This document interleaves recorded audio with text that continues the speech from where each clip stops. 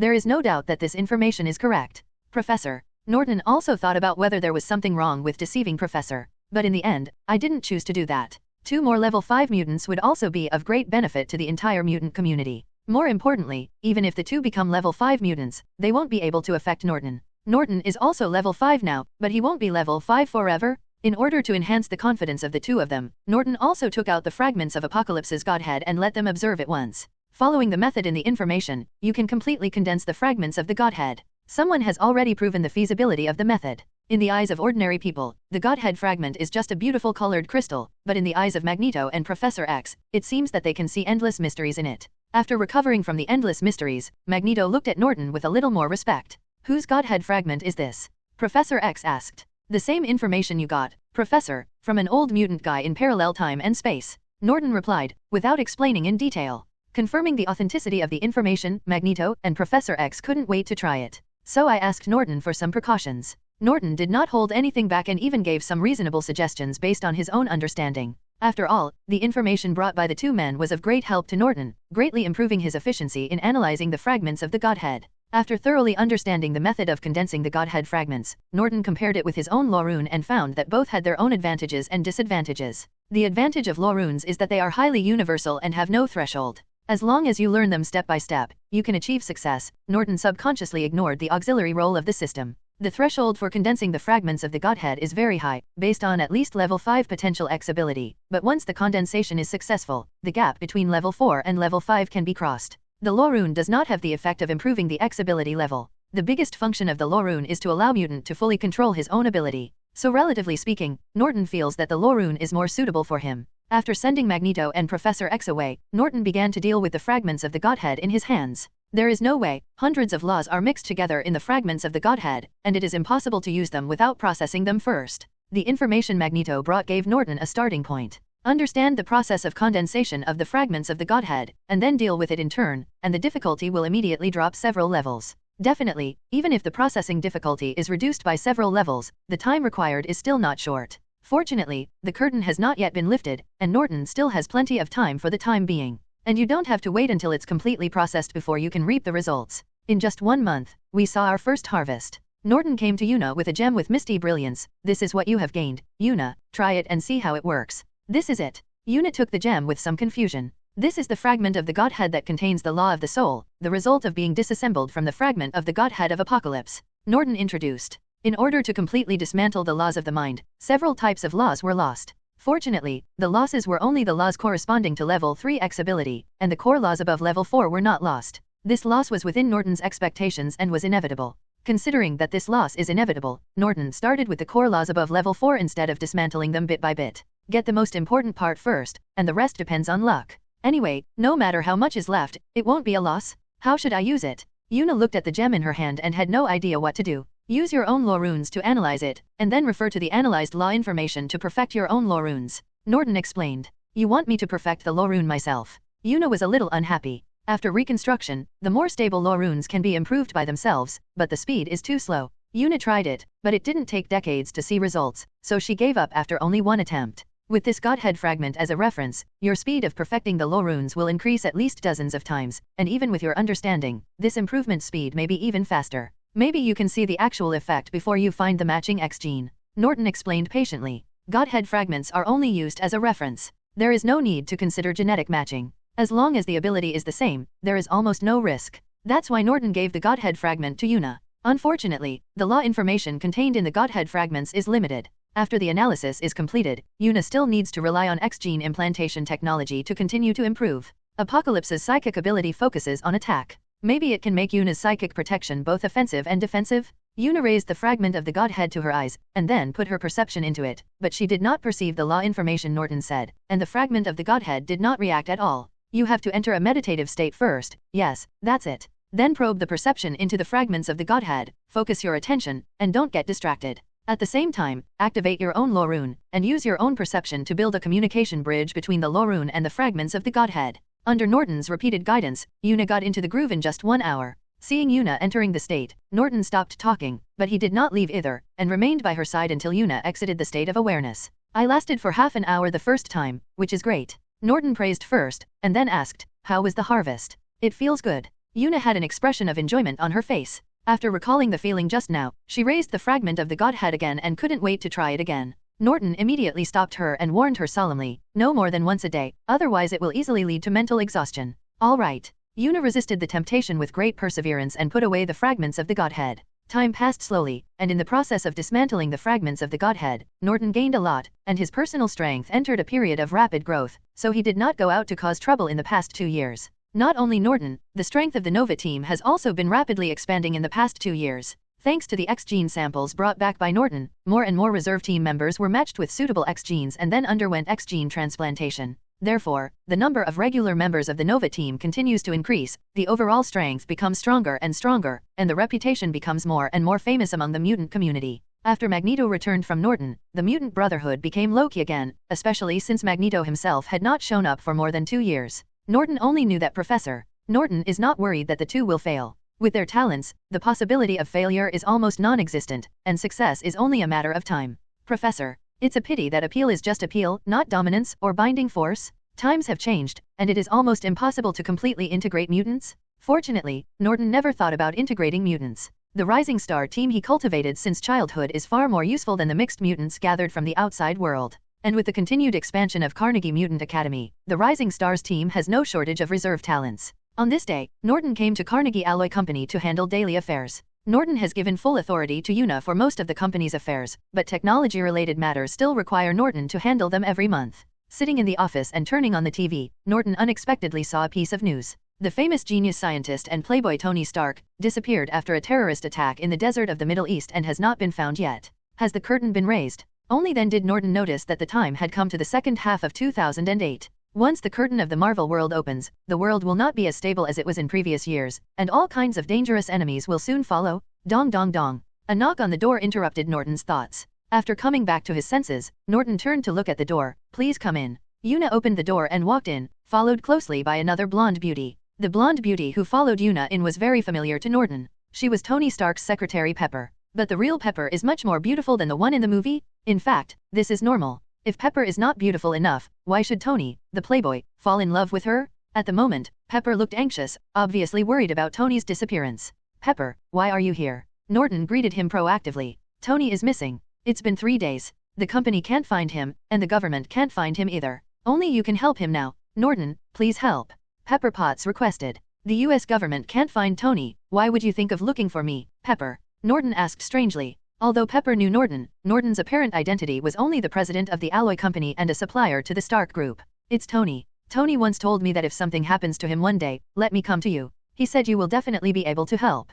Pepper Potts explained. Tony. Norton muttered softly. It would be normal if Tony told him this. Tony knew his identity and ability. Due to the relationship between the two families, it was really hard for Yinan to refuse Xiao Lalai when she begged him. So Norton agreed to Pepper's request. Okay, I will send people to find Tony. If he is still alive, I promise to bring him back to you safe and sound. Thank you, Norton. Pepper thanked him quickly. You're welcome. With my relationship with Tony, if something happens to him, I can't just stand by and watch. The Carnegie family and the Stark Group have been important partners since the previous generation, and the two families can be regarded as family friends. Tony is obviously not ignorant of his situation, and he is also aware of the danger, otherwise he would not deliberately tell Pepper to come to Norton. This is not surprising. Tony was able to develop the Stark Group and firmly control the Stark Group. He was obviously not just a scientific genius, nor just a showy playboy. It's just that he has always been accustomed to using absolute strength to crush his opponents, and he doesn't bother to use other means. Unfortunately, his opponent this time was different from his previous opponents and far exceeded his expectations. But this is normal. The biggest difference between terrorists and conspirators is that terrorists do things crazy and regardless of the consequences. Especially the terrorists who attacked this time belong to 10 Rings. Hey everyone, welcome to our channel, and thank you for your support. If there's a favorite novel on the channel and you want the next part, you're just one step away. Become a Patreon member and I can make it depending on your tier. Thank you for your attention. 10 Rings are not ordinary terrorists. After Yuna sent Little Pepper away, Norton arranged, Yuna, Tony must be alive. You arrange a team to go to the Middle East to find him. After finding Tony, there is no need to rescue him. As long as his life is not in danger, there is no need to take action. In addition, after thinking for a moment, Norton finally added, if you encounter an opponent you cannot defeat, don't act rashly, just open the door and let me pass. I'll make arrangements right away. Yuna responded solemnly. Seeing that Norton was so serious, Una directly arranged for the strongest team in the Nova team to carry out the rescue mission. After Tony was attacked and disappeared, military special forces, CIA agents, elite mercenaries, etc. searched back and forth for 3 days but could not find any trace. Leona led the team to the scene of the accident and found clues in less than half an hour. The atmosphere here has been cleaned, not just by technical means, but also by some special means. Tracker Jack said in the mental space just after coming out of the flight machine. Mental space is the ability increased by Leona after implanting the X gene. It can create a mental space in which all spiritually linked objects can communicate freely.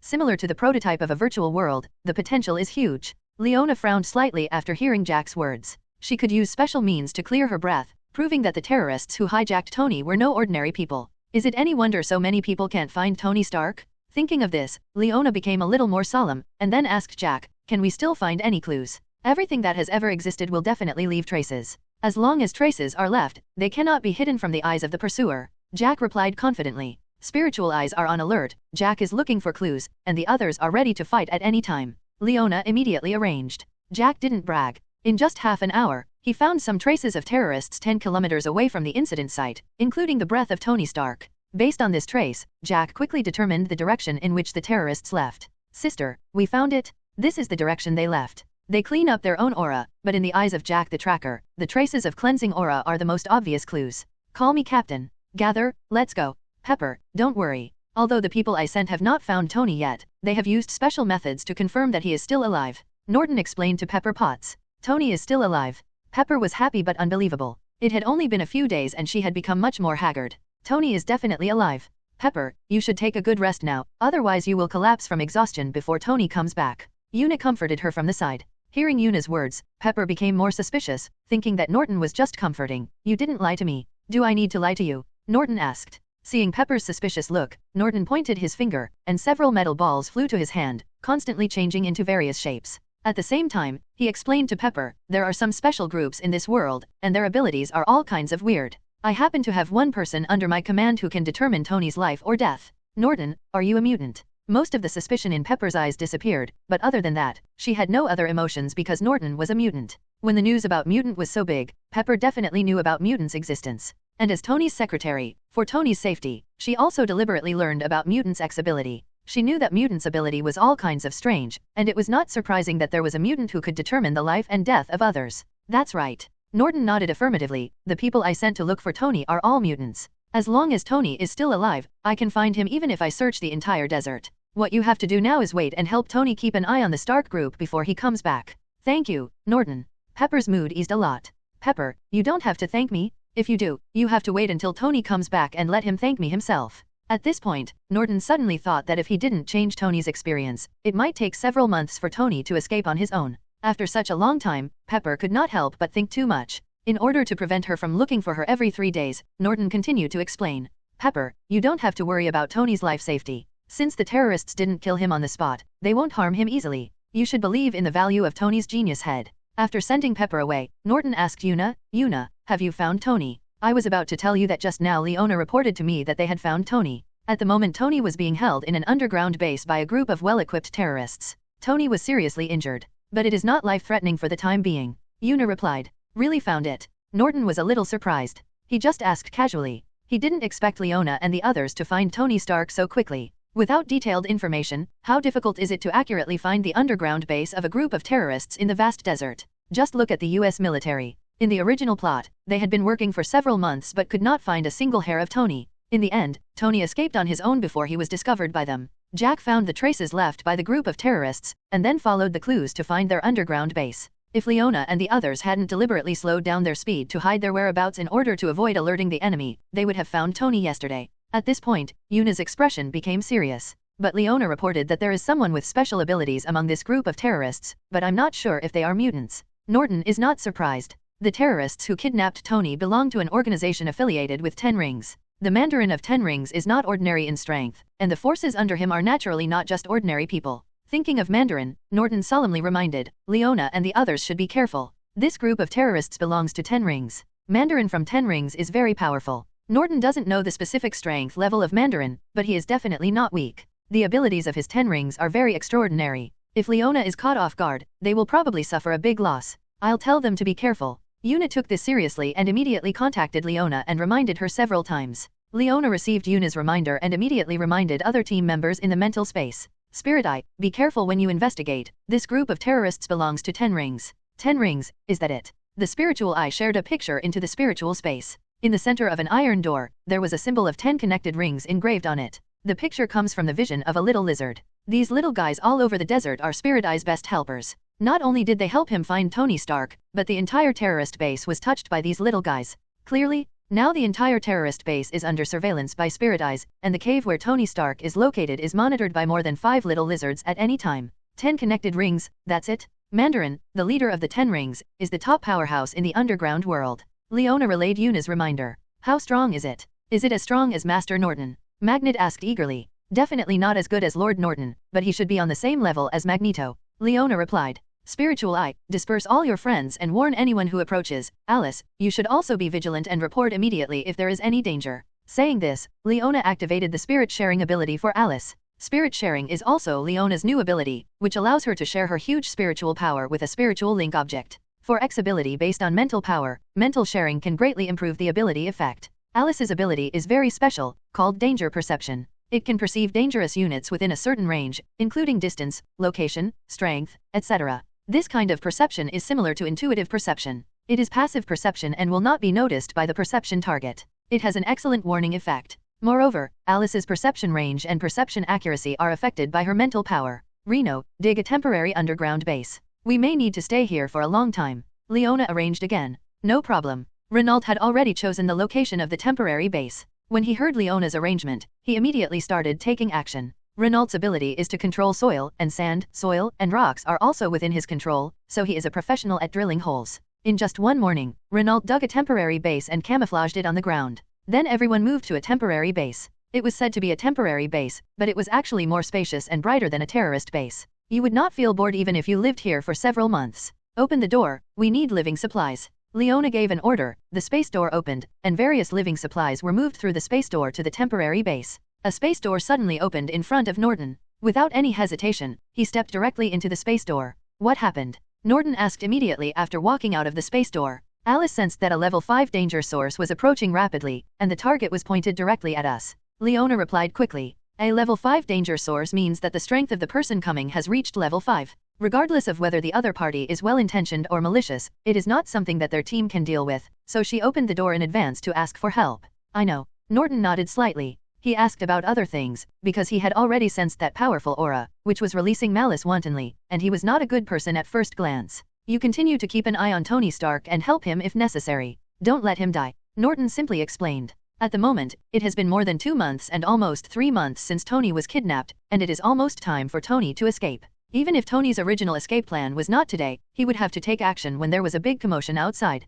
Norton walked outside the temporary base. The rocks and sand along the way broke down, making way for Norton. The temporary base was only a few kilometers away from the terrorists' underground base, and the original target of the visitors was actually the terrorists' underground base. Norton did not restrain his momentum, so as soon as he appeared, the person immediately changed direction and flew directly towards him. The person who came was very fast, riding on the wind, and rolled up the dust in the sky, covering his figure. It wasn't until the other party came within 1 kilometer that Norton recognized the other party's identity. He was Mandarin, the leader of the 10 rings. The main reason is that the 10 rings are really easy to recognize, and there is probably only 1 5th level strong person in 10 rings. Mandarin stopped 100 meters away, but the wind did not stop. Instead, it turned into a tornado, sweeping towards Norton with sand and dust, and murderous intent lurked in the dust. Terrorists are terrorists, and they kill every time they come up, leaving no room for error. Norton immediately gave up the idea of negotiating. With a wave of his hand, the sand in the sky instantly disintegrated, and the wind was directly smoothed away. The flow of air forms wind, and air is also composed of various molecules. As long as Norton controls the air molecules, the wind will not blow. Molecular control LV549 allows Norton to easily control the air within a radius of several kilometers. Only Mandarin has a radius of 50 meters, which cannot be controlled due to law rejection. Molecular control is a new X ability added by Norton, derived from the related Godhead fragments disassembled from the Apocalypse Godhead fragments. Originally, Norton could, like Yuna, perfect his own law runes by analyzing the law information contained in the fragments of the Godhead. Unexpectedly, the learning system suddenly intervened at the critical moment, and molecular control became a new ability, and a new law rune was condensed. This result made Norton very happy, thinking that he could obtain new X ability in this way. It turns out that this is not possible at all. Irrelevant law information will be directly excluded. If new law runes are forcibly generated, the only result will be a bang. Even so, the addition of a 5th-level molecular control allows Norton to further control matter. Moreover, elemental dominance and molecular control are closely related and compatible. If you encounter a suitable opportunity, you are likely to go one step further through integrate. It's not disrespectful to reciprocate, so you can take my move. Norton fired a particle cannon at Mandarin. A particle cannon, even if the energy injection is reduced, is not something that the human body can resist. Mandarin sensed the dangerous aura of the particle cannon, and the ring on his right little finger lit up. A black body ray hit the particle cannon, and then the area within 1 kilometer suddenly turned into darkness. Black body rays can create an absolutely lightless field, which not only absorbs light, but also energy absorbing. The moment the ring was activated, Norton felt the law fluctuations on it, and the intensity barely reached level 5. Feeling the law's fluctuations in the ring, Norton instantly raised a question: is this ring leveraging the law through technological means, or is it some kind of treasure similar to a fragment of the Godhead? The doubts in his mind did not slow down Norton's reaction speed. The moment the lightless field unfolded, a ring on Norton's hand lit up. Light. A bright light burst out from the ring, instantly illuminating the entire lightless field. The light comes from the Godhead fragments inlaid on the ring, which are disassembled from Apocalypse's Godhead fragments and are also the core of Apocalypse's Godhead fragments. Ability is sunlight control, or sunlight power. The lightless domain of black body rays is absolute, and the power of sunlight is also absolute. The confrontation between the two sides will naturally be effective. Obviously, Norton's sunlight power is more than a little stronger than Mandarin's black body rays. The moment the lightless realm was dispelled, Norton saw a burst of flames coming towards him. Norton's heart moved, and countless atoms in the particle shield instantly aggregated to form a silver alloy shield. Bang! Fire explosion. As a result, only a few sparks were thrown, and the silver shield was unscathed. Suddenly, the surface layer of the silver shield decomposed, revealing a second layer of golden alloy. At the same time, the beam that followed the fireball hit the shield. This time there wasn't even a ripple. The beam hit the golden shield and completely disappeared without any effect. The Master of Elements has been of great help in the research and development of metal materials. Coupled with Norton's 5th-level metal materials science, over the years, even if he only invested some scattered time, he has developed hundreds of super alloy formulas. The atoms that make up the particle shield can instantly form any or even several super alloys at any time, which are enough to deal with most material and energy attacks. Seeing that the energy attack was ineffective, the ring on Mandarin's right thumb lit up, and the sand beneath him instantly turned into rocks or iron balls, which then hit Norton with great force. Norton is concerned about this kind of unreasonable attack, and will be directly decomposed if it enters his control. Instead, seeing the process of sand turning into rocks and iron balls made his eyes light up, and he couldn't help but look at the ring on Mandarin's right thumb. Material reorganization at the molecular and atomic level, is still the kind of material reorganization that completely ignores the conservation of energy and matter and directly manifests the results. Elemental domination plus molecular control. Norton can also reorganize matter, but the two are completely different in nature. One has a process, and the other has no process. Therefore, the Mandarin ring is of great reference value to Norton. At this moment, Norton wanted to explode with all his strength, kill Mandarin in front of him, and then snatch his ring. However, considering the Nova team in the temporary base below and Tony in the terrorist base not far away, Norton resisted the urge and gave up this tempting idea. With the 10 rings in hand, Mandarin is also a level 5 powerhouse. Norton may not be able to win without using all his strength. Once the two of them start fighting with all their strength, there is a high probability that they will not be able to save the area of dozens of kilometers. Just when Norton and Mandarin were at loggerheads, a series of gunshots suddenly rang out in the terrorists' underground base. It seems that Tony has already taken action. Norton stopped attacking. However, a small nuclear bomb was synthesized by Norton and floated on the left-hand side. On the other side, Mandarin heard the gunfire and tacitly stopped activating the ring. When he saw the nuclear bomb next to Norton, his eyes visibly froze. He didn't know whether he recognized the nuclear bomb or sensed the dangerous aura of the nuclear bomb. Norton did not pay attention to the battle below, but looked at Mandarin and asked, 10 rings, Mandarin. Who are you? Mandarin asked, his voice a little hoarse and harsh, and there was a kind of suppressed anger. It was obvious that he was in a bad mood today. It doesn't matter who I am. If you turn around and leave, I won't care about your men kidnapping my friend. As Norton spoke, the nuclear bomb floated from his left to his right, and the threat was very obvious. In fact, Norton has a more powerful method, but I'm afraid Mandarin doesn't understand it. Or is the nuclear bomb more of a deterrent? Mandarin must know the power of this thing. What if I don't agree? Mandarin asked with a livid face. Normally, if someone dared to threaten him like this, he would have cut them into pieces with a laser cut. But facing the nuclear bomb that Norton laid out, he really didn't dare to take action directly. The ability of 10 rings is indeed very strong, but it does not give him an invincible body. He really can't withstand a nuclear bomb? You can try it yourself. Another nuclear bomb was synthesized by Norton. This time Norton specifically showed Mandarin the high-purity uranium-235 and let him feel the radiation of uranium-235. Mandarin did not take action after all. Although he was a terrorist, as a terrorist leader, he was not as crazy and lifeless as the low-level terrorists. People who live longer are more afraid of death, and Mandarin has lived for nearly 100 years. However, Mandarin did not leave immediately. He still faced off with Norton in the air. His purpose is obvious, which is to hold Norton down so his terrorists can take out Tony. Norton was naturally aware of this, but he had no intention of forcing Mandarin back. As long as he ensured that he did not interfere in the battle in the base, it was enough.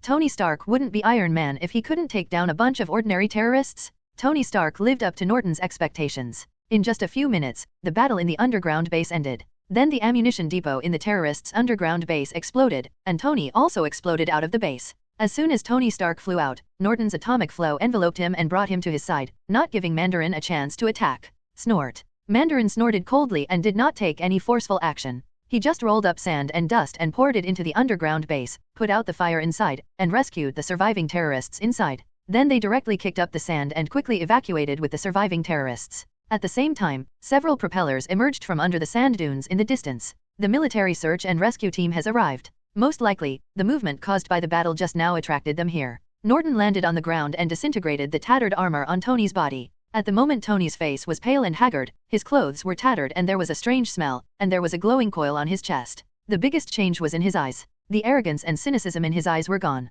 Instead, there was sadness, anger, maturity, and a sense of enlightenment, but there was no joy of escaping. The moment he saw Tony, Norton subconsciously opened his vision of time and space. This ability has not been used by Norton since he returned last time. When he saw Tony Stark this time, he also wanted to see the plot trajectory of Iron Man on a whim. Who would have thought that the moment the plot trajectory emerged, his field of vision changed, the surrounding scenery disappeared, and Norton found himself in a colorful space. Looking forward, you can clearly see a rushing river, with countless colorful lights reflected in the river. Norton realized something, so he looked down and saw that he didn't see his body, it was still the surface of the rushing river. In the waves, you can see countless scenes, like scenes of real scenes. The clearest image is of himself and Tony standing on the dunes in the desert, talking. This is above the long river of time, and my consciousness directly came to the long river of time. Norton instantly understood his situation. Tony is still watching outside, I can't stand there in a daze, I want to go out. As soon as this idea came to him, his vision changed, and Norton found himself back to reality. His consciousness stayed in the river of time for at least 10 seconds, and the time outside didn't seem to pass.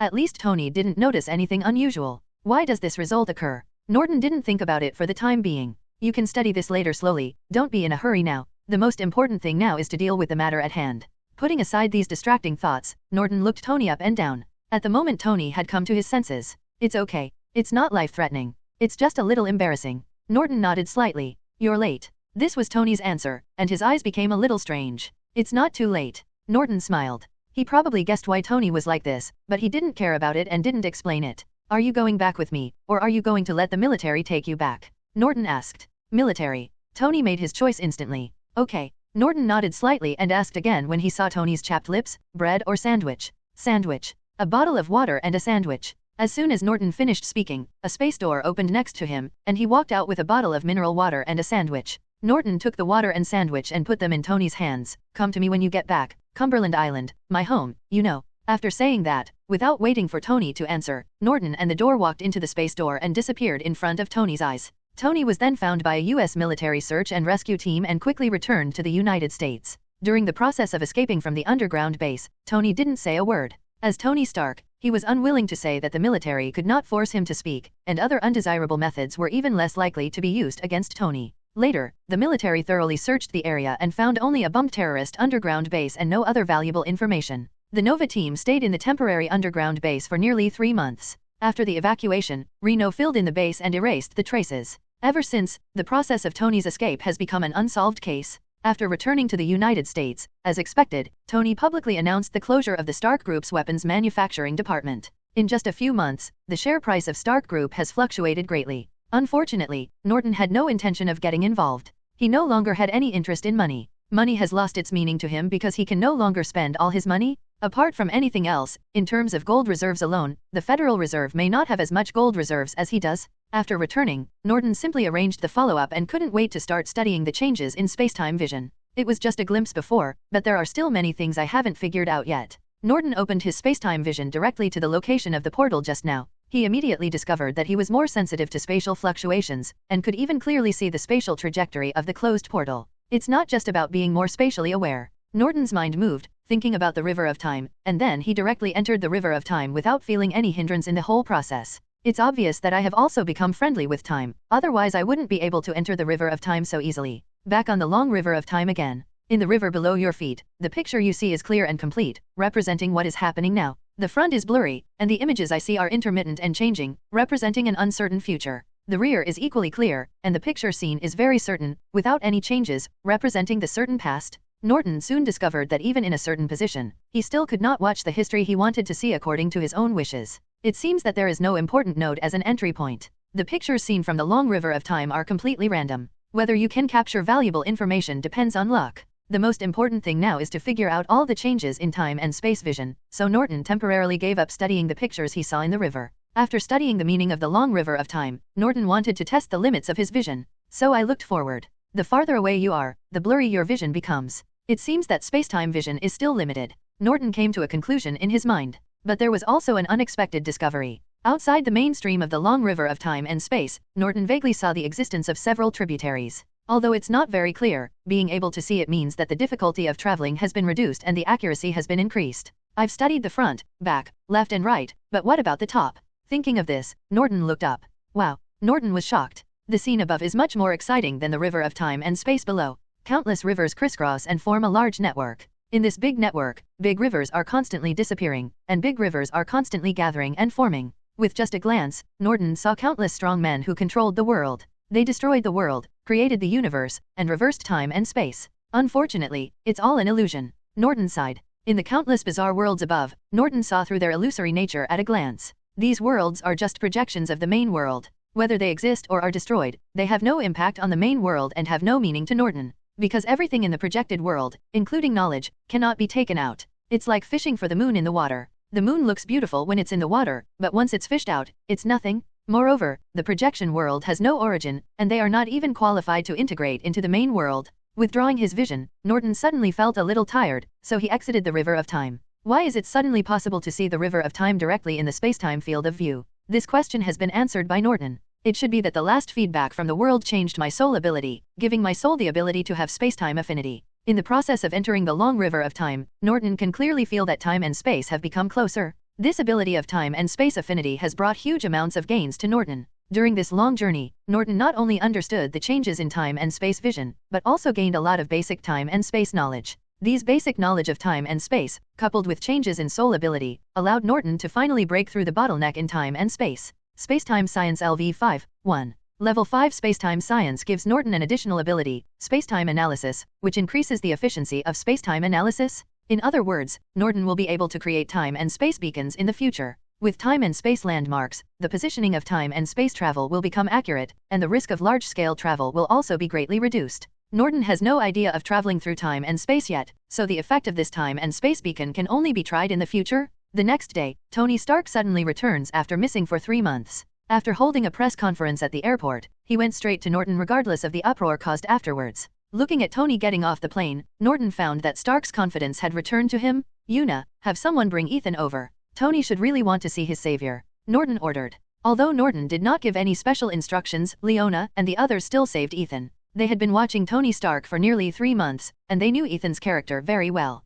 Leona and the others all graduated from Carnegie Mutant College. After more than 10 years of education at the college, they have absolutely no problem with their outlook on life. They will definitely not sit back and let a good man like Ethan die in vain. However, their method may have been so subtle that Tony didn't realize in his hurry that Ethan was actually not dead yet. The first time he walked in, Tony slapped a check on the table. This is your reward for sending someone to rescue. Do you think I'm a money-hungry person? Or do you think the Stark Group is richer than me? Norton asked with a smile. The check was on the table, and Norton wasn't even interested in taking a glance at it. Tony was choked and had nothing to say. He wanted to refute, but he thought of one fact. Stark Group is really not as rich as Norton? After Norton's vault was built, Stark was specially invited to visit, show off. We will discuss our matters later. There is someone you should really like to meet. As soon as Norton finished speaking, Una walked in with Ethan. Stark. Ethan. The scene of 2 grown men hugging each other with tears in their eyes was simply eye-catching. Ahem. Hearing Norton's deliberate coughing, the two separated awkwardly. Ethan, aren't you? Tony asked in disbelief.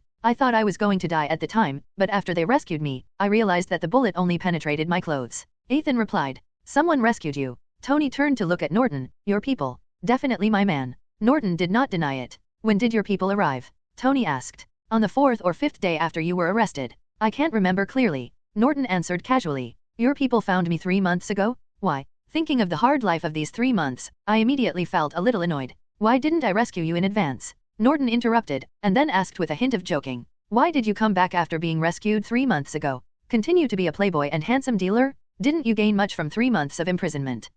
I didn't know. I just shut down the Stark Group's weapons manufacturing department. Tony's tone was quite complicated. This matter has nothing to do with me, you should just talk to Ethan about the past first. With that said, Norton left the room, leaving the space for Tony and Ethan. After about 10 minutes, the two finished communicating, Ethan left the room, and Norton returned to the study. Brother, thank you so much. Tony opened his hands and gave Norton a hug. Are we brothers now? Norton asked. As he spoke, Norton glanced at the check on the table. Aren't we brothers for life? But you said at the beginning, once we are brothers, we will be brothers forever. Tony said, while quietly putting the check back into his pocket. This time it's Norton's turn to be embarrassed. When Norton was a child, he had just traveled to the Marvel Universe and was seriously insecure. When he saw Tony, the future Iron Man, he was ready to hug him. So he tricked young Stark into marrying Jin Lan, which made old Stark very happy at first. Unexpectedly, after growing up, Iron Man's thighs had not grown yet, but his thighs had grown first, and they were super thick. Now this matter is completely black history. Let's get down to business. Norton immediately changed the subject. What's the matter? Tony opened Norton's wine cabinet, picked the most expensive one and poured himself a glass without being polite at all. You shut down the Stark Group's weapons manufacturing department. Are you planning to switch to the energy industry? While asking, Norton specifically glanced at the reactor on Tony's chest. Norton knew very well that Tony's announcement of the closure of the weapons manufacturing department at the press conference was certainly not due to a moment of willfulness. I have this idea. Tony admitted very simply. If he hadn't already thought of a way out, how could he have announced such explosive news directly? Tony Stark is already in his 30s and has long passed the age of willfulness. Add me one. Are you short of money? There's no shortage, there's too much money to spend. I don't know if it's an illusion, but Norton always feels great saying this in front of Iron Man. If you're not short of money, why do you want to get involved? Tony asked with a pained face. Usually he shows off his wealth in front of others, and only Norton can let him experience it in another place. Hateful indeed. I want to build 3 buildings in New York in the name of an energy company. Norton said bluntly. Repair the building. My disbelief was written all over Tony's face. Put something on the building by the way. Norton didn't hide his true purpose. What do you want to put in the building? Tony immediately became alert. Seeing Tony's reaction, Norton was surprised. Is this the beginning of Iron Man's role? Pack this thing. Norton stretched out his hand, and countless atoms flowed out of the elemental furnace, and then formed into Norton's hand at a speed visible to the naked eye. Controllable nuclear fusion reactor. Tony guessed in surprise. That's right. A controllable nuclear fusion reactor, the kind without radiation. Norton confirmed Tony's guess. You have this technology, why don't you start your own energy company? Tony asked. I'm not short of money, so why bother trying to fix some energy company? Norton replied matter-of-factly. Okay, add you. Tony agreed to Norton's request and did not continue to inquire further. He believed that Norton would not cause trouble. Moreover, Norton can now rub a nuclear reactor with his hands, so he doesn't need to go around in such a big circle to get things done. Norton was instantly satisfied. Very good, I will give you the technical and architectural drawings as soon as possible. Tony immediately understood what Norton meant and complained. You don't want to do anything, so you just want to pick up what's ready. How is that possible? Norton explained forcefully. After the building is repaired, I will install the equipment myself. The atmosphere was not right, and Norton quickly changed the subject. Tony, how are you going to arrange Ethan? Tony frowned. He really couldn't think of a proper arrangement for Ethan, his savior. Keep it directly? With Ethan's self-esteem, he would definitely not accept it. Arrange for Ethan to join the Stark Group? It was a matter of words for Tony. But given the size of the Stark Group, Ethan will definitely not be qualified for important positions given his ability, and Ethan will definitely refuse to force the arrangement. As for ordinary small positions, Ethan is competent, but Tony probably can't accept his savior working for him. When we examined Ethan's body, we found that he has the X gene, and it is an activated X gene. Norton said proactively. Let Ethan activate the X gene. Tony immediately guessed Norton's suggestion. Tony does not exclude mutants, his only friend Norton is a mutant, and Happy, the driver and bodyguard captain, is also a mutant, although Happy's ability is a bit hard to describe. Yes, Ethan's X ability is most likely to be auxiliary. After activation, it will be more than enough to serve as your personal experimental assistant. Norton explained. In fact, based on Norton's original intention, he didn't want to meddle in these nosy matters. But Ethan's X gene is more important. After it was detected that he had the X gene, the laboratory conducted a genetic analysis and unexpectedly found that Ethan's X gene fragment matched John's X gene. John's X ability is microscopic vision, and the matching X gene fragment is super difficult to find. It has not been found for several years. For the sake of this chief scientific research tool man, Norton had no choice but to meddle in his own business. Is your process of activating the X gene safe? Tony pointed to the core. It's definitely safe. There's no 100% success rate. I won't even mention this to you, Norton promised, patting his chest. I have no objection, but whether to activate the X gene or not depends on Ethan's own choice. Tony gave the answer. Ethan, I will ask someone to ask for his consent. Don't worry, I never force anyone here. Norton promised again. I want to supervise it personally.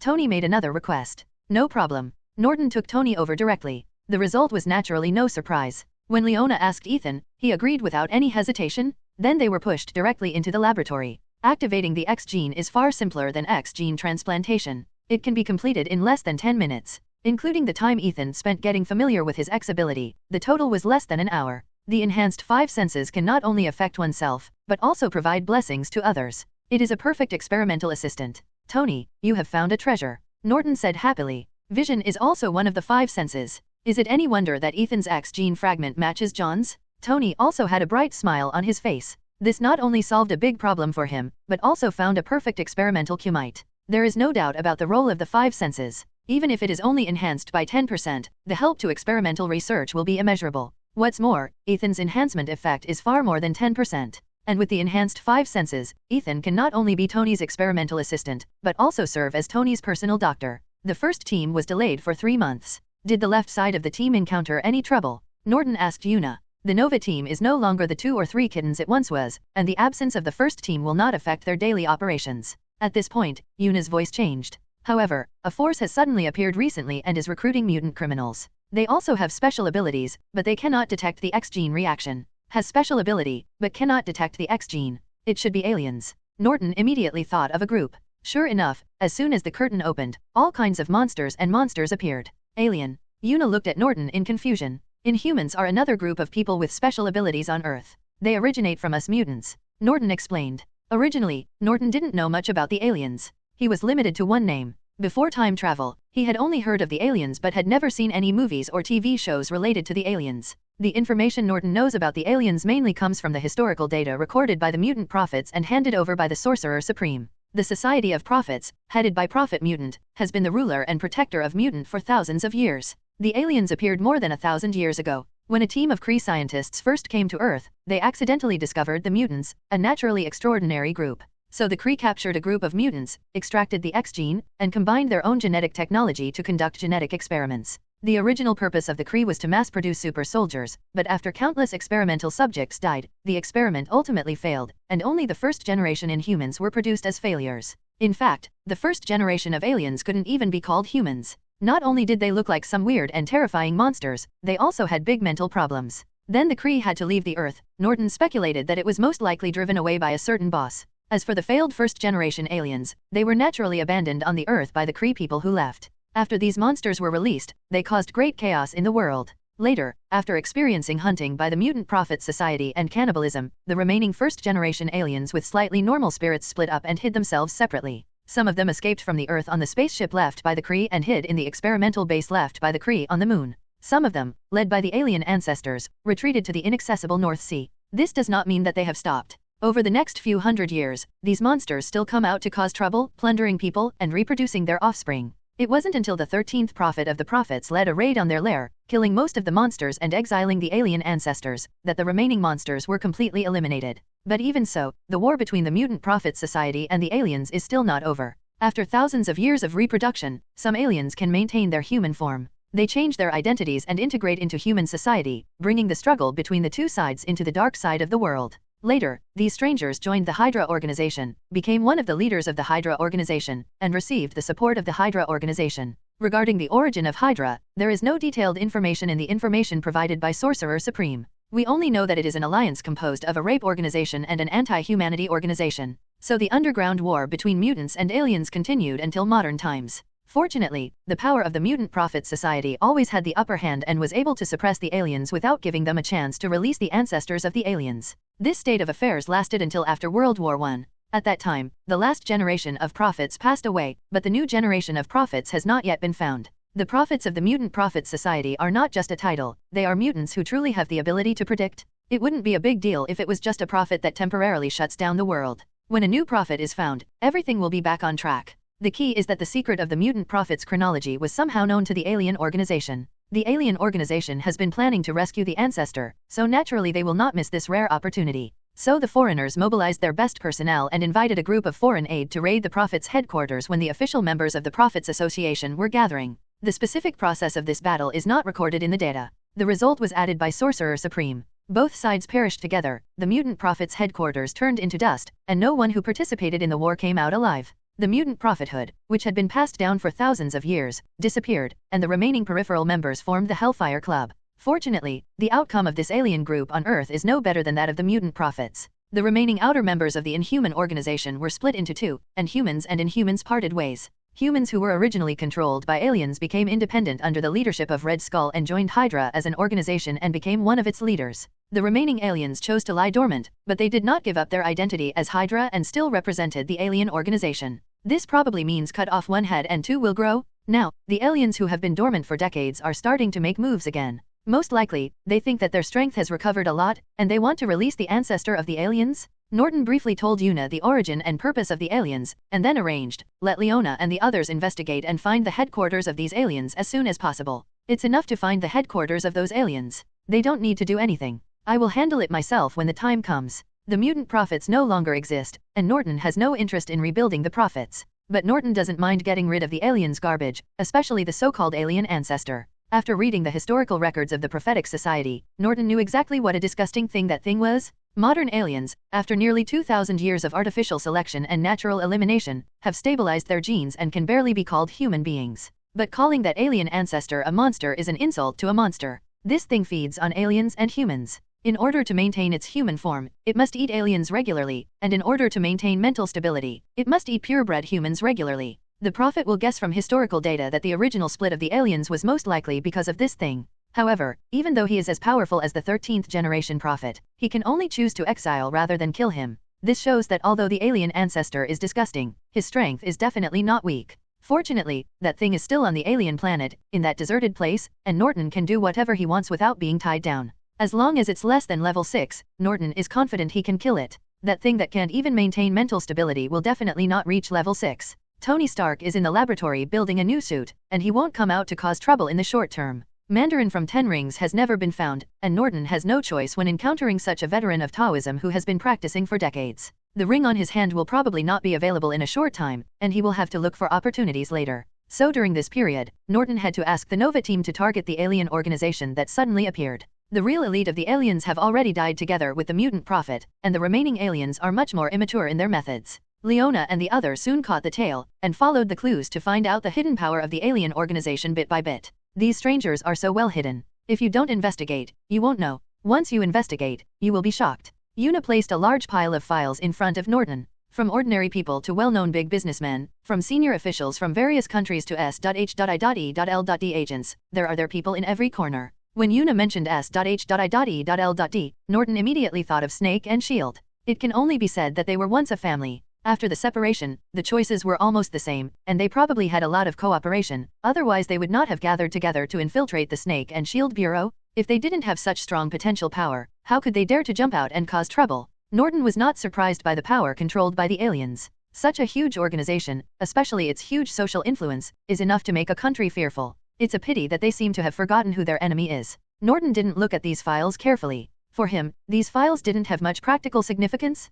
The only one worthy of Norton's attention is the ancestor of the aliens, and killing this disgusting guy is the first goal. As for the other alien minions, Norton wouldn't mind cleaning them up if they come along. Have their headquarters been found? Norton asked. This was his biggest concern. I found several suspicious locations, but I'm not sure which one is their headquarters. These aliens are scattered all over the world, and there is no location that I pay special attention to. Una replied. Then don't act rashly for the time being and let Leona and the others continue to monitor. Norton arranged. Unless you find the headquarters of the foreigners, or you find signs of a gathering of high-level foreigners, you don't need to report other small things to me all the time. Do you need to inform S.H.I.E.L.D. about these strangers lurking in S.H.I.E.L.D.? Una asked, pulling out the last few files. Notify Snake S.H.I.E.L.D.? We are already a family, so what's the use of informing them? Norton shook his head and said, no, we don't have to worry about Snake and S.H.I.E.L.D.'s affairs. Snake S.H.I.E.L.D. Una blinked. Slip of the tongue, it's S.H.I.E.L.D. The company's business with S.H.I.E.L.D. is as business as usual, don't worry about other things. Definitely, if they offend our team members, don't care about their identities. There was no hint of a slip of the tongue in Norton's tone. But Una didn't ask for details, I know. In fact, Norton has always known about S.H.I.E.L.D's problem, but he just didn't take it to heart. Clean up S.H.I.E.L.D ahead of time? If Norton takes action, it can be done easily, and it won't be too difficult. At least it won't be a problem to keep the S.H.I.E.L.D brand. But is this necessary? No need. At least not for Norton. S.H.I.E.L.D is an international organization in name, but in fact it is a dog raised by the US government, and this dog has been a bit unruly recently. There is no need for Norton to take over, he has no shortage of subordinates. This kind of little matter that does not involve the life and death of mankind should be left to the good brother Iron Man to handle. Consider it an experience? Without enough experience, when will Iron Man grow up? Norton didn't need to worry about tracking down strangers, so Norton continued to improve the equipment in his hand. When I was discussing with Mandarin before, I tested the Ring of Light, but found that the experience was not good.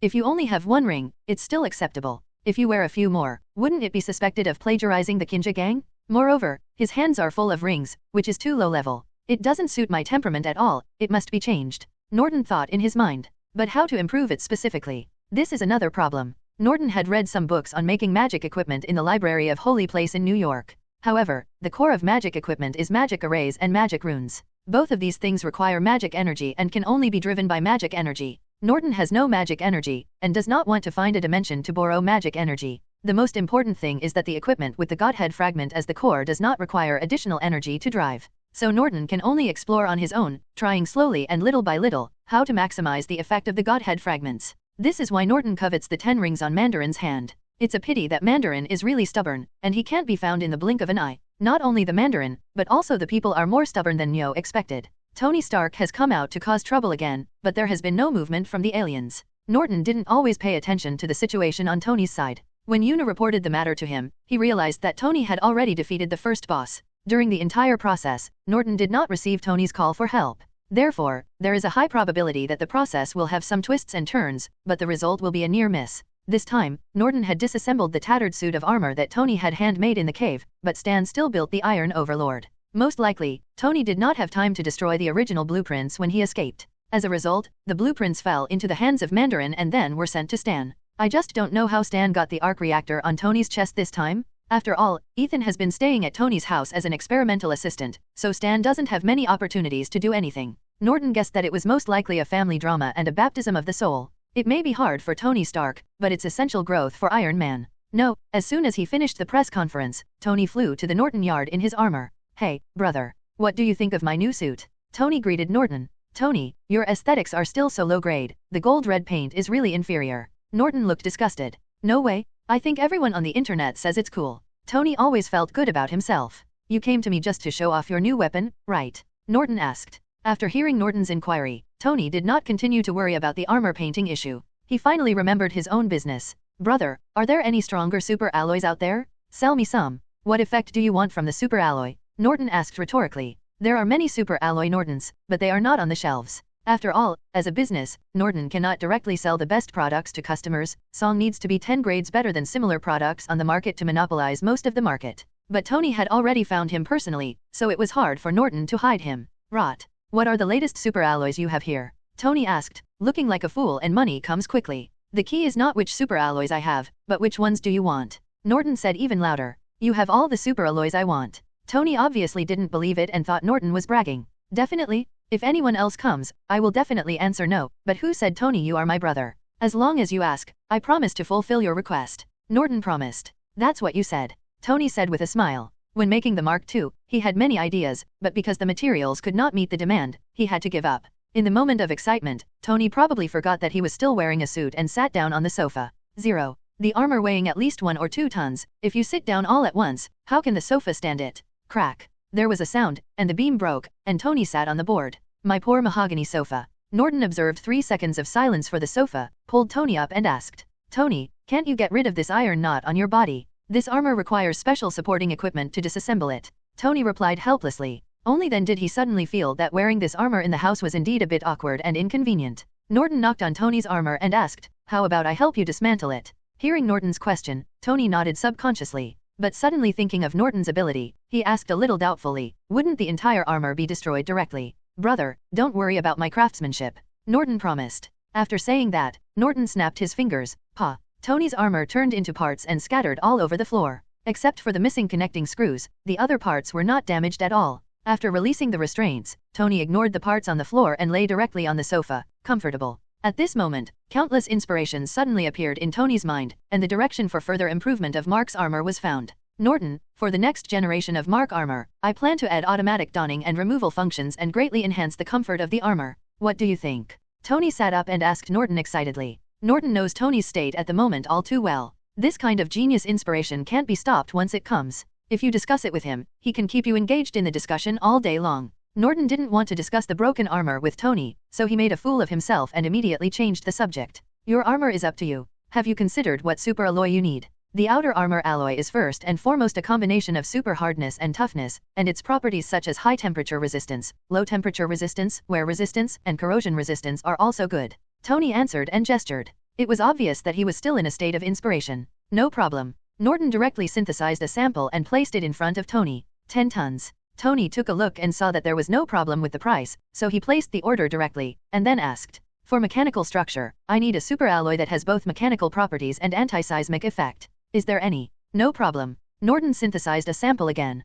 Come on, 5 tons. Does the inner shock-absorbing structure need an alloy with both toughness and shock-absorbing effect? Can. This costs 2 tons. An alloy wire that is close to superconducting. Have. 500 kilograms? An alloy coating that has both energy absorption and radar stealth effects. Yes. 100 kilograms. Every time Tony made a request, Norton immediately brought out samples, and each sample perfectly met his needs. Tony wanted to test the limits of Norton, so he finally asked, what if I want an alloy with performance comparable to vibranium? I also have alloys here that are comparable to vibranium. As long as you can afford the price, Tony, I can sell it to you. Norton synthesized a sample again. This time Tony picked up the platinum alloy piece, put on the hand armor, and conducted a few simple tests on the sample. The more items he tested, the more shock appeared in Tony's eyes, and his smile became wider and wider. Then Tony put down the sample, waved his hand and asked, how much does it cost per ton? Give me 10 tons. I'll give you a friendly price, $100 million per kilogram, 10 tons is 1 trillion, and with a discount, the sincere benefit is 999.8 billion.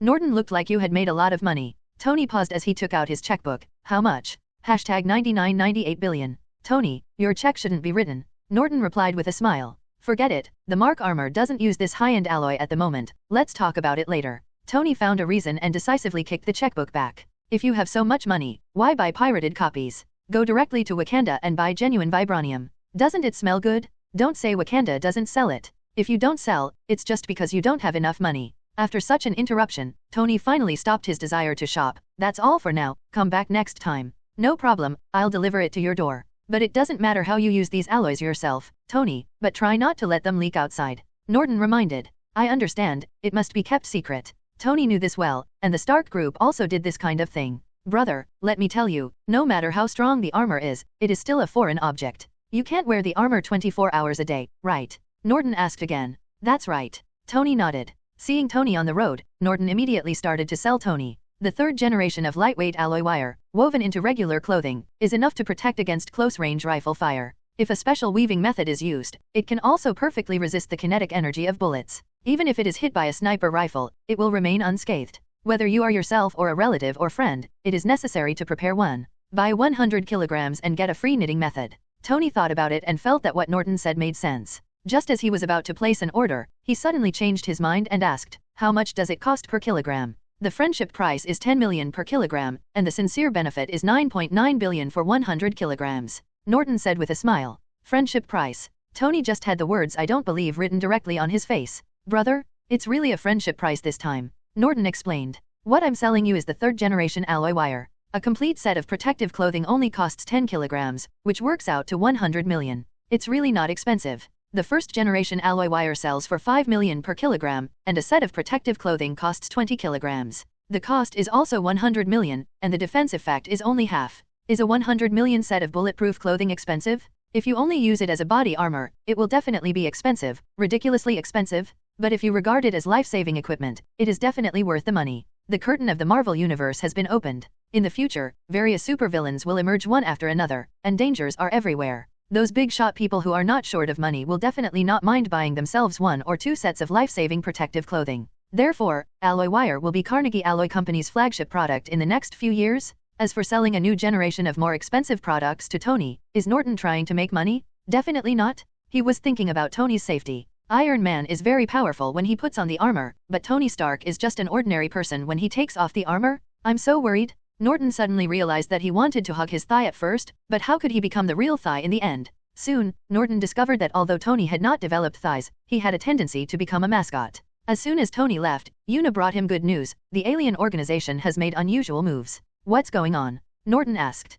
The spiritual eye discovered yesterday that some of the peripheral members of the alien organization were suddenly called together. Today, we continued to follow and monitor, and found that almost all the middle-level members began to gather at the top. Una replied. There is a big party? Let Spirit Eyes and the others continue to follow and find the gathering place of the alien organization. Norton ordered. At present, the alien organization has just become active again, and it should not be time to make big moves yet. Therefore, the purpose of this gathering of the main members of the alien organization is probably related to the alien ancestor, and the possibility of sacrifice is the highest. 5.4 Then, as long as you find the gathering place of the alien organization, you will most likely be able to find the alien space passage. The alien ancestral hive has definitely not returned yet, and finding the space passage is equivalent to finding it. I'll arrange it right away. Una immediately arranged Norton's order. The alien organization moves very quickly. After all, they are all prominent figures on the surface and cannot disappear for a long time. In just 3 days, most members of the alien organization gathered in an old castle manor in Europe.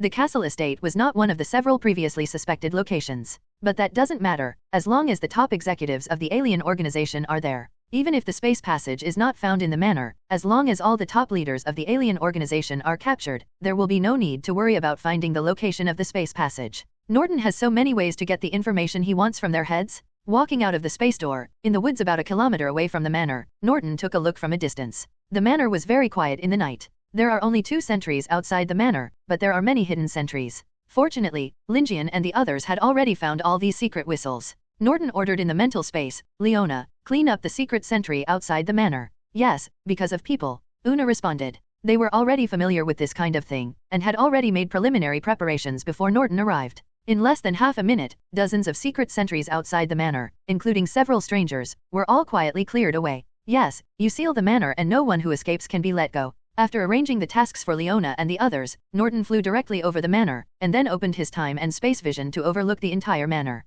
Soon, Norton found his target. Very good, it is indeed here. Norton fell from the sky, but before he hit the ground, the sentry in the manor discovered him. Immediately, the alarm sounded in the manor, and a large number of armed men appeared from every corner, including many 29 aliens. Now that the target has been found, these strangers in the manor naturally lost their existence value, so Norton did not hold back. Norton landed in front of the old castle in the center of the manor, and at the moment the whole manor became quiet again. This time it was completely quiet. It was as if those people had never appeared before, leaving no trace at all. A group of ordinary people, as well as aliens that were no more than level 3, were completely unable to resist and were directly decomposed and eradicated by Norton. Including the senior leaders of the Inhuman organization hiding in the castle, Norton also wiped out all of them. Come in and clean up the loot. Norton ordered from the mental space, and then walked into the castle. Based on the observations he just made in the sky, Norton found the closed space passage in the underground secret room of the castle. The layout of the secret room is very simple, except for some black squares. There is nothing superfluous.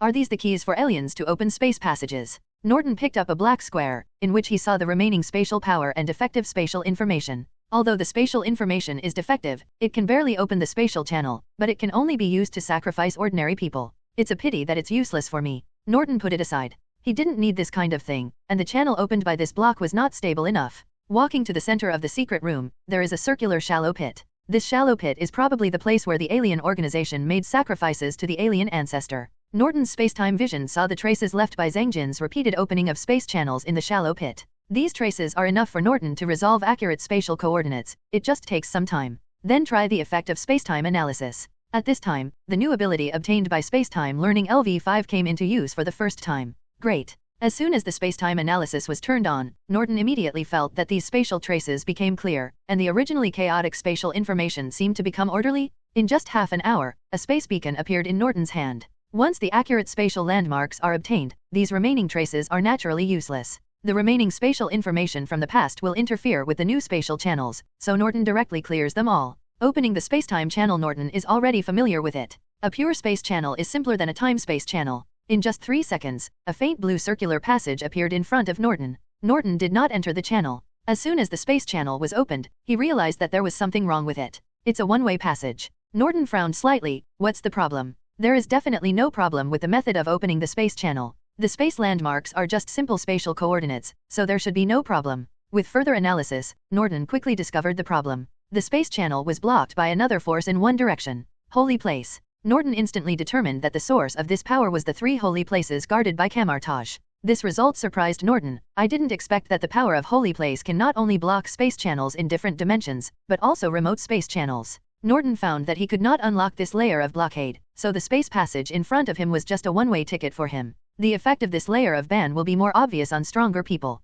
Ordinary people may be able to come back in the past, but Norton will definitely not be able to come back in the past. Forget it, let you live a few more days. Norton had to give up his plan to kill the alien ancestor immediately. The ancestor of the aliens is already meat on the chopping board. You can kill him at any time. It is not worth trapping yourself in the alien planet for this. However, there is no way to solve this problem. Norton quickly thought of a countermeasure. I can't unblock the 3 holy places, but it should be no problem to get a pass from Sorcerer Supreme. Based on his relationship with the Ancient One Magician, Norton felt that the magician would not embarrass him. Even if the path of Sorcerer Supreme fails, you can still open a channel in space. The power of the 3 holy places cannot be channeled in space, right? Taking the black cube with him, Norton left the underground secret room. Before leaving, he completely destroyed the place. Since there are 3 holy places banned, why can I successfully return from parallel time and space twice in the first 427 times? On the way back, Norton kept thinking about this problem. New York Holy Place. Norton came here again and met the Ancient One Magician again. Every time I come to New York's Holy Place, I happen to meet the Ancient One Magician.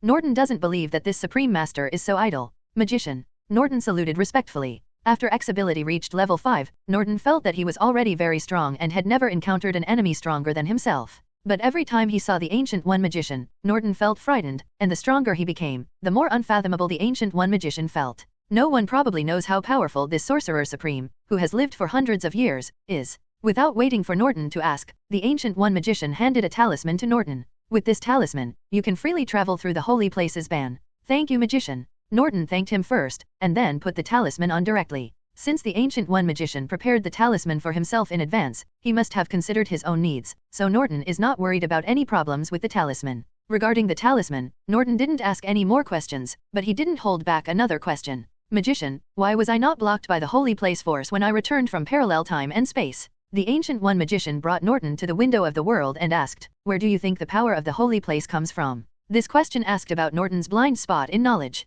He didn't do much research on magic, and he didn't feel any special power in the holy place. It's like the window of the world in front of you. When you change the scene, it's like changing the TV channel. You don't feel the special power changes, nor the fluctuations of the world's laws. So Norton guessed, power from another dimension. According to Norton's idea, the magician's power is drawn from another dimension, so the holy place established by the magician is similar, but the Ancient One Magician instantly rejected Norton's guess. Wrong. Why can the power of another dimension help us protect the Earth? Those Mephistos from another dimension are not so generous. When the Ancient One Magician said this, there was a hint of murderous intent in his calm eyes. Norton didn't answer. The other dimension was still unfamiliar to him. The power of Holy Place originates from our world. Only the power of the world can resist the erosion of other dimensions. Ancient One Magician continued to explain. Hearing the Ancient One's explanation, Norton suddenly realized, the power from the world cannot and will not resist the power of the world itself. That's right. Norton, you are very smart. Why don't you come with me to Camartage to learn magic? The Ancient One Emperor looked at Norton with admiration.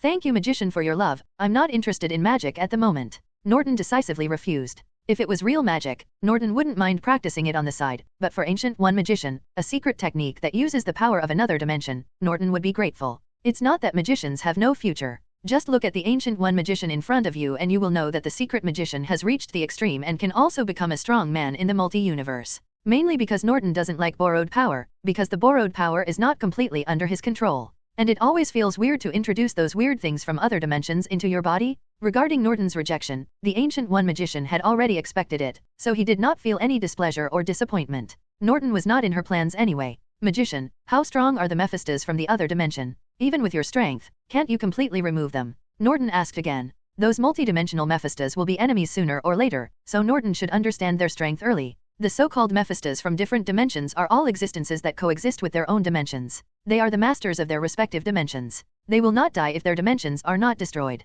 Ancient One Magician explained. Although the Ancient One Magician used honorifics when referring to them, there was no respect for the stronger ones in his tone. What if the dimension is destroyed directly? Norton asked. The Ancient One glanced at Norton and replied, destroying the dimension requires power beyond the dimension, which is still too far away from us. I put the knowledge about dimensions in the library. You can look at it at any time. That sigil can also be used as a key to enter and exit the holy place. Thank you, magician. Norton did not continue to disturb the Ancient One magician. He went to the library to read for a long time, and then left the holy place in New York. I have been given the keys to the holy place. It seems that the Ancient One magician has begun to prepare for his own funeral. Magician, what do you want to do? Back home, Norton rubbed the sigil in his hand and couldn't help but think about it. Unfortunately, there is too little information, and Norton cannot see through the Ancient One magician's plan. The only thing that is certain is that there should be no harm to the Earth. Forget it, don't think about it anymore. Now that you have obtained the pass, let's deal with the so-called alien ancestor first. Putting on the talisman and taking the space beacon, Norton came to the underground experimental site.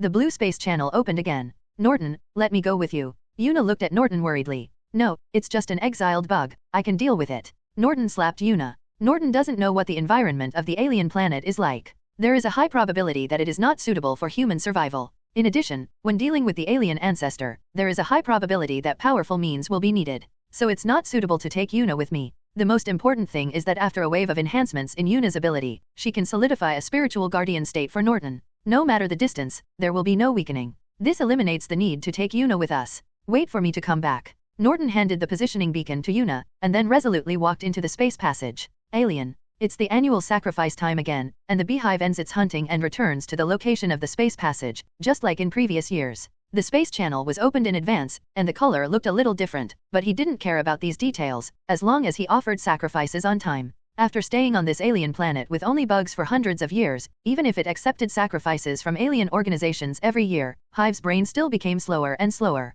It wasn't until the space passage was closed and no sacrifices were made that the Hive realized that something might have happened. So its slow brain began to become active, and it gradually regained the ability to analyze and think. Fortunately, the memories it gained from devouring countless aliens and humans are still there, and it has not completely turned into a beast. After most of the day, it finally came up with two extremely simple plans. Wait first. If someone comes through the passage, eat him and see what happens to the aliens on Earth. If no one opens the passage, get out of here. There is less and less food around. In the process of thinking, its sanity gradually recovered. After waiting for a while, it hid behind a nearby rock. Not long after it was hidden, the space channel with the same color as last time was opened again. Here it comes. Hive's eyes became hungry and bloodthirsty. Norton, who walked out of the space passage, didn't know that if he hadn't wasted most of the day in the Holy Temple in New York, he had come to the alien planet in advance. What we need to deal with is not a recovering alien, but a beast that has forgotten how to think. As soon as he stepped out of the space channel, Norton felt the harsh environment of the alien planet. The sky is filled with yellow sand, dim light, extremely low temperatures, and air molecules that are unsuitable for human survival. Norton immediately used atomic control and molecular control to create environmental conditions suitable for his own survival. Food. After seeing Norton, Hive seemed to have forgotten to hide and jumped out and rushed towards Norton. After all, biological instinct is slightly better. Have you lost your mind? Seeing Hive's lustful eyes, Norton controlled several rocks and threw them at it. At the moment, the Hive's parasitic body is that of an astronaut, still wearing a tattered spacesuit. He should be someone who was tricked into offering sacrifice. However, even an ordinary person's body still becomes extremely powerful under the control of the Hive parasite. The rock was easily broken by it, and its speed did not slow down at all. While running, it also shoots some parasites at Norton, which are fired no slower than rifle bullets. The speed of the bug is very fast, but the speed of Norton atomic synthesis is even faster, and several pieces of super hard alloy are condensed and formed instantly. Dang, dang, dang. These bugs were unimaginably hard, and there were some tiny scratches on the super hard alloy. However, nothing happened to those bugs, and they flew directly towards the Hive. According to the records of the Mutant Prophet Society, these bugs are actually one of the entities of the alien ancestor Hive. The Hive can be regarded as a collection of collective consciousness of a group of parasites. However, according to the records, although these individual parasites are not weak, they are far from as strong as they are now. It seems that the thousands of years it spent on the alien planet were not wasted time. Norton's emphasis on the Hive has increased to a new level. An alloy wall suddenly condensed into shape, blocking the Hive's path towards Norton. Bang! The honeycomb did not dodge and hit the alloy wall directly, causing the alloy wall to dent slightly. The effect of force is mutual. The alloy wall is only slightly dented, and the honeycomb is even worse. The skin is torn, the tendons are broken, and the bones are broken. This is its current state. It hurts. With a painful groan, Beehive's sanity seemed to have partially recovered. A large number of parasites poured out from the wound, and then the Hive's injury recovered at a speed visible to the naked eye. In just a few seconds, it recovered as before. After recovering from the injury, some of the bugs disappeared under the skin, while some lay on the alloy wall and gnawed on the metal. Fortunately, the alloy of Norton synthesis is much stronger than ordinary metals, and these bugs can only chew a tiny bit if their teeth are broken. However, being able to chew Norton's alloy is enough to prove the power of these bugs' eating ability. If it were replaced with ordinary metal, it would be eaten away by these bugs in a matter of seconds. Can you even eat metal? Another ability that surpasses records. Norton's eyes narrowed. According to historical records, the core ability of the Hive is to control and strengthen aliens. It is the strongest when it is in command of strangers, and the Hive is at its weakest when alone. Norton is a mutant, not an alien. Hive's abilities against aliens are ineffective against him, and there are no other aliens on the alien planet.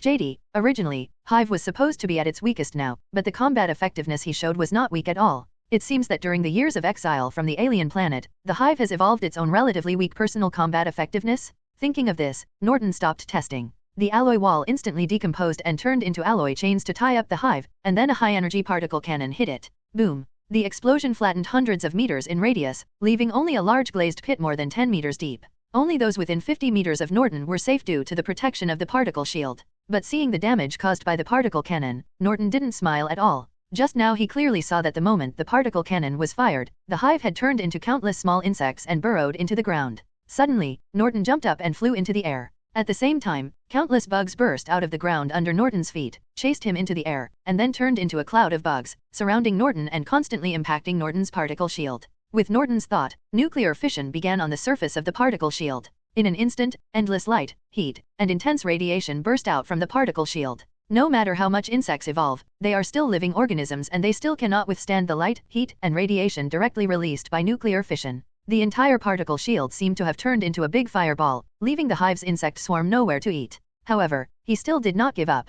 The insect cloud still surrounded Norton tightly, leaving no gaps. Hive is also a level 5 powerhouse, and every insect is part of his body, so Norton cannot directly decompose these parasites. A group of parasites, are these the so-called ancestors of aliens? If those aliens knew that the ancestors they worshipped were just a group of insects, would their faith collapse? Norton passed his consciousness information to the insect swarm. Who are you? Among the insects, a head condensed. Norton Carnegie, a mutant. Norton replied, mutant. The swarm suddenly became angry but soon fell silent again. That's right, mutant. Do you remember it? Norton continued to ask. I know, it was mutant who banished me here. Hive's consciousness was very calm, as if it was stating an unrelated matter. I want to thank you, mutant. If you hadn't awakened my consciousness, I might have completely turned into a bug. Norton was not affected by Hive's words at all, but asked, oh, how are you going to thank me? Eat you and turn you into a part of me. How about this thank you, mutant? The insect swarm became turbulent and seemed to be a little bit unable to bear it. Norton turned a blind eye to the changes in the insect swarm. If you can eat these nuclear fuel, then please come.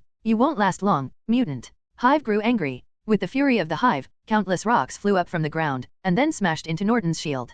Controlling rocks is another new ability, and it has not been used just now and has been hidden until now. Really? Got you. Bullshit over. Norton had a huge smile on his face. Suddenly, the Hive seemed to sense something, and instantly became extremely angry. Death. The earth began to shake violently, the ground was torn apart and then thrown into the air. Everything within a radius of 10 kilometers was turned upside down. It was like the end of the world. But all this is not enough to move Norton. It's just a desperate struggle. Norton didn't hold back anymore. More than 1,000 meters underground and within a radius of 20 kilometers, the temperature began to rise, adding to the high temperature in addition to the collapse of the earth. Tens of degrees, hundreds of degrees, thousands of degrees. The temperature is rising faster and faster, with no end in sight. In less than a minute, a radius of 20 kilometers has turned into a huge amount of nuclear reactor. 20 kilometers away, a metal film isolates the inside and outside. Neither light, heat, nor particle radiation can penetrate the metal film. Hive can become the ancestor of aliens. In addition to its own ability that is extremely targeted at aliens, its cautious character is also very important.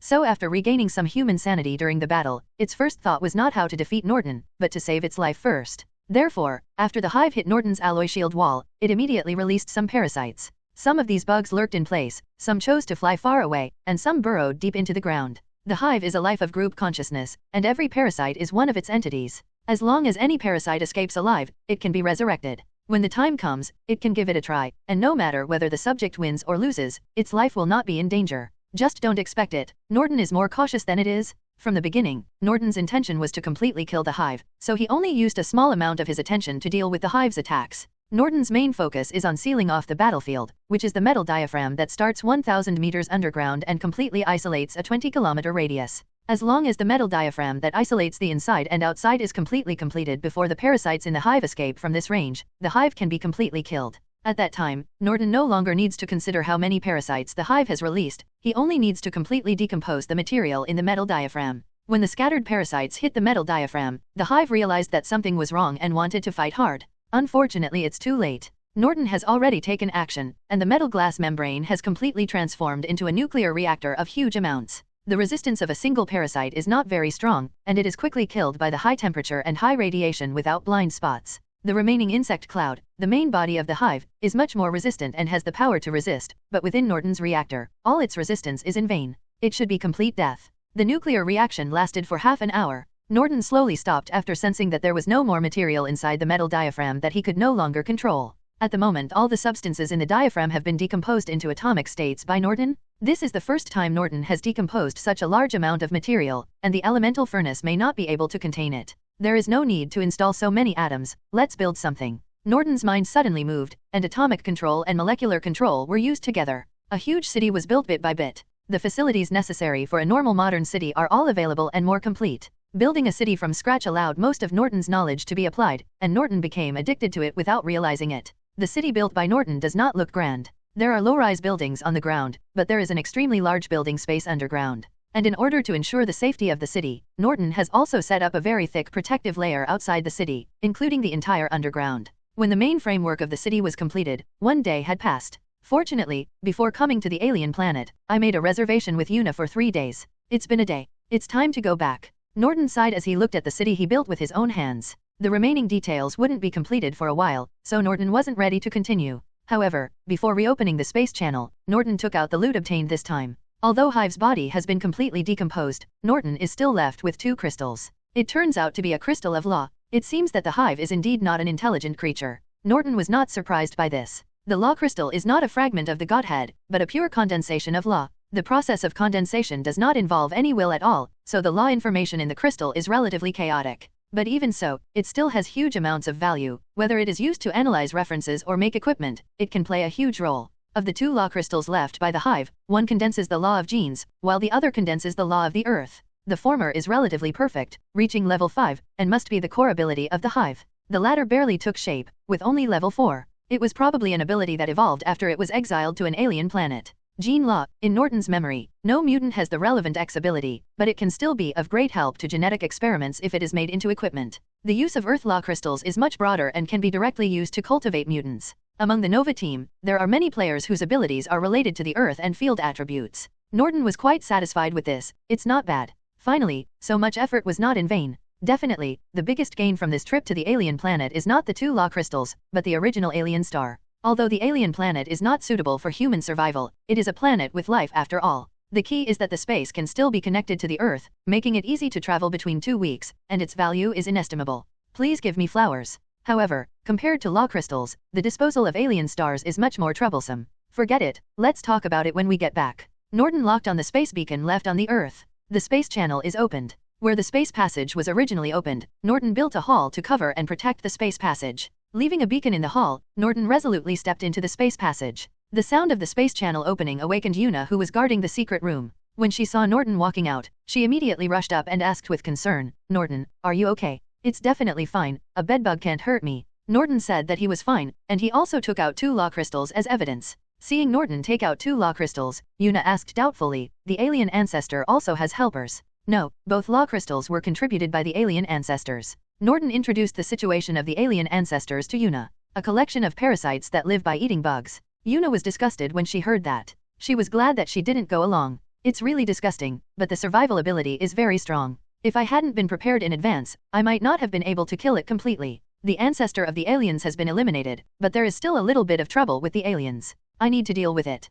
Early the next morning, Norton came to SHIELD. The purpose of his coming to S.H.I.E.L.D. is definitely not to remind SHIELD. The alien organization also has 2 important items sealed by SHIELD. Norton must take them back, otherwise they will be a hidden danger after all. One is the Turigen crystal that activates the alien gene, and the other is the main body of the black cube. Although the aliens' genes have been completely integrated into the gene chain, according to laboratory research, a specific gene fragment that every alien has was still found. This specific gene is mostly a backdoor left by the Kree, used to activate and control aliens. As the gene is inherited and stabilized, this specific gene is completely integrated into the aliens' genes. The purpose of the Kree creating the Inhumans is to be used as super soldiers, so leaving a backdoor to control the Inhumans is normal. The ancestor of the aliens was able to control the aliens, mostly through his own genetic ability to control the specific genes of other aliens. The Turigen crystal serves as a medium to activate alien genes, and Norton is not prepared to let it wander outside. The ancestor of the aliens has died, and the remaining aliens who have not activated super abilities, let them die naturally.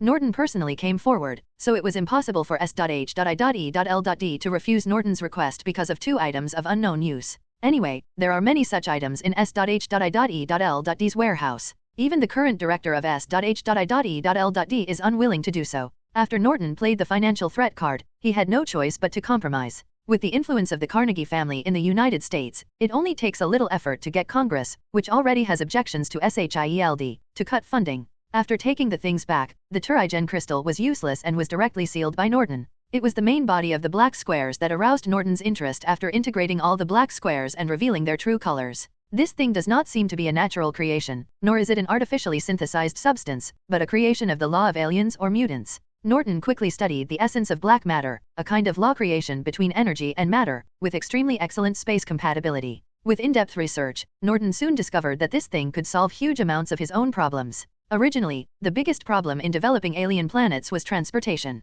After all, Norton could not help open space passages at any time, and black matter can solve this problem. This thing seems to be able to be used to build a permanent space passage. Norton's eyes lit up and he began to deduce the construction plan. This was not difficult for Norton, and a complete construction plan was quickly developed. However, Norton did not directly build the space channel, but called Una and others over to discuss it. After all, if alien planets are really to be developed, Una and the others will definitely be the ones to contribute. Norton has no interest in traveling to alien planets anymore. Are you interested in developing aliens? Norton asked. Not interested. John shook his head first. Alien didn't have the X gene he was interested in. Selena is also not very interested, and there are no mutant students on the alien planet. However, Una was more interested in developing a new planet and asked a series of questions. How is the environment on the alien planet? Are there any resources worth developing? The environment of the alien planet is not suitable for human survival, but I built a city on the alien planet, which is enough to support the long-term survival of a small number of humans. As for the resources of Alien, I haven't paid attention to it, but for such a big planet, there must be resources worth developing.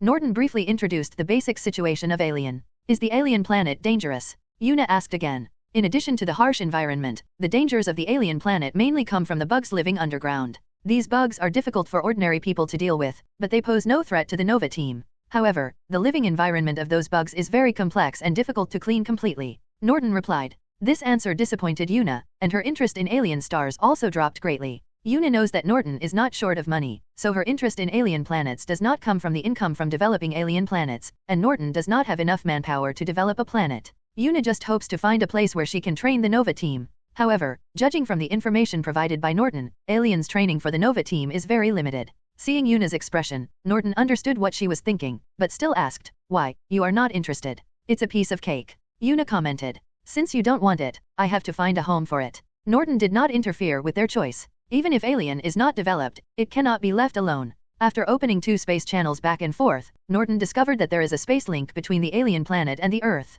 This link usually has no impact, but once an accident occurs, it is likely to form a natural space channel connecting the 2 planets. If left untreated, such channels could form anywhere on Earth. Once alien bugs are allowed to travel to the Earth along the subspace channel, it will be a disaster for ordinary people. It is difficult for ordinary people to deal with those bugs that can appear and disappear underground. Although under normal circumstances, such an accident may not occur once in hundreds of thousands of years. But now that the curtain of the Marvel world has opened, any accident may happen. Norton has to be careful. Only by establishing a stable link between the 2 planets can the random opening of space channels be avoided. A permanent space channel is the most stable link. However, building a space channel in your own home is completely different from building it elsewhere. Until there is no problem with the 3 holy places, even if the space passage is established, free travel will not be possible. If the space channel is built in his own home, Norton only needs to inlay the sigil on it to solve this problem. But if the space passage is built elsewhere, Norton is not willing to inlay the sigil on it. To Norton, the value of 10 alien stars is not as good as this talisman. As a result, the benefits of alien stars will only be visible but not tangible in a short period of time, and organizations that accept space channels will have to guard the gates for several years. There are only a handful of organizations that are strong enough to guard the gates. The major violent organizations under the US government are not fuel efficient. They will definitely not be honest gatekeepers, so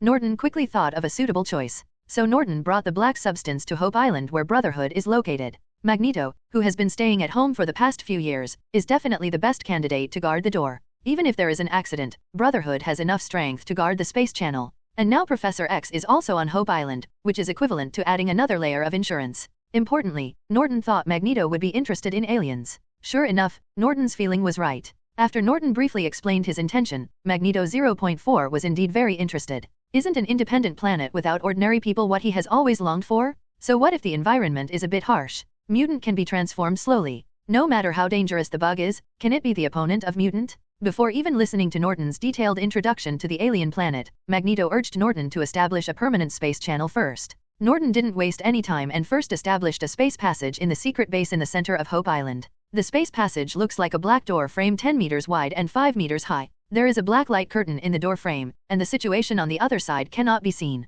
After the space channel was established, Norton explained to Magneto the details of connecting the space channel to the alien planet. In a short period of time, this space door can only transmit in one direction, and you can't go back. He even personally took Magneto and Professor. However, these difficulties cannot hinder Magneto's enthusiasm. This city is very good. It would be a pity if it has been abandoned for a few years. There is a forbidden force on the entire Earth. Without a special pass, the space channels can only be transmitted in one direction in recent years. Norton warned again. One-way transmission is also possible. We can improve this city in the past few years. Magneto said nonchalantly. Norton won't say any more. Magneto and Professor. After returning, Norton ordered, the backbone of the alien organization on Earth has been dealt with.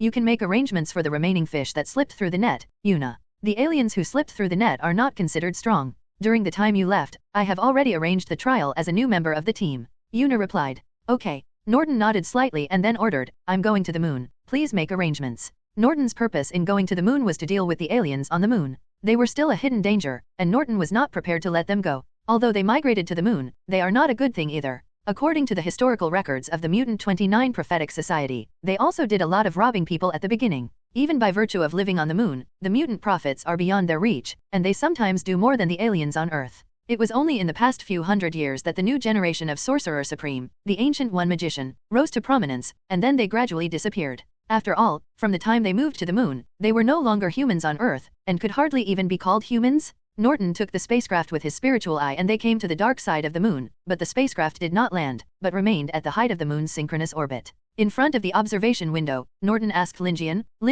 can you see at this distance? No problem, as long as it's within my field of vision, I can see it. Lingian nodded affirmatively. The distance at which the spiritual eye observes law fluctuations is not fixed, and is mainly limited by the range of vision. In space, his range of vision is obviously much larger than on Earth. What if it's underground? Norton continued. That depends on the depth and the intensity of the law's fluctuations. If the law's fluctuations are strong enough, you can see it even hundreds of meters underground. Spiritual Eyes replied confidently. Very good. Norton was relieved. With so many aliens living together in the alien city, the law fluctuations formed would definitely not be weak. Norton was not kept waiting for too long, and soon his spiritual eyes discovered. Boss, I found something. Where? Norton immediately stopped the spacecraft and walked to the observation window. Under that small mountain range, I sensed very chaotic law fluctuations. Spirit Eye replied, pointing to the only miniature mountain range in the field of vision. Yes, your mission is accomplished. Norton had no doubts at all. Because the dark side of the moon is full of craters, covering an area of more than 95%, it is basically impossible for terrain like mountains to survive.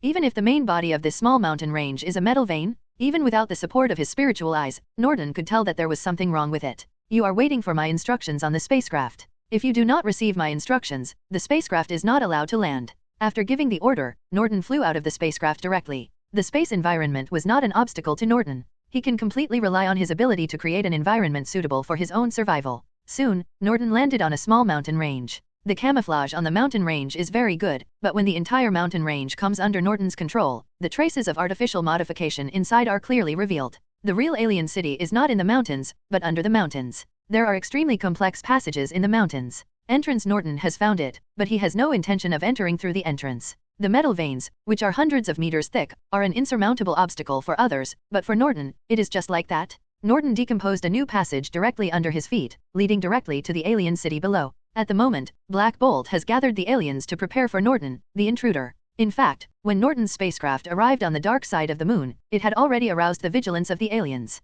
Norton didn't care about the aliens' reaction. When he arrived, their fate was already determined. After entering the alien city, Norton did not rush to take action, but first activated the wrist guard on his hand. A chaotic space fluctuation instantly covered the entire underground base. The bracers are equipment made by Norton using fragments of the space godhead, which are also dismantled from apocalypse fragments of the godhead. After Norton made it into equipment, he not only changed the long-distance teleportation to short-distance teleportation, but also added the effect of disrupting space, which can interfere with the space ability below level 5. This is one of the pieces of equipment that Norton is most satisfied with. There are a lot of aliens in the city, and it is difficult to keep aliens with spatial abilities. Norton doesn't want to let them go. Since Norton didn't take the usual route, he waited for dozens of seconds before Black Bolt and his men hurried over. Such a long time is enough for Norton to prepare. Who are you? Why did you break into my kingdom? Black Bolt asked. He only asked questions but did not take action directly. Black Bolt was obviously very afraid of Neo. The other aliens looked very angry, but without Black Bolt 890's order, they did not dare to take action and just surrounded Norton.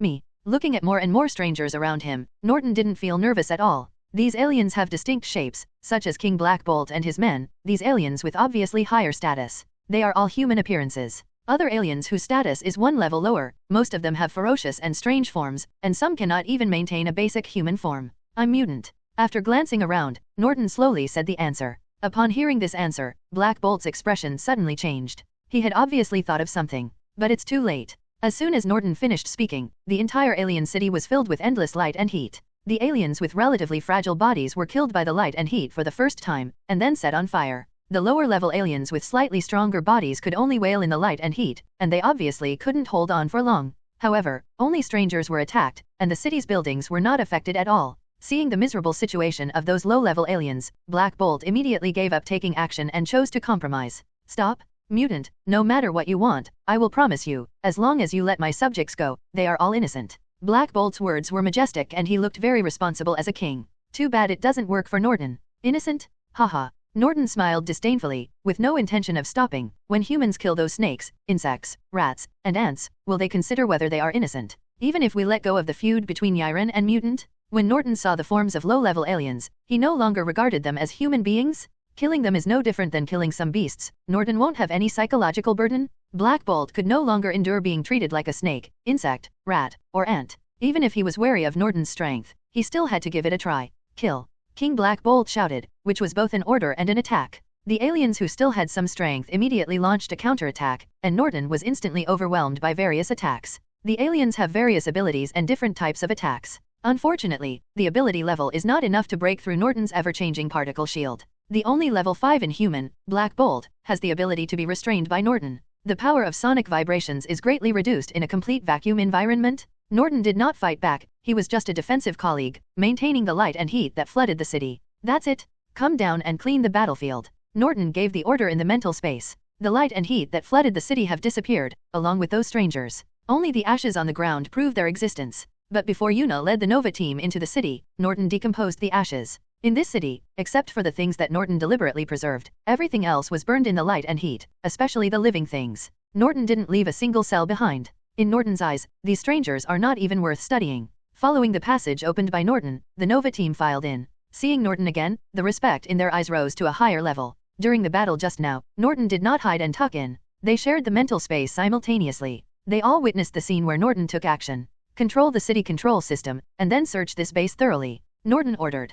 Yuna called to the back, Billy, it's your turn. The internet-addicted boy walking at the end of the team immediately put down his game console and came forward. Here he comes. Seeing that he looked unreliable, Norton warned, this city was originally a base left by the Kree, and the control system was also written by the Kree. Be careful, Billy. Don't worry, boss, I promise there will be no problem. Internet-addicted teenager Billy Solo assured. Then he randomly found a data interface, and his whole body turned directly into a string of data and drilled through the interface. Billy's original ability is to digitize consciousness. The digitized consciousness can enter the online world and swim around, but it does not have powerful intrusion ability. Recently, his ability has been improved, and his body can also be turned into data and enter the online world. Moreover, after the body was digitized and entered the network, Billy gained powerful intrusion ability, and 007 was no longer his opponent. Billy's combat effectiveness after entering the data world is linked to his mental power. Yuna explained to Norton. You can enjoy Leona's spirit sharing bonus by linking it to your spiritual power. No wonder you are so confident.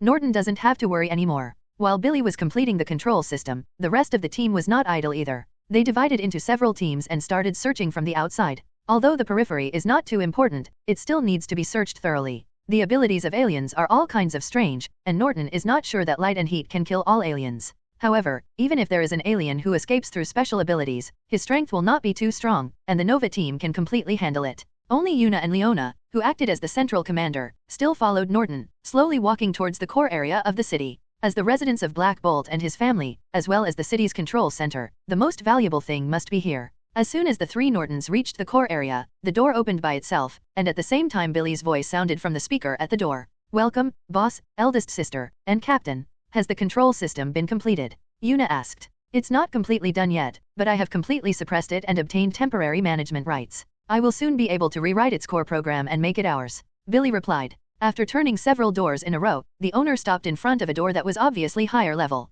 This door is not under the jurisdiction of the control system. Behind the door should be the most important place in the city, Billy explained. "Little things." Norton waved his hand gently, and the heavy door opened automatically. The entire base is under Norton's control, let alone a door. If it weren't for the preservation of the city's control system and Billy's risk, Norton could easily destroy the city's central computer. Behind the door is a warehouse, which stores a large number of precious materials, but these are only superficial things. The real core is the 3 hidden chambers. The largest secret room holds a large amount of paper archives, and Norton has not taken care of it for the time being. A medium-sized secret room contains some high-tech instruments, which should be left behind by the Kree, and I am not interested in them yet. Norton opened the smallest secret room, and what was stored here was what interested him the most. There are no other miscellaneous things. There are only a few crystals displayed in the secret room, which are crystals of law. There are only 3 larger ones, and the auras of the 3 crystals are almost the same, which is exactly the same as the law crystal that Norton got from the body of Black Bolt. It should be the alien king from the previous 2 installments.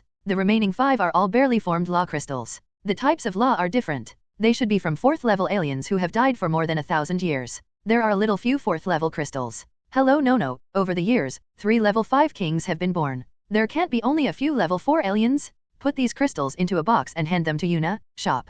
Then he opened the base where the crystals were displayed and took out a thick stack of gold foil paper. Even though it was gold paper, you could still feel the primitive atmosphere on it. Obviously, it had a long history. The gold paper was written in ancient Latin, but Norton couldn't help it, and he quickly deciphered the content. Recorded on these gold papers are the research records of the 2nd and 3rd generation alien kings on the Divine Crystal. Divine Crystal is the name of the law crystal by the 2nd generation alien king. The first law crystal originated from the out-of-control 1st generation king, and was discovered by the 2nd generation king when he cremated his father's body. Through the research records on gold paper, Norton finally understood why most of the aliens in this city did not have human appearances. Because the animal shape is more conducive to the condensation of law crystallization. As a result, this group of aliens has taken a different path from the aliens on Earth. Their selection criteria are to maintain sanity and genetic stability, and there is no limit to their physical shape. Only the highest-ranking aliens are required to have both human and animal forms, which means they can transform. Even so, the probability of 4th-level alien condensed law crystals is not high.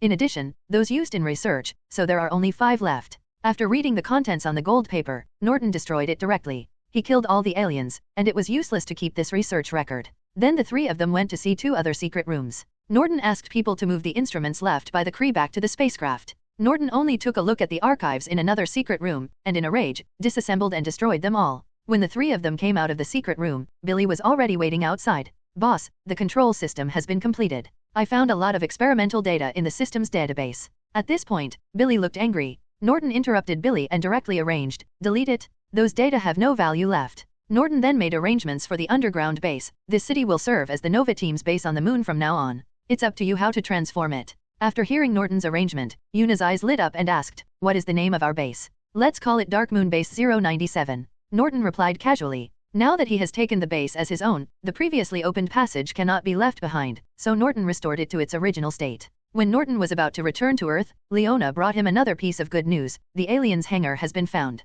"Let's go take a look." Norton suddenly became interested. "We found 2 hangars, one near the mountains and one in a large crater 30 kilometers away," the boss said. "Which one should we go to first?" Leona asked. "Get close." Norton didn't dwell on this issue. Anyway, the 2 hangars had been found, and they were the same. The hangar next to the small mountain range should be a common hangar for the Inhumans, and there are traces of a large number of personnel activities in it. Seeing the situation inside the hangar, Norton felt quite disappointed. Is this the hangar of the Inhumans? Not to mention the dirty and messy environment, the scrapped parts everywhere are an eyesore. The most important thing is that there are only 3 small spacecrafts in the hangar. The largest of them has a crew of no more than 20 people. It can only fly within the solar system, and it looks very old, with obvious traces of repairs and renovations. Not as good as Norton's own spaceship?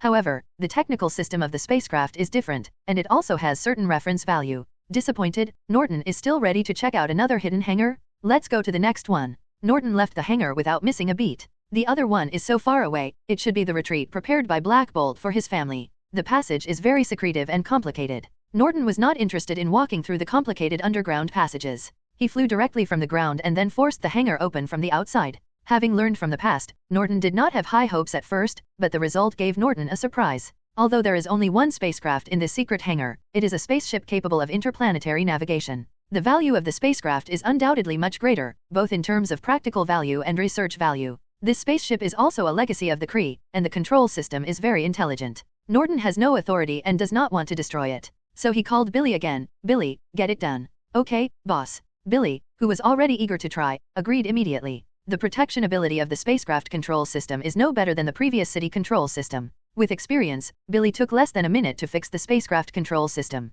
Then the hatch of the spacecraft opened, and Billy greeted Norton and others inside the hatch. Boss, the cockpit is over here. Billy introduced while leading Norton to the cockpit. The completeness of this spacecraft is only 80, but the core functions, KIAC, such as control system, energy system, power system, armor, and structure are all complete, which will not hinder the spacecraft's voyage. It's not very obvious from the outside. Once you enter the interior of the spacecraft, you will see mainly the decorations inside the spacecraft. The traces of time are very heavy. You can tell at a glance that it has a long history. This spaceship was left by the Kree people, and it had a history. Norton didn't care about its age, as long as it could be used. What parts are damaged? Norton asked. The main damage was to some internal cabins and the spacecraft attack system. All the long-range main and auxiliary weapons were lost, leaving a small number of self-defense weapons that can still be used. Billy Shen replied. Not bad. Norton was quite satisfied with the result. It doesn't matter if the attack system is damaged. Norton doesn't expect this antique spacecraft to participate in the space war anyway. As long as the key energy and power systems are not damaged, the most important thing is the power system, especially the core space engine. The cockpit has a stronger historical atmosphere than other cabins, and the decorations are very layered. It can be seen that Black Bolt and his family often maintain the spacecraft. Welcome back, Captain, the electronic female voice sounded. Norton felt it was very familiar, but he couldn't remember where he had heard it before. Boss, I changed the permissions of the spaceship. Now, boss, you are the captain of this spaceship and have the highest authority. Billy explained immediately. Norton glanced at Billy and sat in the captain's seat. Can the electronic sound synthesized from several familiar sounds be unfamiliar? I didn't realize it, but Billy, who looks like an internet-addicted boy, is a bit sultry. Start self-check. Norton issued the order for self-check. Overall self-examination. Spaceship integrity 806. The spacecraft energy reserve is 65. Suggested repair plan. The self-test results are similar to what Billy said, just a little more detailed, but the condition of a single component is still not detailed enough. Space engine self-check. Norton continued to issue instructions. The space engine is warming up. The self-test this time is much slower, and the engine needs to be warmed up before the details of the engine can be detected. The self-inspection ended soon after. The three-dimensional model of the space engine did not have damaged areas marked in red, but the overall status was displayed in yellow high-risk status. The reason for the risk is very simple. The engine as a whole is aging, and it is expected that parts will be damaged within 3 times. What a pity. Yuna next to her side, and Billy and the others were also quite disappointed. I thought I could find a spaceship that could travel far away, but it turned out to be just a look-alike but not usable one. It will break within 3 times. No one dares to try it, and the value of this spaceship will naturally be greatly reduced. Although it cannot be used, the research value is still great. Norton was not disappointed. He had no intention of flying other people's spaceships into the universe. Dismantle it? With this sample, we should be able to develop our own spacecraft faster. Norton decided the fate of the spacecraft. The fate of this spacecraft has already been determined. Regardless of its condition, being dismantled and studied is the only outcome. There was a real spaceship waiting for Norton to study, so he was in no rush to return to Earth. Norton directly let the door open the portal, and called the relevant professional researchers from the mutant laboratory to come over to dismantle and study the spacecraft on site. The armor contains a lot of unknown ingredients, and the casting method cannot be analyzed. However, with the materials we have, we can create a better substitute. The frame structure of this spacecraft is very strange. Its establishment ideas and mechanical foundation are different from Earth's technology. It is not a knowledge system at all and is difficult to imitate. However, with our current materials and technologies, we are enough to create a spacecraft structure that is suitable for interstellar navigation. The energy system lacks the corresponding basic theory, and we cannot imitate it. However, the controllable nuclear fusion we have mastered is no weaker than the energy system of this spacecraft in important indicators such as energy output efficiency and endurance. In just a few months, the research results of various subsystems have been summarized in Norton. Generally speaking, they are quite optimistic. Although it is impossible to imitate a Kree spacecraft, it seems that you can use your own technology to build a spacecraft that meets the standards of interstellar navigation. This is also what Norton is working on. It just got stuck at the last, most critical, and core place. The technology of the space engine has never been fully analyzed, and imitation is not feasible. Even if it starts from scratch, no one can come up with a complete idea. With the assistance of the learning system, Norton's basic knowledge is very solid and complete, but he has never been the kind of super genius who bursts with inspiration. Among those mutant researchers, there are many geniuses and talents, but there are also no super geniuses. Norton has a clear understanding of this. Therefore, when his research encounters bottlenecks, he never gets into trouble, and he never expects to rely on a flash of inspiration to solve the problem. After the space engine research hit a bottleneck, Norton decisively stopped research and returned to Earth. Since you are not a super genius, then find a super genius to help solve the problem. In the Marvel world, there are many such super tools, and now there is a very suitable candidate. No, Norton had just returned to Earth, and before he could think of how to speak, fooling, a rare opportunity came to his door. Norton, you are finally back. Pepper has been contacting me these days and wants your help with something. Una said. Pepper? What does she want from me? Norton was a little surprised. Tony's condition is getting worse. Pepper wants to ask you if there is anything you can do. Una answered. Tony's condition? How did Pepper know about it? Norton asked curiously. Tony's condition. Norton must have known for a long time that he was poisoned by palladium. Tony didn't mention it at first, and he didn't take the initiative to remind Tony, but he already expected this day. It's just that Tony shouldn't take the initiative to tell Pepper about this kind of thing. Ethan told her. Una answered. Norton suddenly understood. No wonder Pepper was able to surrender Tony and pull Ethan into his camp so quickly. Norton looked at the sky and saw that it was not too late now. Okay, let's take a walk now. Arriving at Tony's mansion, he was greeted by a worried-looking Pepper. Norton, thank you for coming. Pepper thanked him. Tony is my brother. If something big happens to him, I will definitely come and see him. Norton replied in a matter-of-fact tone. What about Tony's condition? Pepper looked at Norton with a worried look. Norton promised righteously, Pepper, don't worry, now that I'm here, I won't let anything happen to Tony. He silently added in his mind, how could I let such an excellent tool man get into trouble? At this time, I heard a loud bang. There was a big hole in the roof of Twomio's mansion. Then a silver armor flew out from inside and went straight away. Tony. Pepper turned around and rushed into the room. She was so worried that something would happen to Tony. Norton caught up, Pepper, you go greet the other guests, and I'll go find Tony. He will be fine. Wrote. Pepper, let me help you. Una took Pepper and walked towards the handsome men and women who came to the party. Norton walked towards Tony on the stage alone. Seeing Norton, Tony directly picked up the wine glass and handed it over. Norton, my good brother, have a drink. Norton put the wine glass aside and dragged Tony back to the back room. Even though he was wearing a suit, Tony couldn't resist. Tony, we promised to be good brothers for life, but you didn't tell me that something so big happened. Norton patted Tony gently, turning Tony's armor into a pile of parts, and then threw him onto the sofa. What's the big deal? Tony was obviously drunk and didn't react at the moment. 00. If Pepper hadn't told me, I wouldn't have known you were dying of palladium poisoning. Norton replied, tapping the headlight on Tony's chest. Pepper? How did she know? Speaking of Pepper, Wani immediately sobered up. He subconsciously looked to the side. Even in a semi-drunk state, his intuition was still accurate. Ouch, I'm so hungry tonight. You guys can chat slowly while I go to the toilet. Ethan said decisively. Ethan, you. Norton interrupted Tony directly and said, don't blame Ethan for leaking the secret, this matter is your own problem. You didn't come to me for such a serious matter as palladium poisoning. Do you think I can't solve your problem, or do you think your life is worthless? What's the point of looking for you? My situation is very complicated, and the palladium poisoning is just superficial. Tony also wanted to forcefully explain. You haven't looked for me, how do you know I can't help it? Aren't they just those little things in your blood? You won't forget what my ability is, right? Norton asked. Tony didn't know how to reply. Norton knew very well that Tony was actually too arrogant. He didn't continue to tease Tony and directly reached out to hold his shoulders. In just a few seconds, all the small things in Norton's blood, including excessive levels of palladium, were decomposed and pulled out by Norton. Then he took out all the things on Tony's chest and embedded the arc reactor in his chest. Isn't there any other benefit besides being cool? This pit is so ugly. Looking at the big pit left after removing the coil on Tony's chest, Norton took out a tube of self-healing potion and hit Tony's thigh. Then, granulations grew in the wound on Tony's chest at a speed visible to the naked eye. In just over 10 seconds, the wound was completely healed. Except for that patch of skin, which was slightly whiter, no other traces could be seen. What kind of potion is this? Tony touched his chest and asked in disbelief. Self-healing potion. Norton took out another tube of self-healing potion and threw it to Tony. Self-healing potion is the standard equipment of the Nova team. It can be produced in small batches and is not something too precious. Self-healing is so fast, and I don't feel hungry yet. How does this potion work? What is its principle? Tony immediately asked a series of questions.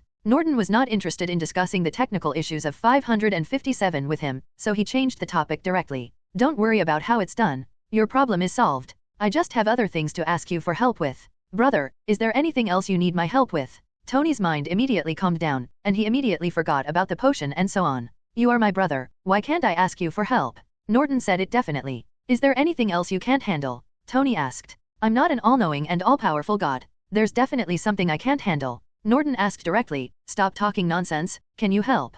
Help? Definitely help. Tony nodded without hesitation, but you have to tell me first what exactly is going on, right? Don't worry, this is what you're best at. Help me research something. Norton replied. What are you studying? Tony felt reassured. He was good at scientific research. You should handle your own personal matters first, and then come to me. I guarantee you will be satisfied. Norton didn't tell Tony the answer in advance so that he wouldn't worry about it. When they walked outside, the party was over and the three Peppers were picking up the trash. Norton waved his hand and decomposed all the garbage, and then told Pepper, I have solved Tony's problem. Thank you, Norton. Pepper thanked her hurriedly and hurried to find Tony. Tony did not come the next day, and he waited for 3 days until Norton finally arrived. At the moment Tony's state was completely different from 3 days ago. The decadent temperament completely disappeared, and he turned back into the high-spirited Iron Man. Norton glanced at Tony's chest. His injuries had recovered, but he still wore an arc reactor on his chest. But judging from the state of the arc reactor, it should have been replaced with new fuel. I guess this is why Tony was delayed for 3 days. Sorry, Norton? I kept you waiting for so long. I've been busy these past 2 days. Tony apologized to Norton. It's okay, I'm not in a hurry for 2 or 3 days anyway. Norton waved his hand indifferently, then pointed at the arc reactor on Tony's chest and asked, why are you still carrying this thing? Don't you feel panicked? I'm used to wearing it. If I don't wear it, I always feel uncomfortable. Tony replied. Such a big lump of iron is embedded in my chest, I am so used to it. Norton revealed his true thoughts without mercy. You are so insecure. Tony smiled and did not answer directly. While talking and laughing, Norton took Tony to a large independent laboratory, which was specially built by Norton to study space engines. The two changed into lab coats, and Norton opened the door to the laboratory and invited Stark to enter. Please come in. The things you need to study are inside. Walking into the laboratory, a huge amount of test bench appeared in front of me. On the sophisticated test bench, there was a space engine that had been disassembled in half, and the disassembled parts were placed around it. Seeing the space engine, Tony instantly brightened up. This is it. Space jump engine. Norton replied. Just as Norton expected, the space engine instantly caught Tony's attention, causing him to focus all of his attention on the engine in front of him. However, Tony did not get started directly. He walked around the test bench a few times, carefully looked at the space engine several times, especially the disassembled parts, and then asked, where did this engine come from? Teared down from an alien spaceship. Norton replied. And spaceships? Tony became even more interested. There was originally a spaceship that was basically intact, but I have dismantled it. The core components of the spacecraft are right in front of you. Norton replied. You're willing to dismantle a perfectly intact spaceship. Tony looked regretful. It's just an old antique. I wouldn't dare to drive it anyway, so why not just dismantle it and study it? Norton didn't take it seriously. Tony looked at her carefully twice, then nodded. You are indeed not young. Only then did he notice that the signs of aging on the engine parts were clearly visible. He thought it was due to wear and tear just now, but now it seems that it is simply due to age. How's it going? Are you sure? Norton asked. It depends on what you need, repair, copy or redesign a space engine. Tony replied calmly. Norton couldn't tell whether he was sure, but since he didn't explicitly refuse, he seemed confident that he could handle it. Neither restoration nor imitation was what Norton wanted, so he replied. This space engine comes from an extraterrestrial civilization. The technological system is very different from that of our Earth, and this is technology from more than 1,000 years ago. So it's best to develop a set of our own space engine technology based on our technology. Our space engine technology? It's very challenging, but I like it. Tony's eyes lit up with fighting spirit. He felt something called passion. This kind of passion can usually only be felt when developing a new generation of Mark armor. Very good. This laboratory is handed over to you. If you have any needs, please tell me, especially in terms of materials. Norton directly handed over the authority of the entire laboratory to Tony Stark. Tony was not polite and immediately made a request. Do you have a control system for this space engine? For high-end equipment like the space engine, software is no less important than hardware. The control system definitely exists, and it is more complete than the hardware. There is nothing missing. There is a backup in the quantum computer in the laboratory. You can study it at will. Norton replied. Billy took down the main control system of the spacecraft, and naturally all the sub-control systems were also taken down and directly parsed into familiar computer language. It is precisely because of the complete software system that the research on other parts of the spacecraft can be so fast. The quantum computer in this laboratory is one of the achievements of this scientific research. Thanks to the inspiration from the spacecraft control chip and control system algorithms, Norton was able to perfect the manufacturing technology of quantum computers. The computing efficiency of quantum computers far exceeds that of previously used silicon-based computers.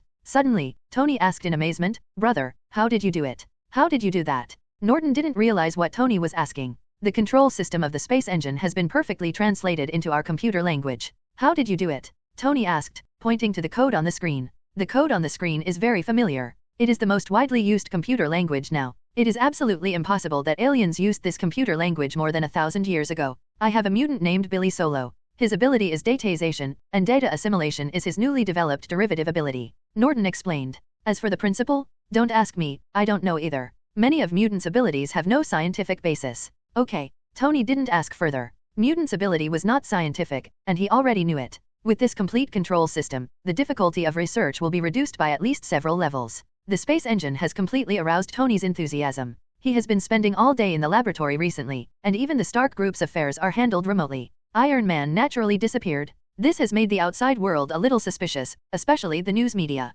Suddenly Tony Stark is no longer a walking news topic, and it always feels like something is missing. Tony has been absent for a long time, and naturally all kinds of rumors began to fly. One of the rumors is the most recognized by the public. With Tony's character, as long as he can take 2 steps, he will definitely go out and wander around. If he hasn't shown up for so long, he is probably seriously ill. Fortunately, the Stark Group is relatively stable, otherwise most people would think Tony was dead. Only people who are relatively close to him know that Stark is fine and is just obsessed with scientific research. On the other hand, Hammer Industries, a former rival of the Stark Group, has been jumping up and down recently, and is likely to replace Tony Stark as the darling of the media. During lunchtime, while watching the news video, Norton asked, "That guy Hammer has been provoking several times in the media, why don't you respond? It's just a joker, how can I have time to care about him? And the Stark Group no longer sells arms." Tony replied nonchalantly. This guy has been so arrogant recently, he must have found some trump card. Norton guessed. No matter what trump card he has, it has nothing to do with me. Tony said firmly, nothing is as important as scientific research now. It can only be said that Tony Stark is indeed the top genius in the Marvel world and the world's biological son.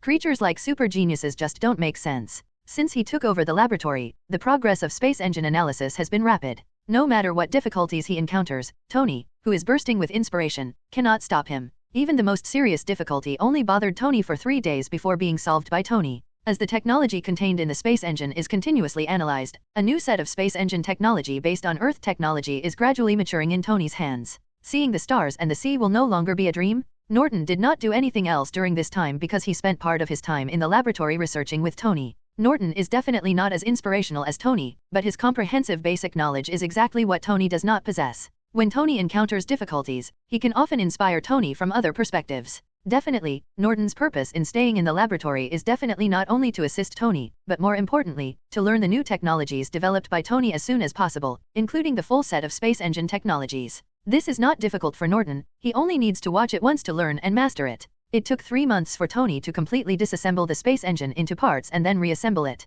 The reassembled space engine was still able to run. Even because of the refurbishment of parts, the theoretical service life of this space engine has been increased a lot. Definitely, Norton still won't use it. Even if it is refurbished, it is still more than 1,000 years old. This space engine is useless. Tony put canvas on the engine cover and pushed it away from the test stand. After dealing with this engine, Tony did not invest in the development of a new engine. Instead, he asked Norton, "Are the other parts of the spacecraft still there?" "Definitely still there." Norton nodded affirmatively, and then asked, "What parts of the spacecraft do you not need?" "The most important thing is definitely the energy system. It would be best if I study all other components," Tony replied. Norton didn't ask for the specific reason. As long as the purpose can be achieved, it doesn't matter even if the entire spacecraft is given to Tony for research. This laboratory cannot fit in the entire spacecraft. "We need to move the location. Going somewhere?" Tony asked. Norton didn't answer, but called the door directly to open a portal. Tony was stunned by the sudden appearance of the portal. "This is it. Come with me." This is the door's ability. Norton led Tony into the portal.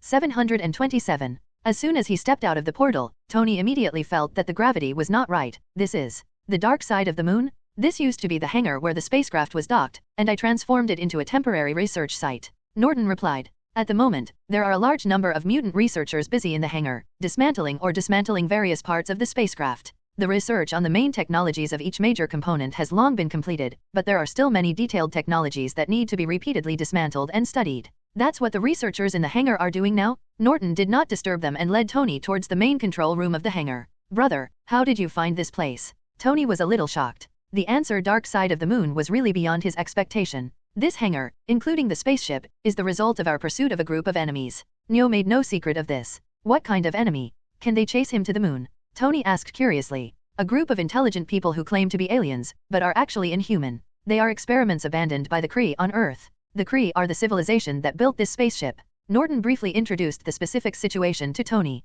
Norton believes that this matter is essentially maintaining the security of the Earth, so there is no need to hide it from Tony. Entering the main control room, Norton gave instructions to the researchers outside. Attention of each group, summarize the research results of your group, and then send me a copy. Then he found the tablet that belonged to him, handed it to Tony and said, the analyzed technology is here, and the real objects are outside. Seeing the information on the computer, Tony's attention was instantly diverted, and other problems were temporarily forgotten. Tony Stark has been out of the public eye for more than 3 months. The public has begun to get used to it, and the focus of media attention has begun to shift. Justin Hammer has a tendency to replace Tony and become the darling of the new generation of media, and Hammer Industries has also been very active recently. In fact, ever since the Stark Group withdrew from the arms industry, Justin Hammer has been jumping up and down, wanting Hammer Industries to replace the Stark Group. But no matter what, Hammer Industries itself is not up to par, and its technology is really mediocre. Even though the Stark Group has withdrawn from the arms industry, Hammer Industries can still only survive in the shadow of the Stark Group.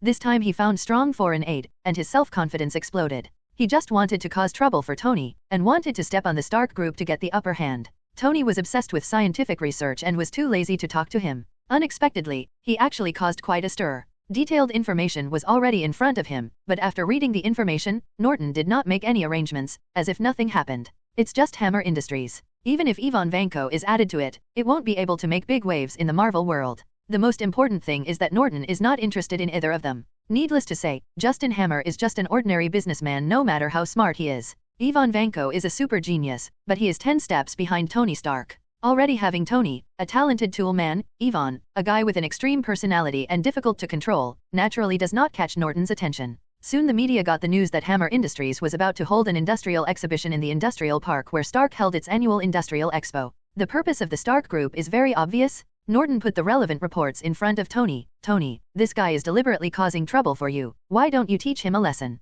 No, I'm not interested. Tony just glanced at it and lost interest in continuing to read. The research was at a critical moment, and he didn't want to interrupt his thoughts because of this little thing. Forget it if you don't go. Norton didn't say much, just reminded. But this guy will probably mess it up on his own. If you want to go, you can always ask the door to open a portal for you. In fact, Norton doesn't have to tell Tony about this matter. Anyway, it's normal to not say the news on the dark side of the moon. But Norton went out of his way to tell Tony? He just wanted to see if Tony would go the same way again? Iron Man vs Whiplash? Norton imagined it in his mind. The results may not be very exciting. The materials Tony used to build the steel armor were specially supplied by Norton, and were far from comparable to the defective products provided by Hammer Industries. If a fight really breaks out, the result is likely to be just a one-sided killing, rather than a wonderful showdown. The exhibition of Hammer Industry was held as scheduled, but then it was messed up unexpectedly, which is in line with the consistent style of Hammer Industry. Ivan Vanko used backdoor programs to seize control of those robots, and then went on a killing spree at the exhibition.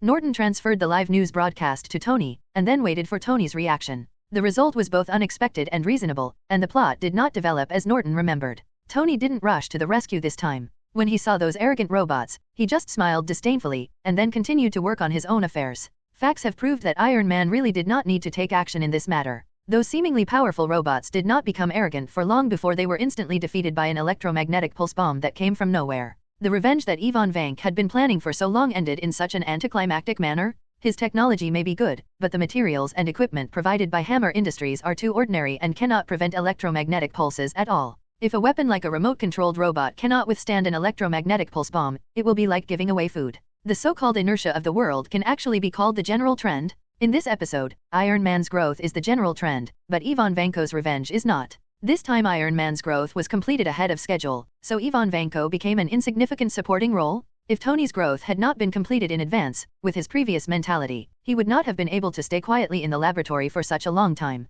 Norton has a new understanding of time. Norton is so concerned about this little thing, naturally not just to observe your reaction. This is just a side purpose. As for Norton's real goal, Yuna quickly brought good news to Norton. The FBI's arrest of Ivan Vanko failed, and Ivan was rescued by a group of mysterious people. What organization do these mysterious people come from? Norton asked. There is no obvious identity mark on this group of people, but judging from their action style, they should be mercenaries who have been in the Middle East for a long time. Yuna replied. Mercenaries from the Middle East. Norton had a smile on his face. Ivan Vank has never had any interaction with the Middle East, but the mercenary who rescued him came from the Middle East and had no obvious identity. The identity of the man behind the scenes, Norton, has been mostly determined.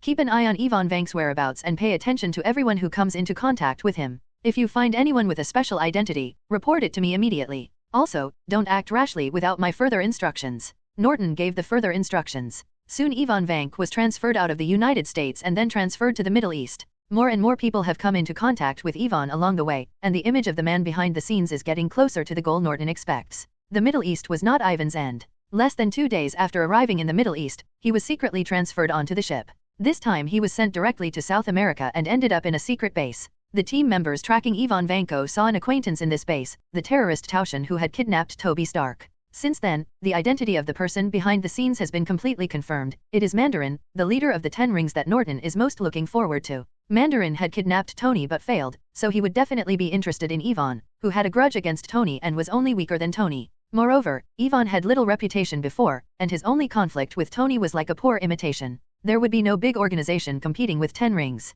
Taking this into consideration, Norton began arranging for people to monitor Ivan Vank a few months ago, hoping to find Mandarin through Ivan. Norton has been coveting Mandarin's 10 rings, especially the one with the ability to reorganize matter. It's just that Mandarin, this old fox, is too meticulous and can't find any traces. So Norton has great hopes for Ivan Vanko, hoping that this bait can successfully catch Mandarin. As expected, Norton was not disappointed. Although he did not find Mandarin directly, he successfully put down the bait. Next, as long as you wait patiently, you will most likely be able to reach Mandarin. This time may not be too short, but Norton is patient enough. The plan to track down Mandarin has just come to an end, and there is another good news from Tony. Norton, I have completed the preliminary design of the space engine, but there are some process issues in the manufacturing of the prototype that need to be solved by you personally. No problem, I'll be right back. Norton immediately prepared to return to the moon. The microgravity environment is beneficial to the manufacturing of spacecraft, so Norton placed the construction base of the spacecraft in the lunar orbit, including the manufacturing of the space engine, on the right side of the Earth.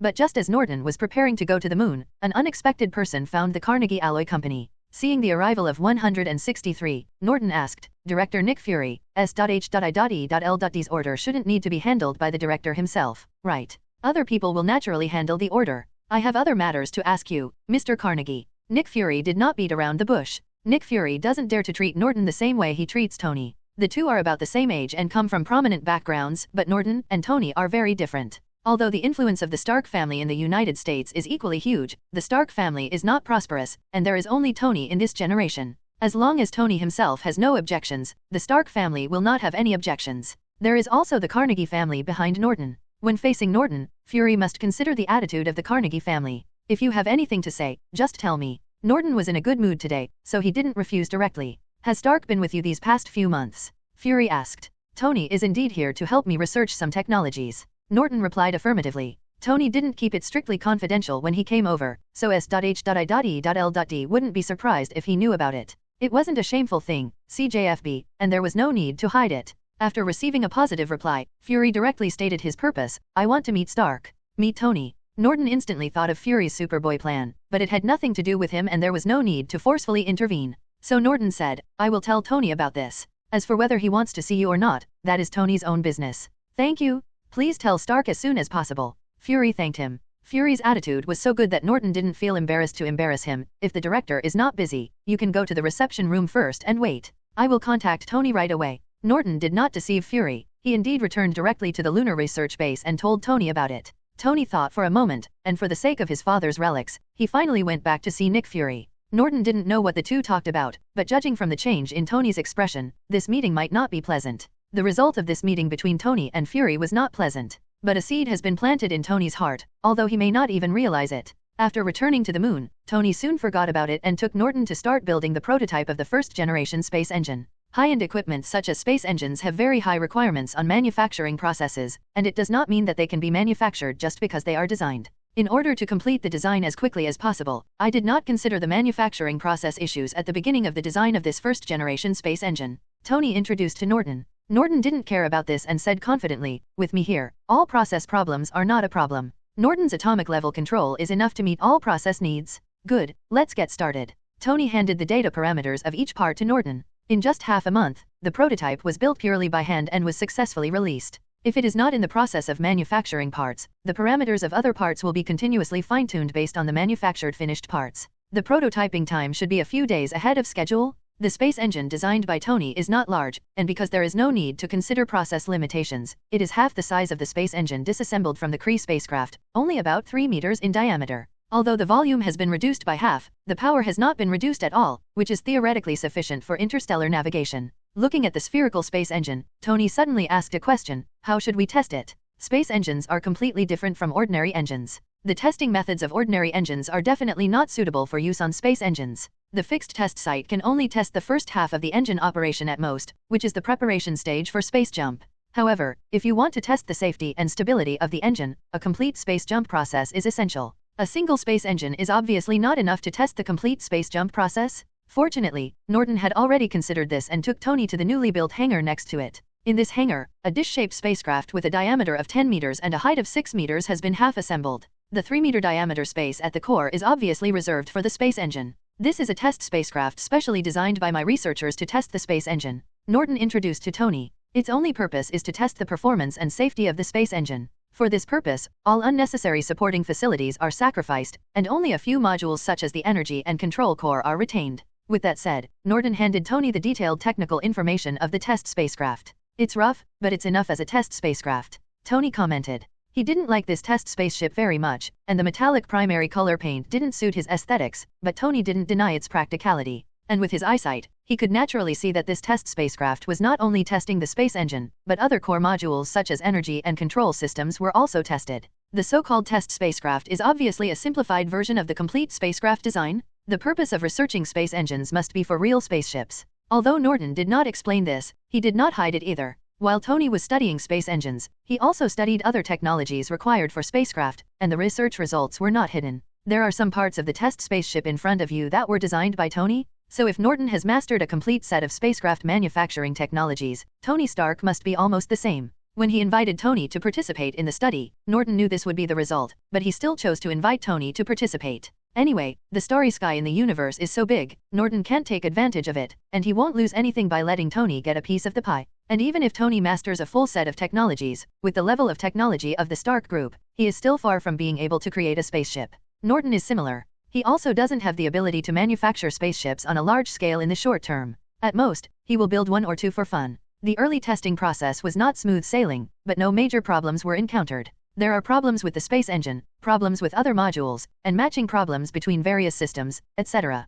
It took 10 days for Tony and Norton to solve these minor problems. We also used the data from previous tests to simulate the process of space jumping, hoping to discover and solve some problems in advance. At this point, the next step is to actually test it. Neither Norton nor Tony believed that the first space jump could be successfully completed, even if it was only a short space jump within the solar system. If something goes wrong during the jump, how do we recover the spacecraft? Tony asked a question. It would be nice if it could jump to the target location. Even if the spacecraft breaks down and cannot return, other spacecraft can be sent to find it. I'm afraid that something goes wrong during the jump and the spacecraft jumps to an unknown location, which would be very troublesome. The solar system is so large that there are many areas that are difficult to explore if no signal is received. It's okay. I installed a space beacon on the spacecraft. Even if something goes wrong, as long as the space beacon is not destroyed, I will be able to find it, Norton said confidently. Okay, let's get started. With Norton's assurance, Tony felt relieved. The upper part of the hangar is opened, the test spacecraft takes off, and then begins to accelerate until the spacecraft escapes from the gravitational constraints of the moon, and the space engine starts.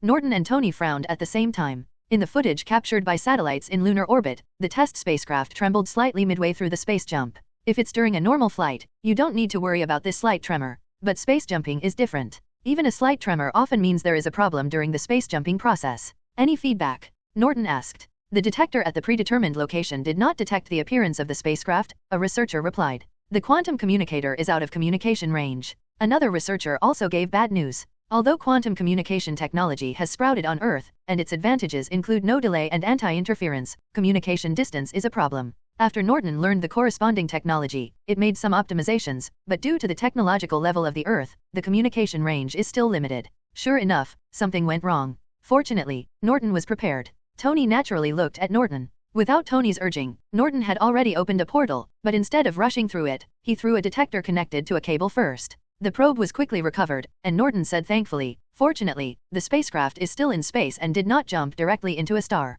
Tony, put on the space armor and let's go there together." Norton greeted Tony and walked into the space passage together. Expanding the space channel beyond 10 meters in diameter is cumbersome, so Norton wanted to try it to see if he could repair the test spacecraft on site. Passing through the space passage, it was pitch black and almost no light could be seen. Even if the light source is turned on, the surroundings are still dark and nothing can be seen. What on earth is this place? There's no light at all. With this question in mind, Tony released several detectors on his armor. The space armor Tony wears was designed and manufactured after he took time out of research after arriving on the moon. From the beginning of the design, the core goal of this space armor was to survive, so Tony did not install weapons on the armor, but chose to carry various detection equipment and tools. "I don't know either." Norton shook his head, determined the direction of the spacecraft, and then flew over with Tony. "Please give me flowers." In the vastness of space, the scale of space is enlarged a lot invisible. When Norton opened the space channel, it was just a little bit off. But what about the final result? The exit of the space channel is at least dozens of kilometers away from the test spacecraft.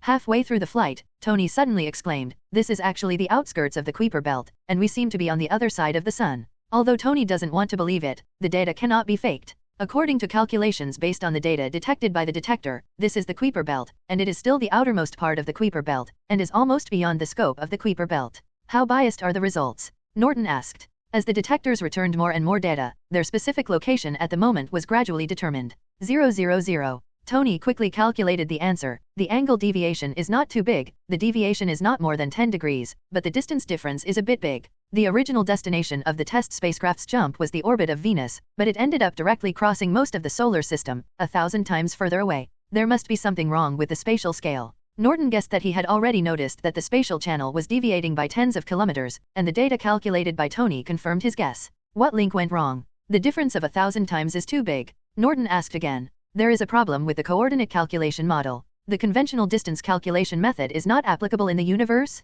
No wonder those computational models in the Kree space engine control system look so weird. Tony quickly thought of the problem, solved a question in his mind, and then fell into deep thought. Computational models. Norton quickly recalled those models. Norton also knew about those weird calculation models that Tony mentioned. He didn't pay attention to them before. It was hard to understand and he just thought it was because of the different technological systems. Soon the two arrived at the test spacecraft. The silver-white spacecraft was quietly suspended in the universe, with only the top signal light flashing. At the moment Tony was still deep in thought, Norton did not disturb him, placed him next to him, and then went to check the status of the spacecraft himself. Soon, Norton breathed a sigh of relief. It's okay. The test spacecraft did have a lot of problems, but they were just minor problems and no major failures. At the moment the test spacecraft looked like it was broken, but in fact it just entered standby mode automatically because it could not receive the control signal. And due to a problem with some circuits, the external indicator light went out. For Norton, minor faults in the test spacecraft are not difficult to repair, and he can also handle some areas that need adjustment by himself.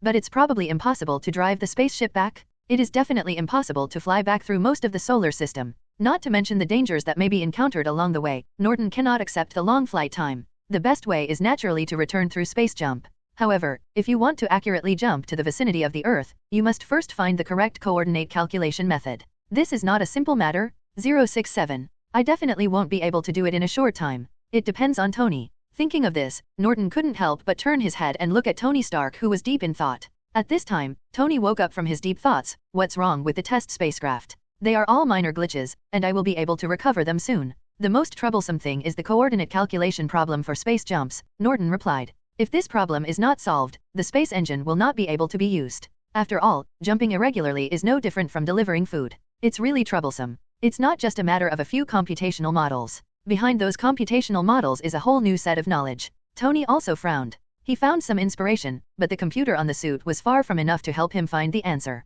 I'll repair the spaceship first. If I can't fix the space jump problem in a short time, I'll just leave it here and talk about it later. Norton was quite tolerant. It was just a crude experimental spaceship, and he could afford to lose it. At worst, it will take a month to build a new test spacecraft. But Tony is not willing to give up just like that, or is unwilling to admit failure in the field he is good at. I have found some ideas, but the conditions are not good here. I can only extract the data of this jump, and then perform deduction calculations on an unused computer. No problem. Norton opened the outer casing of the spacecraft and asked Tony to extract the data, while using his ability to repair the glitches of the test spacecraft. While repairing the spacecraft's faults, Norton also installed various detectors brought by Tony onto the test spacecraft. Since this test spacecraft cannot return in a short time, let's use the waste and let it stay here to collect deep space data. After finishing all this, Norton reopened the space channel and returned with Tony. After returning to the research base on the moon, Norton built a quantum computer set for Tony to use for his simulation calculations. How long will it take? Norton asked Tony. I'm not sure either.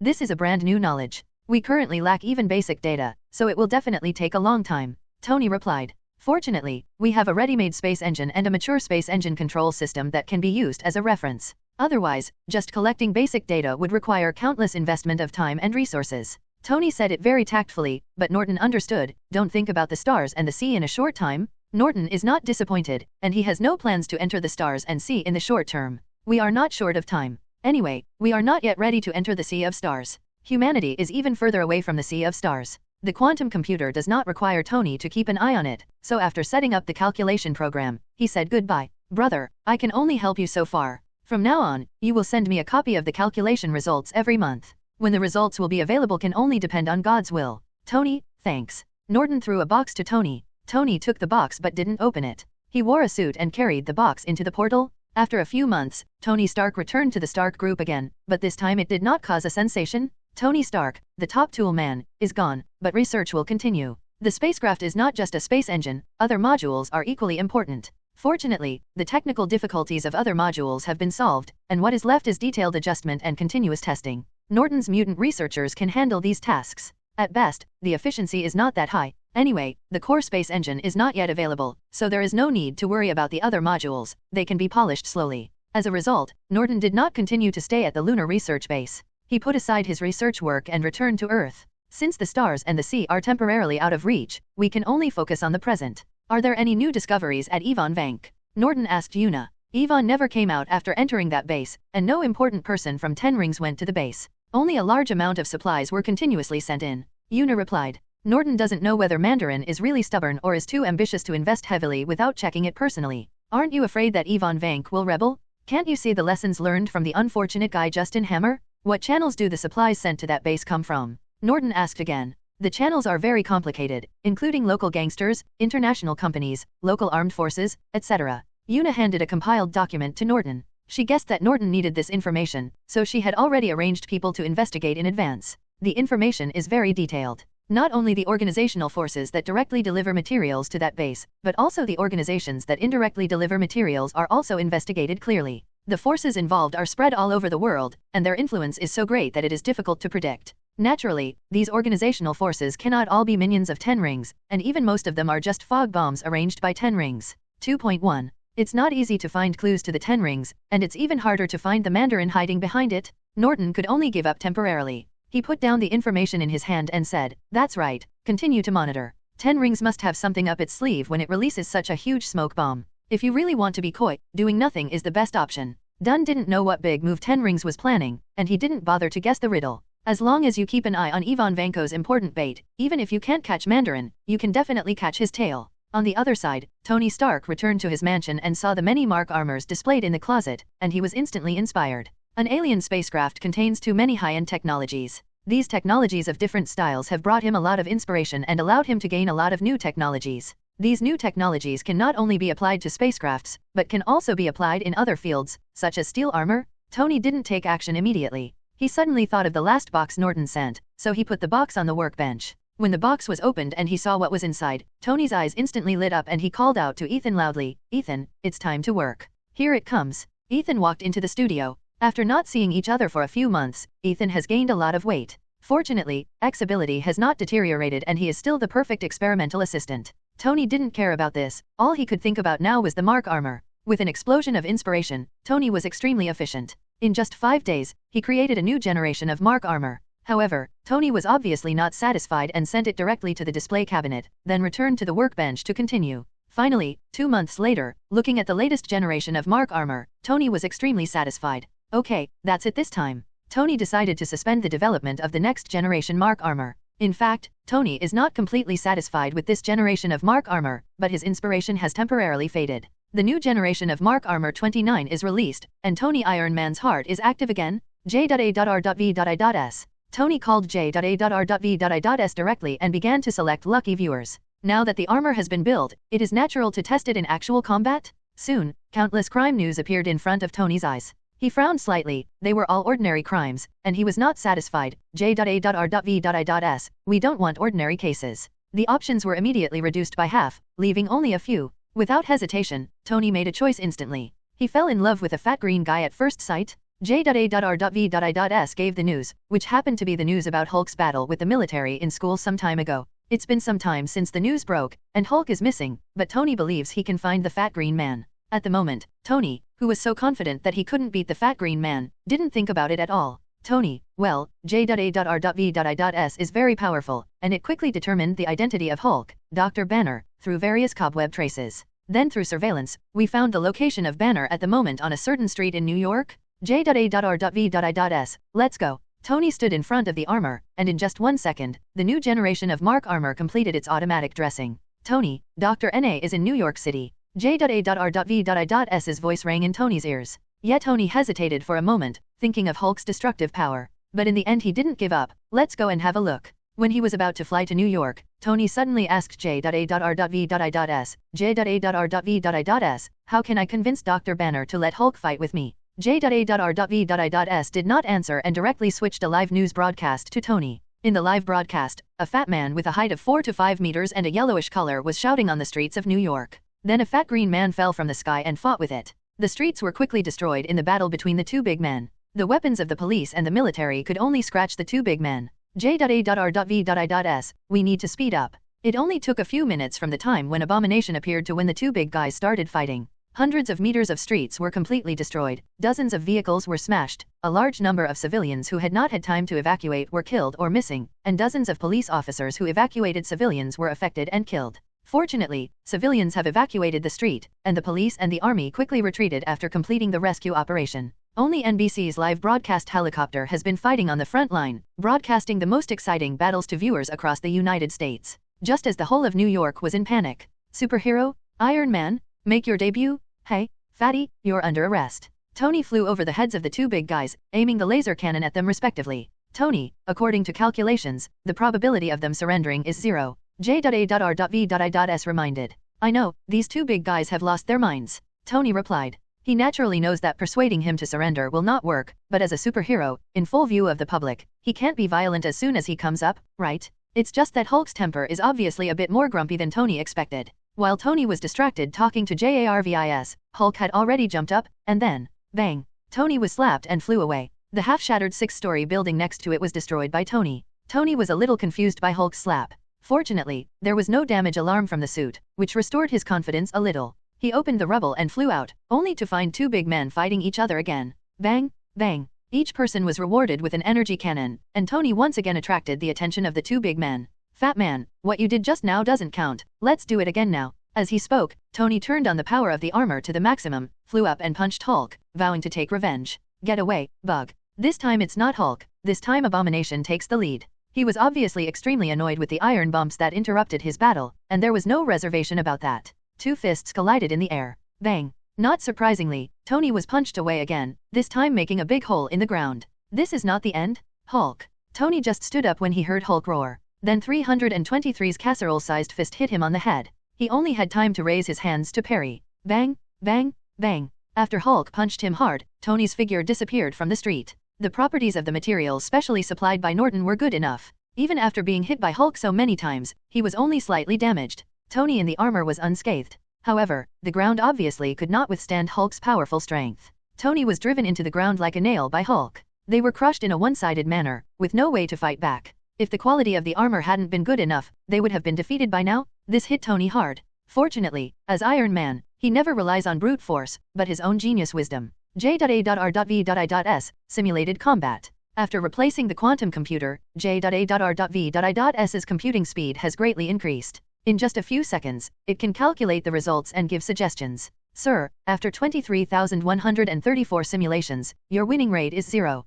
Suggestion, tactical retreat. The winning rate is 0. It was hard for Tony to accept this result. Sir, the enemy's defense is too strong. None of the armor's existing weapons can cause effective damage to the enemy. The tonnage gap between the two sides is too large, and the Sword Emperor's disadvantage cannot be compensated. J.A.R.V.S. played the simulation to Tony. The content was the same, with Iron Man being beaten by Hulk in various ways. Stop. Tony couldn't bear to stare and immediately stopped. He had to admit that this was an all-round restraint. Unless he was given enough preparation time to make targeted equipment, there was really no chance of winning. But the two big guys fighting in the street obviously wouldn't give him that much time. If they cannot be stopped as soon as possible, more than one street will be destroyed by them. So Tony used his ultimate swagger. Brother, help. Tony quickly contacted Norton. On the other side, it was also strange for Norton to receive Tony's distress call. With Tony's arrogant character, it would be impossible to take the initiative to ask for help from him unless absolutely necessary. At this point in time, is there any danger that could threaten Tony's life? Out of curiosity, Norton asked, what happened? To make the mighty Iron Man call for help. Two big guys are fighting in New York City. They have already destroyed a street, and there is a tendency to continue to expand. Bunny quickly replied. When he heard Tony's answer, the relevant news live broadcast also turned to Norton. This is Hulk versus Abomination. Norton instantly understood what was going on. He didn't remember the specific time of this plot, and he didn't pay attention to it deliberately, but the two big fat guys, one yellow and one green, were so recognizable. If it's these two big guys, then it's normal that Tony won't be able to fight for long. Norton had roughly guessed what would happen when Tony was beaten by two big men. In Norton's memory, Hulk should be able to take down the Abomination quickly. Now they have been fighting for such a long time and still can't decide the winner, mostly because of Tony's influence. Tony, don't continue to provoke them, I'll be there right away. Norton thought for a moment and decided to help Tony once. After all, it's rare for the Iron Man brothers to take the initiative to ask for help.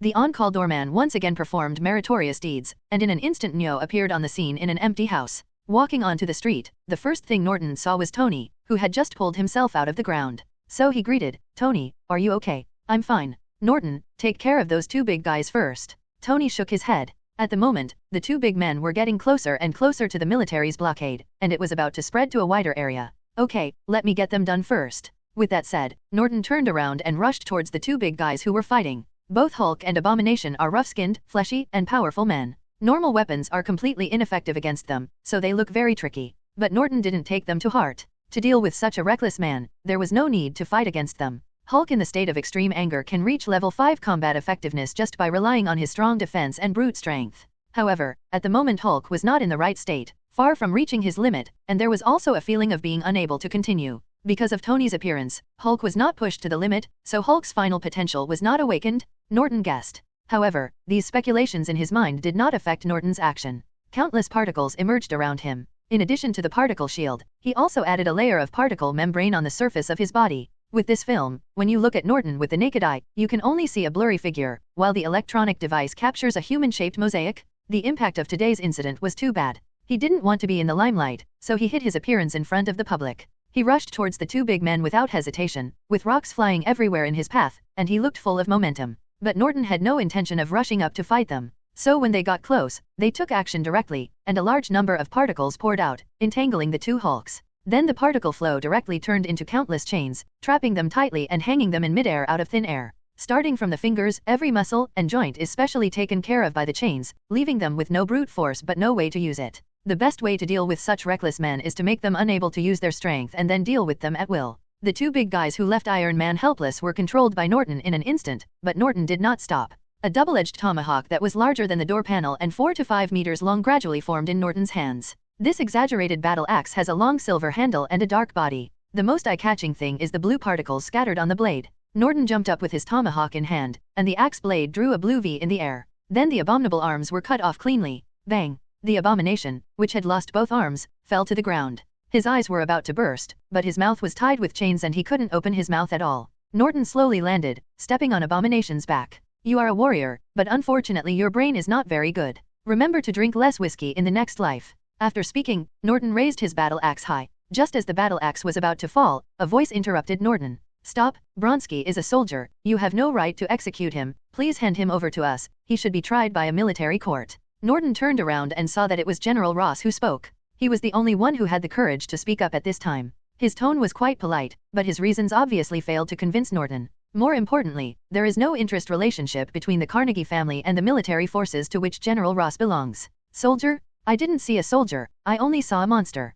While speaking, the battle axe fell cleanly, and Hate's head rolled to the side. His eyes were still wide open, as if a little unbelievable. It's a pity that he can't even die with his eyes closed. There are no eyeballs in the empty eye sockets, only wisps of light smoke drifting away. In order to ensure that he was completely killed, Norton used high-energy particle flow to completely burn his brain the moment he beheaded him. Is that okay? General Ross's face was ashen, but he did not dare to give the order to fire. Norton didn't pay attention to his reaction, and the battle axe and chains disintegrated and recovered. Then, carrying Hulk, who was still bundled into a ball, he soared into the sky and disappeared into the night sky. Tony also followed Norton, flew above the clouds, and disappeared from public view. When Tony caught up, Norton expanded the particle shield to include him inside the shield. Then the particle shield changed slightly, and the two of them disappeared into the military Thunder Sky Minister together with Hulk. The storm finally subsided, leaving only a defective body and a smashed street. The Hulk he wanted most was taken away, leaving only the defective corpse. General Ross was very angry, but he could only hold back his anger and command the soldiers to clean up the battlefield. But what he didn't know was that Norton not only took away a Hulk, but also eliminated some unstable factors. Now that Norton has taken action, he habitually cleans up the ends of his actions and leaves no hidden dangers. On a deserted beach, Norton threw the bundled Hulk on the beach. Hulk showed no signs of recovery, so he did not untie him. "Why can't you think about it and provoke this fat green man?" Norton asked Tony. "They are fighting on the streets of New York, threatening people's lives and property. As Iron Man, I cannot stand by and watch." Tony took off his mask and replied righteously. If this word comes from Captain America, Norton will definitely believe it. If it comes from Tony's mouth, he will raise a question mark. It's several thousand kilometers from the west coast to the east coast, right? Such a coincidence just happened to happen. Regarding Tony, Norton asked himself how much he knew. He would definitely not be patrolling the sky without any problems. At most, after J.A.R.V.S retrieves the crisis, it sets off to rush to the rescue. Today's incident, if Tony had set out after it happened, he would never have been able to make it. "Okay, my Mark 12 has just been completed and I'm preparing to test it in actual combat, and it just happened to happen," so Tony changed his reason. Bang! Hulk hit a big hole on the beach and was saved by Tony just in time. "They're all tied up like this, you're still not honest." Norton had no choice but to hang him up again. Looking at Hulk being hung up, Tony asked Norton, "What are you going to do with him?" "Don't ask me about this, you should ask yourself, what are you going to do with him?" Norton replied. "Me." Tony instantly understood what Norton meant. He was prepared to throw this trouble on himself. "I'm not interested in him, and I'm not interested in babysitting an unstable guy," Norton explained. Hulk does not have the X gene, which means that his mutation is truly a 1 in a billion miracle. This kind of miracle child has no research value for Norton. He does not lack such an unstable thug or scientist. "Hulk's problem, Norton, can't you really solve it? Don't mutants also have a lot of people with uncontrollable abilities?" Tony asked again. Norton did not answer directly, but asked, "How much do you know about Dr. Banner's situation?" "Almost all." Tony replied. Through J.A.R.V.S, he already knew about Hulk or Dr. Banner. It was precisely because he understood Dr. Banner's experience that he wanted to help Dr. Banner. Now that you understand Dr. Banner's situation, you should know that Hulk is actually the second personality born of Dr. Banner. Strictly speaking, this is a split personality, a mental illness, and he should see a psychiatrist. Norton suggested. "I think a psychiatrist might not be able to help him." Tony shrugged. From the records he investigated, Dr. Banner had already seen many well-known psychiatrists. If a psychiatrist could help him, this situation would not happen today. At this time, Norton noticed that Banner was beginning to recover, so he removed his restraints, put him down, and threw a set of clothes to him. This is a piece of clothing woven from super elastic fibers that can stretch 100 times. You don't have to worry about bursting when you transform into it. With molecular control, Norton's synthetic materials are no longer limited to metal materials. This super elastic fiber is one of his research results in his spare time. "Thank you." Banner quickly put on his clothes. "Tony Stark, PhD in physics." Tony stepped forward and extended his hand to introduce himself. "Bruce Banner, also has a PhD in physics." Banner shook hands with Tony and introduced himself. Norton didn't want to be a maverick, so he also introduced himself. "Norton Carnegie, also has a PhD in physics." Norton has not taken a doctorate degree, but with his knowledge base, he can call himself a doctorate in any subject. With Tony interrupting like this, Banner's self-blaming mood decreased a lot. Banner, who does not transform, actually gets along well with Tony. They are both physics geniuses and they get along very well. As a pseudo-genius, Norton can also find their thinking channels. No wonder Tony wants to help Banner. This is probably the sympathy between geniuses, CJFH. They had a great conversation, so the three of them flew back to Tony's mansion together. But early the next morning Banner still said goodbye. "I think I should leave." Tony knew what he was worried about, so he advised. "Dr. Banner, don't worry, Hulk can't hurt anyone as long as Norton is here." But Banner was still a little hesitant. After what happened this time, he was even more afraid of Hulk. "Dr. Banner, if there is anyone on this earth who can solve your problem, it must be Norton," Tony suggested again. As for Dr. Banner's situation, Norton was about to refuse, but seeing Banner's expectant eyes, he changed his words. "I can try." In fact, he also wanted to try to see if he could create a perfect Hulk in advance. Definitely, Norton did not guarantee Banner. "But Dr. Banner, let me explain in advance, I know a little bit about your situation. If you want to solve Hulk's problem, you can only rely on yourself. I can only play a supporting role." "Thank you." Dr. Banner thanked him quickly. In the treatment room prepared by Tony, Dr. Banner was lying on the chair. Norton put his hand on Banner's forehead and said as gently as possible, "Dr. Banner, please relax. I need to know more about Hulk's status." After hearing Norton's words, Banner closed his eyes and tried to relax and not think about anything. But the result was not satisfactory. His nerves were always tense, and he was extremely sensitive to external stimulation, and he could not let himself enter a relaxed state at all. "No, there's no way to relax. It's like there's a monster locked up in my heart, and I'm afraid it will jump out as soon as I relax," Banner explained distressedly. Norton pondered for a moment, and suddenly his heart moved. "I know what to do." Chains of different thicknesses were synthesized by Norton, binding Banner tightly so that he could not move a finger. "Dr. Banner, you can rest assured now. I guarantee that even if Hulk comes out, he won't be able to move at all." After resolving his concerns, Banner's condition improved a lot and he began to relax gradually without recurrence. After Banner completely relaxed, Norton's perception penetrated his brain little by little. Then use your own law talisman to resonate with Hulk, and in the process, use the ability of law observation to observe and analyze Hulk's secrets. During this process, Norton tried to be careful not to irritate Hulk. Soon, Hulk's secrets were revealed to Norton bit by bit. As he guessed, Hulk is essentially a combination of law and spiritual will. Even the power of law contained in it has reached level 5, and it is not an ordinary level 5. However, this force of law came too fast and suddenly, and Banner's will was completely unable to bear it. In a state of emergency, Banner split into a second personality to bear the impact of this lawful force on his behalf. The newly born second personality was pure and flawless, so it not only successfully withstood the impact of the power of law, but also integrated this power of law and anger, Banner's strongest emotion at the time, was integrated into it and became a substitute for will. All these coincidences lead to the result of Hulk, the leader of the power of law, has changed from personal will to a single emotion like anger. Therefore, the angrier Hulk is, the stronger his power is. It is not that anger can infinitely increase his power, but the more angry he is, the stronger the power he can exert. Soon after the examination was over, Norton removed the restraints on Banner, woke him up, and told him the results. "Dr. Banner, first of all, I want to tell you that Hulk cannot be killed or expelled. You should have known this." "I know." Banner felt a little depressed. "Hulk cannot be killed. You have actually been mentally prepared for this fact. Especially after the failure of this trip to New York, he has accepted this truth. Forcibly suppressing Hulk is also not a good idea." Norton continued. "Then what should I do?" "Release that monster completely." Banner lost control of his emotions slightly. Norton didn't want to fight with Hulk anymore, so he stopped provoking Banner and said in a different way, "Dr. Banner, did you know? Uncontrollable ability is not uncommon in mutants, it is even a common situation." "Mutant? I know, but Hulk, you have also seen the destruction caused by Mutant." Banner is still full of fear and self-blame for Hulk. Hulk's destructive power is indeed very strong, but Mutant's destructive power is not weak either. Norton showed Banner the impact of Jean Grey's power. Compared with the devastating scene when Jean gets mad, Hulk is just having a small fight, more like a child throwing a tantrum and smashing things. Her name is Jean Grey, a former student of Professor. At the climax, Norton pressed pause and began to tell Dr. Banner about Jean Grey's experience. Jean was just a child at the time, unable to control the powerful power of sudden awakening, so she split into a second personality and integrated with this power. Hearing that Jean's experience was similar to his own, Banner's expression became more focused. "Professor." So Professor X made a decision to build a fence in Jean's mind to trap her second personality. What's next? Has Jean's problem been solved? Banner's eyes became eager. Jean's second personality has been suppressed, but it has not stopped growing. It should be because it has been suppressed for a long time. Most of the nutrients for the growth of the second personality are negative emotions, so this personality is becoming more and more dark and destructive. Until one day, the power of Professor Banner felt as if he was struck by lightning. After a while, he asked a little stiffly, "Is this the final outcome of Hulk?" Norton shook his head and replied, "Jean's ability is very strong, but her body is relatively fragile, so Wolverine can finish it for her."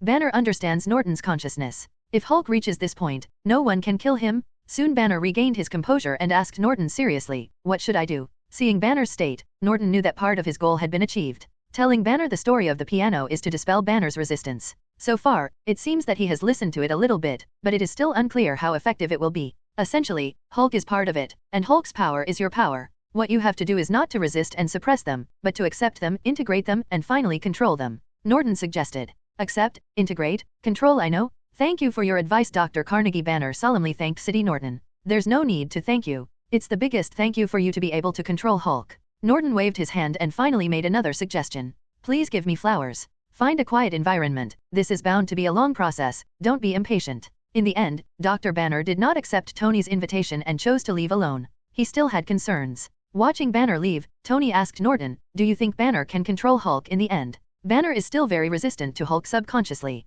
If this resistance is not eliminated, he will not be able to integrate Hulk. Norton replied, Doesn't that mean your suggestions are useless? It's not completely useless. At least it can establish a communication channel between Banner and Hulk so that Hulk won't lose control easily. And with this foreshadowing, when he gets rid of the knot in his heart, it will become easier to integrate Hulk. 0. The battle with Hulk made Tony realize his shortcomings and immediately placed a large order with Norton. This time he probably wants to make a big deal. Norton did not refuse Tony's order, but he still advised him, Tony, there is no need for you to keep an eye on Hulk, you are not enemies. Although Norton had said it tactfully enough, Tony still grasped the point instantly, brother. You think I can't beat that big guy? Hulk's strength, according to our classification, belongs to a level 5 strongman, the same level as me. Norton explained, the meaning is obvious, you just can't beat that big guy? Is Hulk that strong? How could you easily subdue him in New York? Tony didn't believe it. Hulk was in some trouble at that time and did not show his strongest strength. Norton explained, and then gave Tony a metaphor. Hulk belongs to the reckless warrior, and I belong to the master.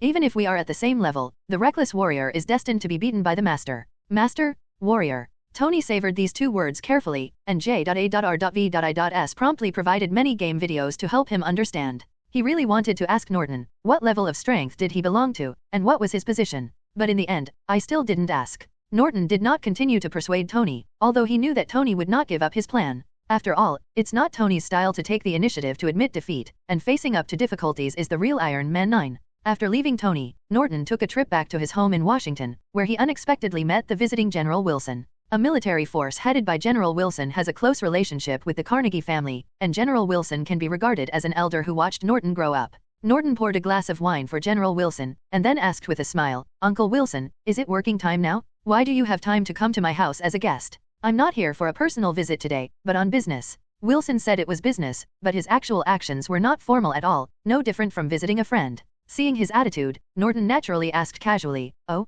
what's the official business? Were you that person in New York yesterday? Wilson asked. It's me. Norton did not deny it. He hid his appearance, but did not hide his ability 713. It was not surprising at all that he was recognized by the military. Rose is unwilling and wants me to hand over Hulk. Norton guessed. After investing so much research and development funds and losing so many outstanding soldiers, he will definitely not be reconciled. Wilson did not deny Norton's speculation, but there was a hint of disdain in his tone, clearly not taking Raw seriously. Uncle, you're not going to persuade me to hand over Hulk, are you? Norton asked with a smile. Absolutely not. Ross did make this request, but I have rejected it for you. This matter will not involve you. Wilson replied. Uncle, you want Hulk too? Norton heard the hidden meaning in Wilson's words. Although he was not too enthusiastic, he definitely had this idea. Norton is not surprised that the military covets Hulk. After all, Hulk came from a military laboratory and showed such great strength. Especially the appearance of Abomination makes them more eager. Even if they can't copy Hulk, they can create a weaker super soldier. When Wilson heard Norton's question, he didn't answer directly, but he didn't deny it either. Perhaps Wilson himself did not have this idea, but he could not forcefully suppress the entire military faction behind him. Norton didn't want to affect the relationship between the two parties, so he explained. Uncle, I have already studied Hulk. His appearance is purely a miracle. The probability of his occurrence is lower than that of X-gene awakening. It is impossible to copy it. Not wanting to continue talking about Hulk, Norton sincerely made a suggestion to Admiral Wilson. And super soldiers are really not suitable for the military. With such funds and resources, Uncle, you might as well put your heart and soul into making the Rapid Reaction Force you formed a success. Wilson established this Rapid Reaction Force to respond to large-scale crises within the country, so it was also called the Rapid Defense Force. The ostensible purpose of establishing a super soldier team is the same as other forces in the military. Since World War II, the military has invested too much in the super soldier project for decades, and they cannot give up. Wilson shook his head. He is not optimistic about this project either, but he can only represent one force in the military, not the entire military. With today's technology, super soldiers are destined to be a project with high investment and high failure rate. It is impossible to achieve sufficient scale. This is completely inconsistent with the style of the military, Norton suggested. On the contrary, it is a quick reaction force. This kind of force with special equipment as its core can maximize the combat effectiveness of an army while maintaining the advantage of army size. Norton, what suggestions do you have for the special equipment of the quick reaction force? Wilson continued to ask, his tone obviously much more eager than before. Sure enough, old age is still hot. Hulk is just a cover. This is Uncle Wilson's purpose today. But after all the talk, why would Norton express his feelings? Carnegie Alloy Company has recently put a batch of new products on the shelves. Uncle, you can send someone to take a look. Stronger materials can make stronger weapons, but this is obviously not enough, so Norton added another chip. In addition, my artificial intelligence research group has recently developed an intelligent fire control system. I hope my uncle can help test it. The so-called Intelligent Fire Control System is actually a product evolved on the basis of the spacecraft fire control system, borrowing its aiming algorithm. In interstellar warfare, the spacecraft wants to hit the enemy at the same high speed at high speed. Manual aiming is obviously impossible, and the reaction speed cannot keep up. Automatic aiming can only be used, and the aiming algorithm must be excellent enough to adapt to the needs of interstellar warfare. The intelligent aiming system developed based on this aiming algorithm is naturally an epic enhancement for automatic weapons. Admiral Wilson left very happy that what he got was even better than expected. Definitely, Norton did not suffer a loss. After all, this was a transaction. After he paid these things, he would naturally get corresponding rewards from the military. And Norton's doing this is also an experiment. No matter how strong the superhero is, there are only so many people and it is impossible to take care of everyone. That's why Norton wanted to try to arm a strong enough force. We don't expect them to play a key role and turn the tide of the battle around. As long as it can undertake auxiliary tasks such as sealing off the scene and clearing out miscellaneous soldiers, it is enough. Anyway, what Norton paid was dispensable to him. As long as this force can have some effect by then, he will not lose. Norton, our satellite detected large-scale law fluctuations in New Mexico last night. Una handed a report to Norton. New Mexico. The place name gave Norton a familiar feeling. Opening the report, it mainly contains some satellite photos and local introductions. Soon, Norton's eyes stopped on a photo, which awakened Norton's memory. Thor's story begins? Seeing the photo where Norton's gaze lingered, Una asked curiously, "Do you know this hammer in 2.0? This satellite photo was taken after dawn today. The resolution is very high. You can clearly identify a hammer in the center of the crater. This is Mjolnir." Norton directly told Una the identity of the hammer, and there was no need to hide it. Mjolnir? Mjolnir. Una is relatively familiar with Norse mythology, but he obviously doesn't believe that the legendary things will appear in the real world. That's right. It is Thor's weapon, Mjolnir, in the legend of Norse mythology, Norton said with certainty. Seeing that Norton was so sure, Una could only choose to believe it, and at the same time she became more and more curious about this legendary thing. So he asked, "Thor's weapon should be an artifact, right? Should we send someone to get it back?" Norton is also curious about the legendary Mjolnir, but ordinary people cannot get Mjolnir back. So he refused. "No need to send anyone, we will go and see it in person this time. I'll make arrangements right away." Una had no objection to this. "No need to call the door back, just prepare an RV, Norton ordered. "But the hammer is right there, no one can take it away, we don't have to worry this time," Norton explained. This arrangement is mainly because Norton wants to go out for a walk and relax. A few days had passed when the two of them arrived in New Mexico in a luxury RV, stopping along the way, like traveling. S.H.I.E.L.D moves really fast. Outside S.H.I.E.L.D's simple base, Norton stepped on the brakes, then took out an ID and handed it to the agent who came to inquire. This is S.H.I.E.L.D's high-level consultant certificate. It is something that S.H.I.E.L.D took the initiative to give to Norton. It can be used in most S.H.I.E.L.D institutions. The most important thing is that it does not have any obligations. It is equivalent to a high-level pass. There are many similar certificates in Norton, such as those from the military, FBI, CIA, etc. All the top agencies in the United States Norton have similar passes. The temporary base in front of us obviously does not belong to the S.H.I.E.L.D top secret base, so the agent at the door did not stop him, checked that the certificate was genuine, and opened the door directly to let him through. After finding a place to park the car, Norton and Una just got out of the car and saw Phil Coulson walking towards them. He invited Norton and the two to the temporary base and made 2 cups of coffee himself. "Mr. Carnegie, Miss Una, I'm sorry? The conditions of our temporary base are relatively simple, only instant coffee." Norton took the coffee and didn't dislike it. "The coffee is good. We are curious about that thing that fell from the sky, so we stopped by to take a look." Una directly stated her intention. "We knew very little about that hammer, and the testing equipment had no effect on it," Phil Coulson explained. Norton had already expected this answer, so he made a request. "Do you mind letting us see it with our own eyes?" "I definitely don't mind, you two come with me." Phil Coulson immediately stood up and led the way without any hesitation. As a high-level agent, Phil Coulson already has a certain understanding of Norton's identity. Coupled with Director Nick Fury's instructions just now, it is naturally impossible for him to refuse Norton's request. Moreover, S.H.I.E.L.D knows very little about this hammer and does not know its importance, so it cannot be kept strictly confidential. Soon, Norton saw Mjolnir lying in the center of the crater. Different from the hammer in the movie, the hammer head of Mjolnir in front of you is larger, and the whole body is covered with mysterious patterns. Even though the charm is restrained, it still looks very extraordinary. "Phil Coulson, evacuate your people." Norton directly commanded Phil Coulson. "Also, turn off the surveillance here." Phil Coulson wanted to refuse. Norton was only a high-level consultant in name only and had no right to interfere with the Bureau's tasks. But then Director Nick Fury's voice came from his earphones, "Do as he says." So Phil Coulson had no choice but to do it. Phil Coulson did not make any small moves. Not only did he remove all the agents from the room, but he also turned off all the hidden cameras. Seeing his actions, Norton nodded secretly. No wonder Phil Coulson has a good relationship with various superheroes and knows how to behave. If it were Nick Fury, he would definitely keep it in check. After clearing the place, Norton and Una walked up to the hammer. Phil Coulson also followed, and Norton didn't refuse this time. Una looked at the hammer up and down several times, but didn't see anything special, so she asked, "Is this Mjolnir?" "Definitely." Norton nodded affirmatively. At his level of strength, even if Mjolnir's divine power is restrained, he can still feel the powerful power contained in the hammer.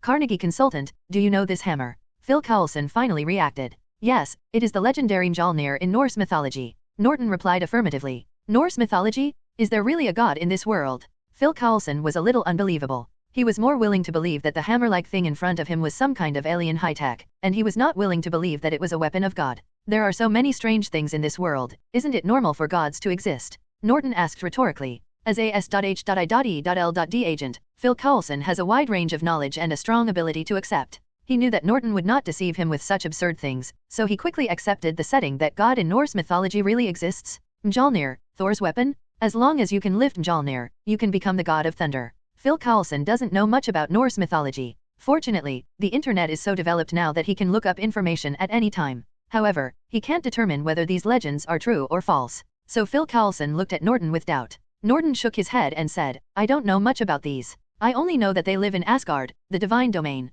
Other legends need to be verified." He has no interest in answering Phil Coulson's questions. What he knew was very limited, and unless he verified it with his own eyes, he was not sure how true the things in his memory were. "At least it says that as long as you can lift Mjolnir, you can become a thunder body?" Norton is skeptical. Odin doesn't seem like such a generous person. Norton is more willing to believe that, except for Thor, even if anyone else can lift 207 Mjolnir, they will most likely be struck to death by lightning instead of becoming the god of thunder. So after feeling the powerful power contained in Mjolnir, Norton didn't try it easily, and he didn't have much interest in becoming the god of thunder. The so-called gods are all self-proclaimed by Asgard. In terms of strength, they are not necessarily stronger than the 5th level mutant. After observing carefully for a while and confirming that Mjolnir was not very aggressive in his current state, Norton reached out and grasped the handle of the hammer. Sure enough, Mjolnir did not fight back directly, nor did he have any other reaction. But when Norton was about to exert force, Mjolnir immediately felt a shock to his consciousness. This impact on consciousness is not strong, and most people cannot even detect it. It is more like a detection program. This impact on consciousness was directly offset by the mental shield blessed by Una, without any feedback to Mjolnir. Without feedback, the test will naturally be unsuccessful and Norton will not be qualified. Although Mjolnir did not attack Norton, he did not reduce his own heavy area. The result of Norton's force was that the hammer did not move at all. He increased his strength little by little, but even to his own limit, with nearly 10 tons of strength, he still couldn't shake Mjolnir in the slightest. Is this the weight of the Death Star core? Norton suddenly became curious about the material of the hammer. It's just that the hammer itself has great power, and Norton's power cannot penetrate it. He cannot fully control Mjolnir, and naturally cannot analyze its materials. Pure strength is not enough, so Norton can only use other methods, but he is not sure what the consequences of other methods will be. So he called to Una and Phil Coulson, "You guys step back and I'll try again. Be careful," Una warned. "It's okay, it's just a hammer. Even if it's in the hands of its owner, it can't hurt me, not to mention it doesn't have an owner yet," Norton replied confidently. After the two people retreated, Norton probed his perception into Mjolnir's interior little by little. Perception entering the inside of the hammer is like entering a world of thunder, filled with all kinds of endless thunder and lightning. Then Norton started law observation, and the thunder world instantly changed into countless intertwined thunder laws. In addition, there is a mysterious power that is comparable to the thunder law. The combination of the two powers is the core of Mjolnir's power. This power is the world power of Asgard. Norton guessed in his mind. To Norton's peak, the lightning law did not respond, but the power of the world of Asgard instinctively mobilized the lightning law to start a counterattack. Norton was not polite and directly activated a law rune of his own to suppress the power of law within Mjolnir. The lightning law contained within Mjolnir is very strong, exceeding level 5 and reaching level 6. However, without the support of its master and being far away from Asgard, its power was greatly reduced, and it could not completely expel Norton's power for a while. When Mjolnir and Norton were fighting, sparks of electricity began to appear on the hammer, and the electricity became more intense. Una and Phil Coulson stood aside, staring at Mjolnir intently. "Come again." Norton mobilized the power of the second law rune, superimposed the power of the two law runes, and then pressed down hard. Pa! There was a thunderous explosion on the hammer and a strong light flashed at the same time. Una and Phil Coulson closed their eyes involuntarily. When they relieved the discomfort in their eyes and opened them again, they saw Norton playing with the Mjolnir, and the hammer returned to its normal state. "Norton, you actually picked up Mjolnir. Are you now the god of thunder?" Una asked excitedly. Norton shook his head and explained, I am only qualified to pick it up, but I cannot use its power, so I am not the god of thunder. After picking up Mjolnir, Norton found that his previous guess was correct. Picking up Mjolnir and becoming the god of thunder were two different things. Norton relied on his own strength to forcefully suppress Mjolnir and was qualified to pick it up. However, he could only use it as a hammer and could not completely control it. Naturally, he could not use the power of thunder in it. If Norton wants to fully control Mjolnir and become the god of thunder, he must lift it above his head and withstand the test of thunder. Needless to say, this so-called thunder test must be a trap left by Odin? Definitely, Norton is not without gain. Through this thunder hammer, he can probably estimate Asgard's strength. Thor should have been at level 5 at his peak. Even if he fully controlled Mjolnir, he would not have reached level 6. Mjolnir was a foreign object after all. The father of God Odin must have reached level 6, a level of power similar to Sorcerer Supreme, but it is doubtful how much strength he can still exert now. It's boring. After playing with it for a while and finding it boring, Norton put Mjolnir back intact, and then asked Yuna. Yuna, do you want to try to lift it? Okay. Yuna grabbed the hammer curiously and tried to pick it up, but the hammer didn't move at all. Then she let go of Mjolnir in disappointment. It's so heavy, I can't lift it. Feel carefully. When you hold Mjolnir, you should feel an impact on your consciousness. As long as you pass Mjolnir's testing program, you will be qualified to lift it. Norton pointed to Yuna. Whether others can pass the test depends entirely on whether their character meets the requirements. But Yuna is different. She is good at seeing people's hearts. She has reached the 4th level of top-level psychic ability. Norton thought she would be able to trick the test. After hearing Norton's instructions, Yuna closed her eyes and held Mjolnir in her hands. After waiting for less than 3 seconds, I saw Mjolnir being gently picked up by Yuna.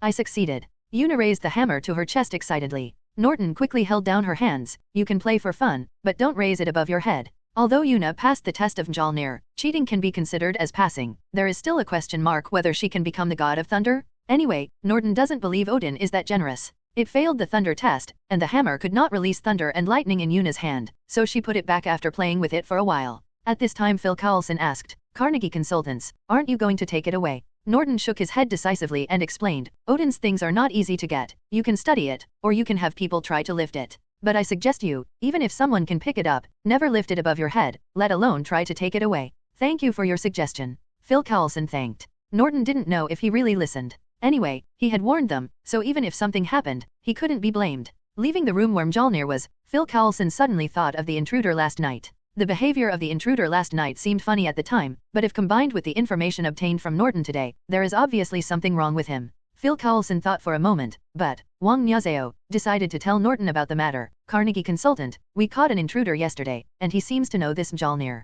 Is he still here with you? Norton was surprised that Thor was still here to greet him. Still next door. Phil Coulson replied. Okay, let's go over and take a look. Norton asked Phil Coulson to lead the way. Originally, Norton was planning to meet Thor, but now he didn't have to look for him, which saved him a lot of trouble. Thor, Norton asked casually. Seeing Thor's dejected look, he knew that Loki had come to see him. Hearing Norton's question, Thor raised his head in confusion. You know me. I definitely know you, Prince of Asgard, Thor Odinson. Norton nodded. I am no longer the Prince of Asgard, and I am no longer Thor. Thor shook his head sadly. He obviously hasn't recovered from Loki's blow. He didn't even ask about Norton's identity, nor was he curious about why Norton knew his identity. Seeing Thor like this, Norton lost interest in continuing the conversation. Forget it, let's talk about it next time. When he left, with a flick of his finger, a sunrise mark appeared on Thor's wrist. Thor rubbed the mark on his wrist and found that it couldn't be wiped off, so he ignored it. Judging from experience, this should be a simple tracking mark and harmless. Thor is not surprised that Norton marked him. If outsiders arrive in Asgard, they will also be monitored throughout the process. If it was the old Thor, if someone dared to mark him, he might explode. Unfortunately, the current Thor no longer has that kind of spirit. Norton didn't care about Thor's reaction and walked straight out of the base. It wasn't until he walked outside that Phil Coulson couldn't help but ask Norton, is he really the legendary Thor? Definitely. Norton nodded affirmatively. He did not explain in detail, but Phil Coulson still believed most of it. After all, as Norton, he would not fool them with such a thing. I suggest you not to interfere with Thor's affairs. No matter how Odin punishes him, it is just their family matter, and he will always be Odin's son. In the end, Norton left a piece of advice to Phil Coulson. After leaving S.H.I.E.L.D's temporary base, Norton and Yuna drove to a nearby town and found a place to park with a good view. While setting up the camp, Yuna asked, when will we go back? Stay for 2 days and we'll go back after the show. Norton replied. Staying here is naturally to ensure that Thor returns to Asgard smoothly. Otherwise, wouldn't the mark left on Thor be in vain? The mark was never meant to be used for surveillance, and Norton had no interest in monitoring Thor. I don't know if it was because of Norton's suggestion that Thor was quickly let go by Phil Coulson. Norton watched him being taken back to the town by Shavig. The next day, before the family drama in Asgard began, Norton saw an unexpected person first. Tony, why are you here? Norton asked in surprise. I'm definitely here to find you, brother, you won't forget, right? Tony asked. Forgot something. Norton looked at Tony confused. Tony had a real, J-fi, expression on his face. It seems that you have really forgotten? You completely left the energy company affairs to me, but you went out to travel by yourself. Brother, you are not enough. In fact, Norton really forgot about the energy company. After he gave Tony the money and drawings, he never cared about the construction progress of the energy company. If Tony hadn't come to him, he didn't know when he would remember to install the equipment. Okay, after today's scene is over, I will return to New York to install the equipment, Norton assured casually. The core equipment of the 3 buildings is not a big project. Even if it is done by hand on site, Norton does not need much time. Tony didn't notice Norton's assurance, but he instantly caught the point. A show? What's going on here today? You'll find out later. Norton didn't answer. Tony is not as easy to fool as Phil Coulson. A few words will definitely not sway this curious baby, and Norton is too lazy to explain repeatedly. It's better to let him see the facts with his own eyes first, and then it will be much easier to explain. Norton and the others were not kept waiting for too long. Not long after they had eaten breakfast, they saw a sudden gathering of wind and clouds in the distance, and then a colorful beam of light fell from the sky. What is this? Tony immediately put on his armor and flew over to take a look. This thing didn't look like a natural phenomenon. But Norton caught him. It's Bifrost, a device. Bifrost, Einstein-Rosen bridge. Tony thought of the corresponding thing. The principles should be similar, but the technical content is very different. Bifrost is Asgard's artifact and can be teleported to any corner of the universe. Norton explained briefly. He has never seen Bifrost with his own eyes, so he can only explain it according to legend. Asgard, Norse mythology's legendary realm of gods. Tony was still a little unbelievable when he saw the information searched by JARVIS. Norton explained to Tony from a different angle. If it is difficult for you to understand myths and legends, you can also say it another way. Asgard is an alien planet, inhabited by a group of aliens who consider themselves gods. They have an extremely powerful civilization, are famous in the universe, and have left a legacy on the Earth. With this explanation, Tony immediately understood. It turns out they are a group of aliens. Actually, with their race lifespan, personal strength, and science and technology, it's not a bad idea to call them gods. Norton corrected. The Earth is nominally the protectorate of Asgard. It is precisely because of Asgard's protection that no alien civilization dares to invade the Earth with great fanfare. Although what Norton said was true, this fact made Tony feel uncomfortable. Does the Earth still need aliens to protect it? Norton nodded affirmatively. In a sense, yes. It has been like this for thousands of years since Odin became a conqueror. Tony would like to say that the Earth does not need other people's protection, but he is obviously not qualified to say this now. So he did not continue to talk about this issue, but shifted his focus to the present. So, what is the situation today? A family drama, an experience arranged by Odin for his son, Thor. Norton answered simply. Thinking of Tony's character, he warned in advance, don't take action easily later. Evacuate the people first, let the rest of the matter be solved by themselves as a family. Will there be a fight later? Why not evacuate the civilians in advance? Tony asked. What reasons did you use to convince them? People from these remote areas are not as easy to talk to as city residents. Norton asked. Liberal democracy is no joke in such a remote place. Without sufficient reasons, even if the army is called, they will dare to take out their guns and resist. Definitely, if enough money is given, these people will definitely cooperate actively. But Norton won't do that. Even if he has more money than he can spend, he won't spend the money in vain. Okay. Tony calculated the town's population and didn't ask for trouble. Anyway, the population of the town is not large, so there was enough time for temporary rescue after the incident. Soon, 4 people in strange clothes walked into the town from the direction where Bifrost fell. Tony saw them from the surveillance equipment just released. Who are they? Thor's friend, here to see Thor. Norton replied, don't worry, it's still early. Waiting until noon, the sky changed again, and another rainbow fell, still near the town. Here he comes? It's Odin's destroyer. Norton stood up instantly. As soon as Bifrost disappeared, Norton felt an extremely fiery power, which was completely different from the previous Asgard warriors. It's obvious that what was sensed this time must be the destroyer. Tony couldn't sense the destroyer's breath, but he could hear the explosion coming from that direction, see the flames of the explosion, and produce a powerful energy reaction in his body. The 3 of them walked into the town, and Norton reminded, evacuate the people first, and don't worry about the destroyers. A few dilapidated houses are worthless. If they are destroyed, they will be destroyed. The sound of the explosion had attracted the attention of the town residents, and the evacuation work did not encounter much resistance. Especially after the destroyer entered the town, everyone started to run away without any persuasion. However, the evacuation work still encountered a little trouble. Tony flying around in the sky in his armor was too ostentatious, attracting the destroyer's attack. Tony's character obviously wouldn't just take a beating without fighting back, so he took the initiative to fly towards the destroyer. I'll hold it back. Norton, you guys evacuate the people as soon as possible. Norton could not leave Tony alone to evacuate the people. Phil Coulson had already arrived with his people anyway, and the evacuation work could be left to them. So Norton flew to the roof with Una to watch Iron Man fight the destroyer up close.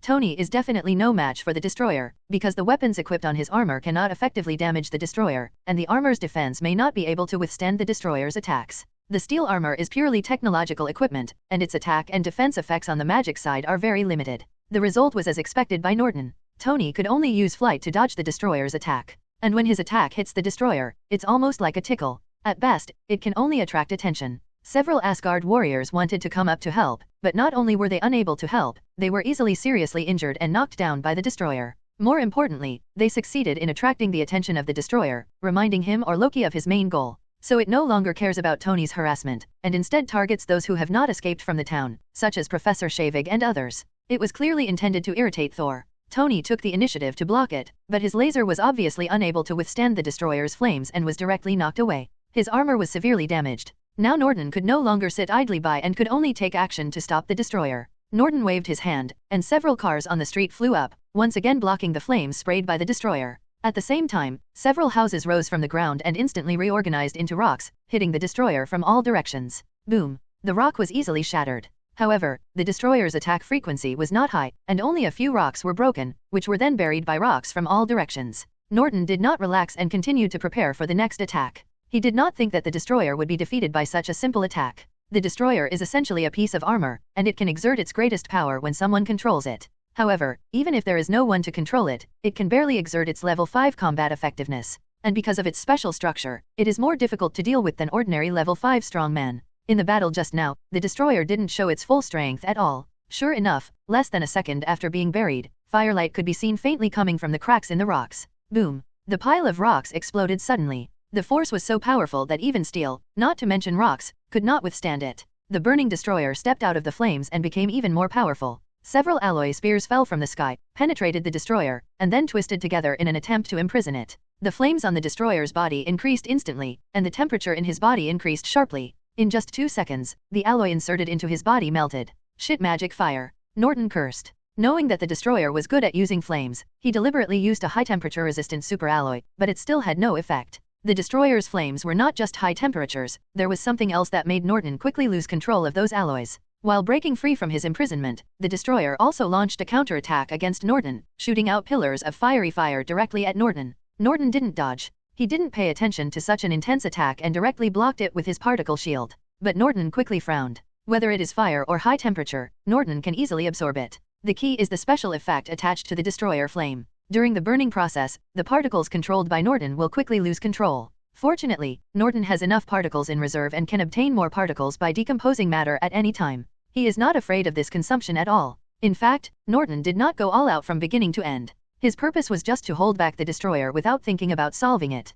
It's not bad to keep the stalemate like this, the people in the town will be evacuated soon. Stop. Thor didn't keep Norton waiting. Hearing his voice, the destroyer extinguished the flame first, and Norton did not take the opportunity to fight back. Thank you for your help, let me solve the rest by myself. Thor said with a free and easy expression. That's fine. It's all your family affairs anyway. If it doesn't affect innocent people, I won't bother to care about it. Norton nodded to Thor, and then flew to Una's side. Tony then landed next to Norton. What does this kid want to do? Tony asked. Soon you'll find out. Norton doesn't spoil anything. Is he actively seeking death? More than 100 meters away, Tony's armor still captured Thor's voice. As soon as he finished speaking, he saw the destroyer slap Thor away with a slap, and then the fire began to slowly brew in his eyes. He's dead. Tony looked at Norton. Only Norton could kill Thor at this time. How could Odin's son die so easily? Norton had no intention of taking action. Sure enough, at the critical moment, Mjolnir fell from the sky and blocked the destroyer's attack. Thor then held Mjolnir aloft. The sky was clear just a moment ago, then suddenly dark clouds covered it, and then thunder fell from the sky. Bathed in the thunder, Thor's power of Thor was instantly restored, and he became the god of thunder of Asgard again, and his strength became even greater. Is this solved? Tony was a little unconvinced as he watched Thor eliminate the destroyer with 2 moves. The destroyer is a weapon made by Odin. Do you think he will leave no backdoor? Thor is Odin's son. Norton asked. Tony understood instantly. He was familiar with this matter. The steel armor he made had a backdoor, and there were more than one armor. If someone uses the steel armor he made to deal with him, he can teach them how to behave in minutes. Facing Thor, who had regained his divine power, the destroyer had no power to resist and was easily eliminated by Thor. Mjolnir's restraint on the destroyer was too severe. As soon as Thor hammered it down, all that was left of the destroyer armor was its remains, making it completely impossible to repair it. Especially the most important core of the armor, not even a single fragment was left. However, Norton still collected a third of the remains to study the material composition of this mythical creation. Seeing Norton's actions, Tony was not polite and took away a third of the wreckage. He was also very good at this mythical material. In the end only 1/3 was left for Shield. As for Thor, this stupid son of a landlord obviously doesn't care about this garbage. 723 Norton and Tony finished packing their trophies, and Thor just finished saying goodbye and walked towards them. Thank you for your help. Thor thanked him. You're welcome, that's what we should do. Norton Carnegie, one of the Earth Asgardians. Norton introduced himself. Tony Stark, Iron Man, one of the Asgardians on Earth. Tony also introduced himself. Thor Odinson, God of Thunder, Prince of Asgard. Thor also introduced himself, and then apologized. I'm sorry for what happened this time. I promise in the name of Prince Asgard that Asgard will compensate for the damage caused to the Earth this time. Norton could hear that there was an anxious mood in Thor's tone, and he was obviously in a hurry to return to Asgard. So he didn't deliberately embarrass Thor. I accept your promise. Also, say hello to God King Odin for me. Thanks for your understanding. Perhaps because he didn't understand Asgard or the relationship between Earth and Asgard, Tony didn't interrupt from beginning to end. It wasn't until Bifrost picked Thor up that Tony asked, are we just going to let him go? What else? Fight another fight and force him to stay here? What's the point? Norton asked, and then explained. Don't worry, Asgard's reputation is not so cheap. As long as nothing happens, he will come back soon to fulfill his promise. Definitely, Norton didn't tell Tony that something was going to happen to Asgard soon. The energy company was in a hurry, so Norton didn't drive or blow the wind when he returned. The door opened 2 portals, and Norton and Tony arrived at Stark Tower in New York City. In a few seconds, from New Mexico to New York, Tony was full of curiosity about the portal. What is the principle of this? I don't know. Norton shrugged. Most of mutants' abilities don't follow scientific principles. After hearing Norton's explanation, Tony complained, I hate this kind of conceptual creation. Has your Stark Tower been replaced with new energy? Norton asked, changing the subject. Yes, this building is now powered by an arc reactor independently. It has been running smoothly for 3 days and the energy supply is very stable. Tony nodded affirmatively. When will the company be ready to connect to the grid? Norton asked. It's definitely not possible now. It will take at least half a year of stable operation before power can be supplied to a small area. Tony replied. This is Manhattan, New York. Even a minute of power outage will cause huge amounts of economic losses. Capital will not allow him to mess around. Even the Stark Group cannot compete with most of the capital in the United States, so Tony can only test it slowly. The other 3 buildings have also completed acceptance, and they also need to install equipment and start testing as soon as possible. Tony continued. Norton doesn't care when the energy company starts operations. His purpose in joining the energy company is not to make money. However, the equipment should be installed 1 day earlier so that he can rest assured. In that case, let's go ahead and try to get it done within 3 days. I had forgotten about this before. Norton was not equipped with the corresponding equipment parts, so I could only do it by hand on site. Fortunately, most parts of this batch of equipment only require conventional precision, and only a few core parts require very high precision. Norton's on-site synthesis is also effortless. The first set of equipment took a whole day. Starting with the second set, Norton's efficiency became faster and faster. It only took 2.5 days to complete the installation of the 3 sets of equipment. Then it took another half day to test and adjust the equipment. Everything was done. Exactly 3 days later, Norton looked at Tony and said, okay, done. We can arrange for someone to pick it up.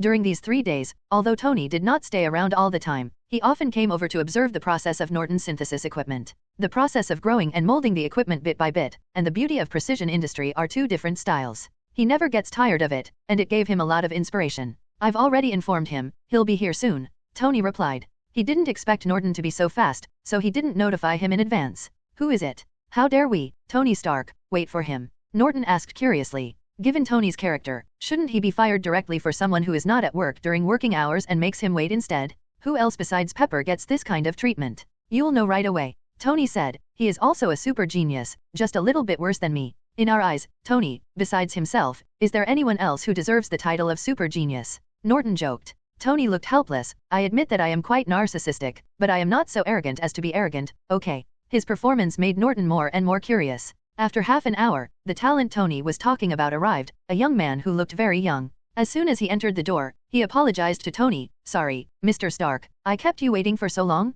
There is a defense at school today. This 2.5 is Norton Carnegie, another partner of the company and a provider of some of the company's energy technologies. Tuo Zhong introduced Norton. After hearing Tony's introduction, he immediately apologized to Norton. Sorry, Mr. Carnegie, for keeping you waiting. Tony immediately introduced Norton. This is Reed Charlize, the chief technical consultant hired by the company. Reed Charlize, you haven't graduated yet. Norton's eyes narrowed. Although Reed has not graduated yet, he has already obtained 5 doctorates including high-energy physics. Tony explained for Reed. This was the first time Norton had seen Tony take the initiative to defend the same genius. However, considering the age gap between the two, he most likely regards Reed as a junior worthy of promotion. The name Reed Charlize gave Norton a little guess, so he opened up his vision of time and space. The result was consistent with Norton's guess. He saw the fate track above Reed's head, but this track was not in the main world, but in a time tributary. Combined with his name, the significance of this time tributary is self-evident. The appearance of Reed allowed Norton to accidentally discover a new branch of time, but he did not go there rashly.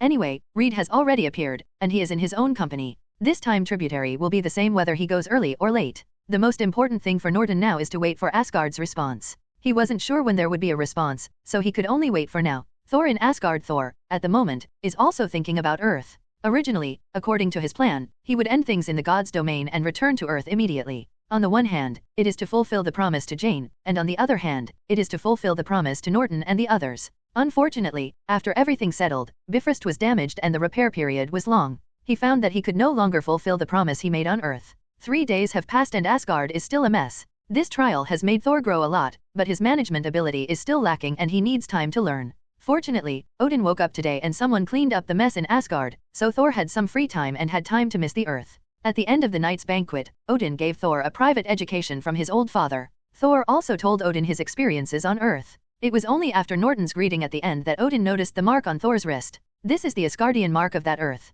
Thor explained. In fact, if Odin hadn't discovered it, Thor would have forgotten the mark Norton left on his wrist. Thor tried again and found that he still couldn't get the mark. He could clearly see the mark, but he couldn't feel its existence. So he asked Odin, what does this mark do? This mark, which left Thor completely helpless, was easily picked off by Odin, and he quickly analyzed the mark's purpose. This is a positioning mark that has not yet been activated and can be used as a space beacon. The moment he got the mark, Odin already understood Norton's purpose of leaving the mark. It was a request for a visit. He did not choose to destroy the positioning mark, but chose to activate it. Although Asgard has experienced some changes, it still doesn't make people afraid to visit. On Earth, Norton felt the space beacon he left behind being activated, and immediately realized that Odin had agreed to his visit. So the space channel was quickly opened. Visit the God King Odin and learn about the current situation of Odin and Asgard. This is why Norton went to New Mexico to get involved in Thor's plot. Also, the protector of the Earth, Odin the Conqueror, is as famous as the Supreme in the universe. The deterrent power of the Ancient One magician is only aimed at the top powerhouses in the universe, while the deterrent power of Odin is equally effective against aliens large and small in the universe. Even the famous Thanos, before the fall of Odin, only dared to send cannon fodder to test, but did not dare to take action himself, nor did he dare to send out his close men. After Odin died, he sent out his army and attacked the Earth directly. So Norton wanted to see if Odin could be saved, and if he could be given a few more years to live and gain a few more years. What Norton lacks most now is time. From the moment he traveled to this world, he was seizing every opportunity to become stronger. Now he is confident that he can survive Thanos' snap of his fingers, but he can't guarantee that others can also survive it. Especially the parents in this life, the Nova team, the children, and teachers of Carnegie Mutant Academy, etc. After decades of love, Norton couldn't just sit back and watch them be wiped out by Thanos. So Norton needs more time to become stronger, strong enough to protect everyone he cares about, strong enough to defeat, or even kill Thanos. Odin and Thor stood side by side outside the space passage, but as soon as Norton walked out of the passage, his eyes were instantly attracted to Odin. Powerful, like a vast and majestic world. This is the first feeling Odin gave Norton. Norton is also a top level 6 expert, but he has never felt this feeling from the Ancient One magician. Was this a show of force, or was Norton hesitant to draw a conclusion? He first closed the space channel, and then performed a basic courtesy. I have met God King Odin. You're welcome, young Earth Asgardian. Odin sounded like a kind old man. The name Earth Asgardian also means that Odin recognizes Norton's strength. But Odin's aura has not changed, and Norton still feels huge amounts of pressure. It was obvious that he was not targeting Norton intentionally, which meant that he could no longer completely contain his momentum. Norton couldn't help but feel a little heavier. Faced with strong pressure from Odin, Norton took the initiative to express his intention. Ever since I learned about the existence of Asgard from the Sorcerer Supreme, I have always wanted to see the legendary Divine Realm. I hope the God King will not be offended by my rash visit this time. As an Asgardian of Midgard, you are entitled to visit God's realm at any time. Odin replied. Norton and Odin exchanged some more information about the current situation of the Earth, before Thor found the opportunity to interject. Sorry, Norton? The Bifrost of God's domain 747 was destroyed, and the compensation I promised to the Earth may now be broken. It doesn't matter, there are no casualties anyway, it's just some ordinary houses. Thor, you don't need to care. Norton said he didn't care. Just kidding, this is a good opportunity to sell favors to God King Odin, how could you miss it? Definitely, the casualties of the S.H.I.E.L.D agent were selectively ignored by Norton. However, Norton's little thought could only fool Thor, and Odin saw through his thoughts at a glance. He immediately taught Thor, as a qualified king, you must abide by the promises you make. No matter what the reason is, it cannot be used as an excuse to break the promise. After teaching Thor a lesson, Odin said to Norton, as compensation for Asgard's failure to fulfill its promise, you can choose any treasure from my treasure house. The legendary Odin treasure house. Norton asked expectantly. He was also full of curiosity about the legendary Odin treasure house. Legend has it that every treasure in Odin's treasure house is a trophy brought back by Odin from various worlds, and every piece is a rare treasure. Norton really wanted to know if this was an exaggeration?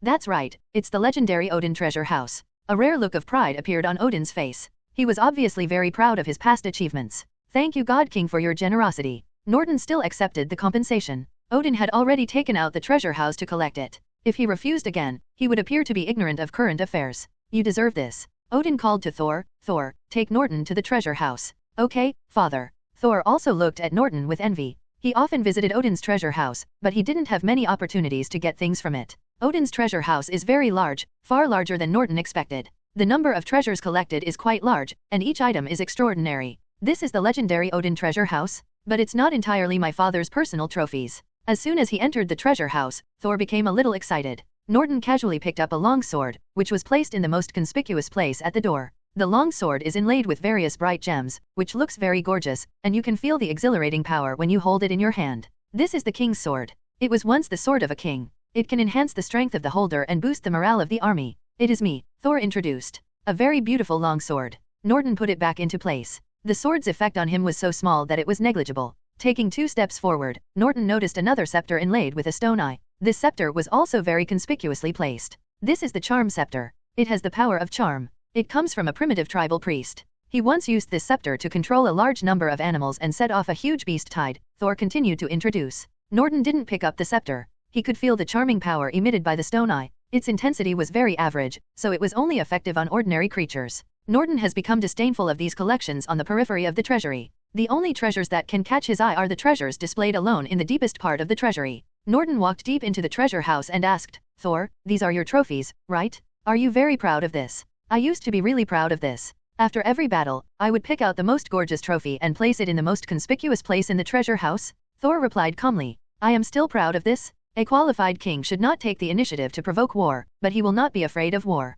These treasures are all trophies I obtained in the war against the rebellion. Being able to say these words, it can be seen that this blow has indeed made him grow a lot. Soon Thor took Norton to the deepest part of the treasure house, where every treasure was individually suppressed and protected by the power of Odin's treasure house. This is the real essence of Odin's treasure house. Although there are not many treasures, each one is the most cherished treasure in the universe. Thor introduced with a proud face. The monument of life and time? The relic of Atlantis. Legend has it that it records the ultimate secret of the evolution of life. The first thing that catches the eye is a slightly broken stone tablet. It seems to have no mysterious power, but is engraved with countless mysterious symbols. Norton walked to the stone tablet and carefully observed the symbols on the stone tablet. If there is really the ultimate secret of the evolution of life, it is probably hidden in these mysterious symbols. Thanks to Sorcerer Supreme's rich collection of books, Norton has learned a large number of ancient and mysterious languages, raising his linguistics to level 5. But even level 5 linguistics cannot decipher the meaning of these symbols, as if they are just meaningless graffiti. If it couldn't be deciphered, why would Asgard treasure this broken stone tablet so solemnly?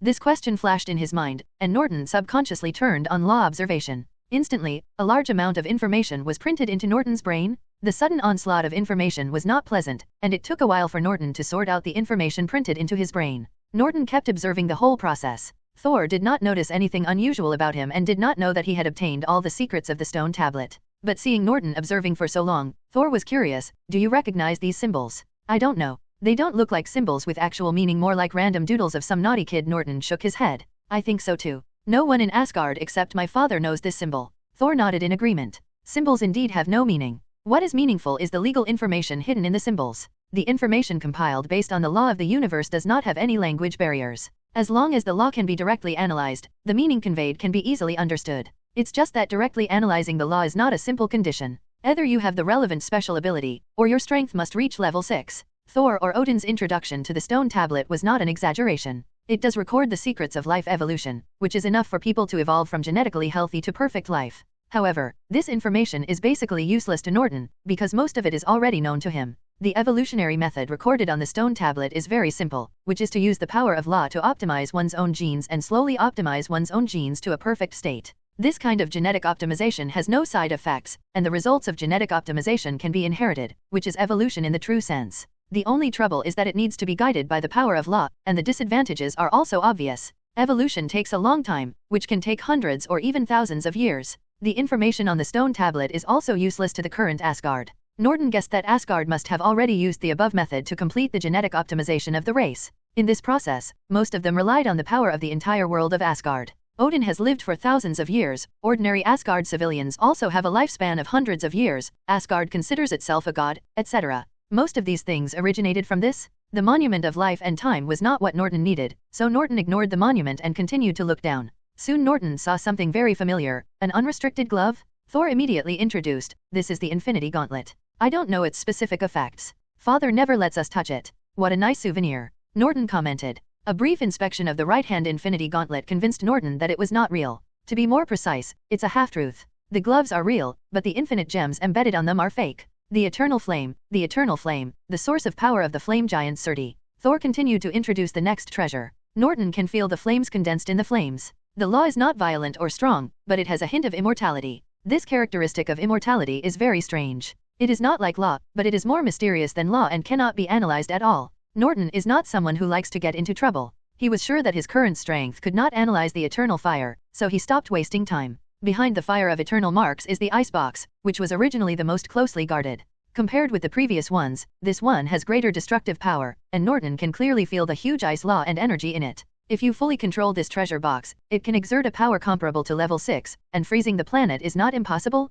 This is the icebox, the source of power for the giants of Jotunheim. Thor's voice was a little low as he stroked the icebox. In a sense, it can also be said that this treasure box was the trigger of tragedy and the direct cause of his losing his brother. Seeing Thor's performance, Norton thought of a question he had always wondered. Why did Thor still want to believe that Loki betrayed Thor again and again and regarded him as his love? Loki has been playing pranks on Thor since he was a child. Has he gotten used to it? Or is he suffering from Stockholm Syndrome? After introducing the treasures, Thor asked Norton, "These are the most precious treasures in Odin's treasure house. Which one do you want?" "That's it." Norton glanced at several treasures and finally picked up a glove. Seeing the collection Norton chose, Odin asked, "Are you sure you want to choose this glove? It's just a powerless souvenir." Odin did not conceal the fact that this Infinity Gauntlet was a fake. Otherwise, where would Asgard's face be if word spread? 353 I know this Infinity Gauntlet is a fake, but the other treasures are not what I need, so this souvenir is more valuable. Commemorative significance. Norton replied affirmatively. Although there are many treasures in Odin's treasure house, there are only a few that can catch Norton's eyes. Similar to Icebox, although it is very powerful, its power is not suitable for Norton, so he will naturally not choose it. The information on the Monument of Life and Time has been completely obtained, and there is no need to take away the originals. The Eternal Fire Norton really wanted it. He was very interested in the Eternal Fire properties of the Eternal Fire. But the Eternal Fire is a key item in Asgard Ragnarok, and Norton is unwilling to get involved in this trouble, nor does he want to test Odin's bottom line. Odin's time is running out, but at this time, he becomes more dangerous. So Norton's final choice was the Infinity Gauntlet. The infinite gems inlaid on it were fake, but the gauntlet was originally real. As the brainchild of the dwarf family, the glove is capable of carrying infinite gems. Norton is very interested in its material and its casting technology. And if you take it back and modify it, the Infinity Gauntlet may not be useful. Seeing that Norton knew the authenticity of the Infinity Gauntlet, Odin didn't say anything more. After all, even if the gauntlet was a fake, its value was not low, and it was more than enough compensation. "Thor, go help your mother prepare the banquet." Odin found a reason to send Thor away. "Okay, father."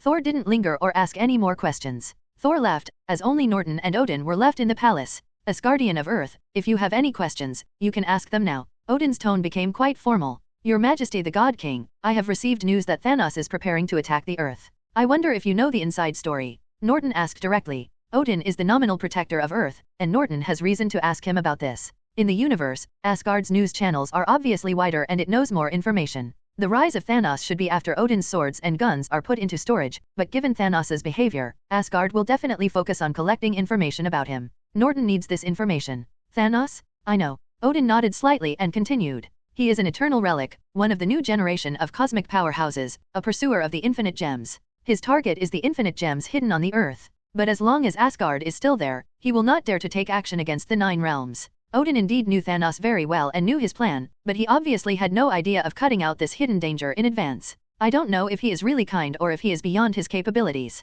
What if you are no longer here? Norton boldly asked. Joff. The atmosphere in the hall solidified instantly. After a while, Odin finally spoke. Even if I am gone, there will be others who will stand up to protect the peace of the 9 realms. After all, he didn't get angry because of this offense. I know, His Majesty the God King. Norton didn't ask any more questions. He had already guessed the rest of the answers. When he returned to Earth, Norton felt a little heavy. Although he only stayed in Asgard for less than a day and had less time to contact Odin, he already had a basic understanding of Odin's current state. Odin's time is numbered. However, the reason why Odin's time is running out is not that his lifespan is exhausted, but that his body and soul can no longer withstand his increasing power. Odin's power comes from Asgard. Over thousands of years, Asgard's original power has been completely integrated into his body and soul, and cannot be separated at all. There is a limit to a person's carrying capacity, but there is no upper limit to the power of the world. Asgard's power became stronger and stronger over time, beginning to exceed Odin's endurance limit, and his burden naturally became greater and greater. Norton is very suspicious that this is the reason why Odin, the original conqueror, stopped his campaign. But even if Odin stopped fighting, Asgard's reputation has been established, and its power is still growing stronger amid peace and prosperity. Up to now Odin has had to resort to sleep to relieve this pressure, but even so he is gradually approaching his limit. In this current state, Odin is beginning to be unable to fully restrain his power. He can't do it easily. Once he does it, he may lose control of his power and reduce his limited time. If he takes action with all his strength and the power that has been dormant in his body explodes, Odin will fall into a complete sleep after the battle. Norton can't help Odin at all in this state. There are only 2 ways out he can think of. Or Odin himself goes one step further. As long as he can cross the bottleneck and reach level 7, it will be a piece of cake to carry the original power of Asgard. But this is obviously a dead end. Even Odin couldn't take this step when he was at his peak. Now in his lingering state, it is naturally even more impossible for him to take this step, or find a substitute to carry part of Asgard's original power for Odin. The only person qualified to help Odin share the power of Asgard is his son Thor. But Thor's current strength is obviously far from enough to carry Asgard's power, even just a part of it. Thinking of this, Norton suddenly understood. No wonder Odin is so impatient to train Thor. However, the hope of this road is also very slim. After this experience, Thor's will was sublimated and his divine power was only increased to level 5. But if you want to carry the original power of Asgard, you need at least level 6 strength. Level 6 is already the standard for strong men in the universe, and most level 5 strong men will not be able to reach it in their lifetime. Those who have reached the 6th level of the universe, when they first crossed this obstacle, they all spent a lot of time, tens to hundreds of years at least. And Odin obviously didn't have that long to wait for Thor to grow up.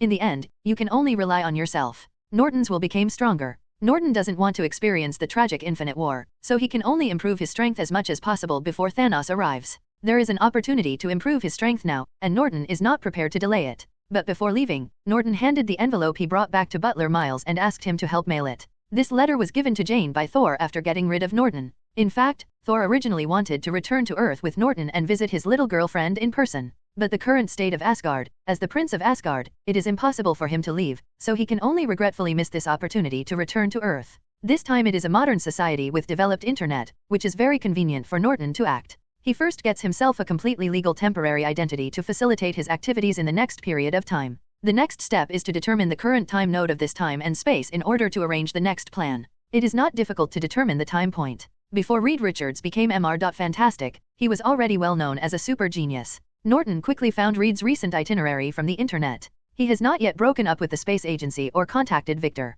In other words, there are at least a few months before the plot officially begins. Norton quickly determined the current time point. This is definitely good news for him, and he has enough time to prepare. For this time tributary, Norton's first goal is naturally the world feedback of spacetime integration. In addition, he is also curious about the solar storm that created the Fantastic Four. At that time, there were 5 people who encountered the solar storm. As a result, all 5 mutated at the same time, and the Ministry of Security succeeded. This 100% success rate successfully aroused Norton's curiosity. Integrating time and space requires a medium. Not surprisingly, the genetic samples of the Fantastic Four should be sufficient as a medium, but the genetic samples before their mutation most likely will not. So Norton quickly decided on his plan for level 1, go into space with Reed and the others. This is a plan that kills 2 birds with 1 stone. It can not only get close contact with and study solar storms, but also obtain the mutated genetic samples of Reed and others as soon as possible. During the time when Reed and the others were comatose, Norton was able to obtain the mutated genetic samples of the 5 of them without anyone noticing.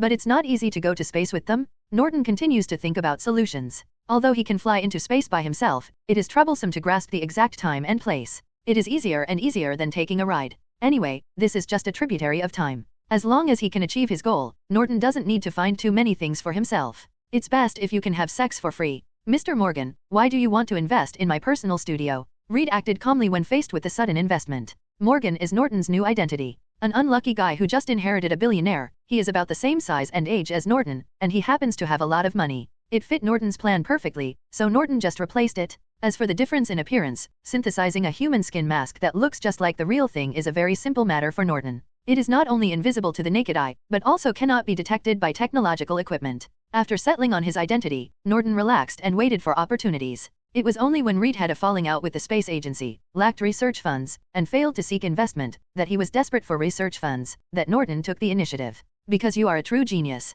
Even if you don't make money now, you will certainly not lose money in the future. Norton replied. Thank you for the compliment, Mr. Morgan. Reed showed a confident smile, then lowered his head and started to look at the contract prepared by Norton. As a super genius, Reed's legal attainments are no worse than those of professional lawyers. Norton did not rush Reed. What he gave was real money and a very standard investment contract. Please give me flowers. The investment conditions given in the contract are not very good, but they are definitely not bad. The most important thing is that the leadership of the studio is still in Reed's own hands. This condition gave Reed, who was short of research funds, no reason to refuse. Sure enough, after watching the cooperation, Reed had a smile on his face. Seeing this smile, Norton knew that the matter was settled, so he stretched out his hand. Happy cooperation, Dr. Richards. Good cooperation, Mr. Morgan. Reed signed his name on the contract, then stood up and shook hands with Norton. Since then, Norton has become the majority shareholder of Reed Studios. With the name of this shareholder, the rest of the things will be much easier to handle. At least after the plot begins, he can follow him into space legitimately. Norton soon discovered that investing in Reed Studio had more to gain than just this.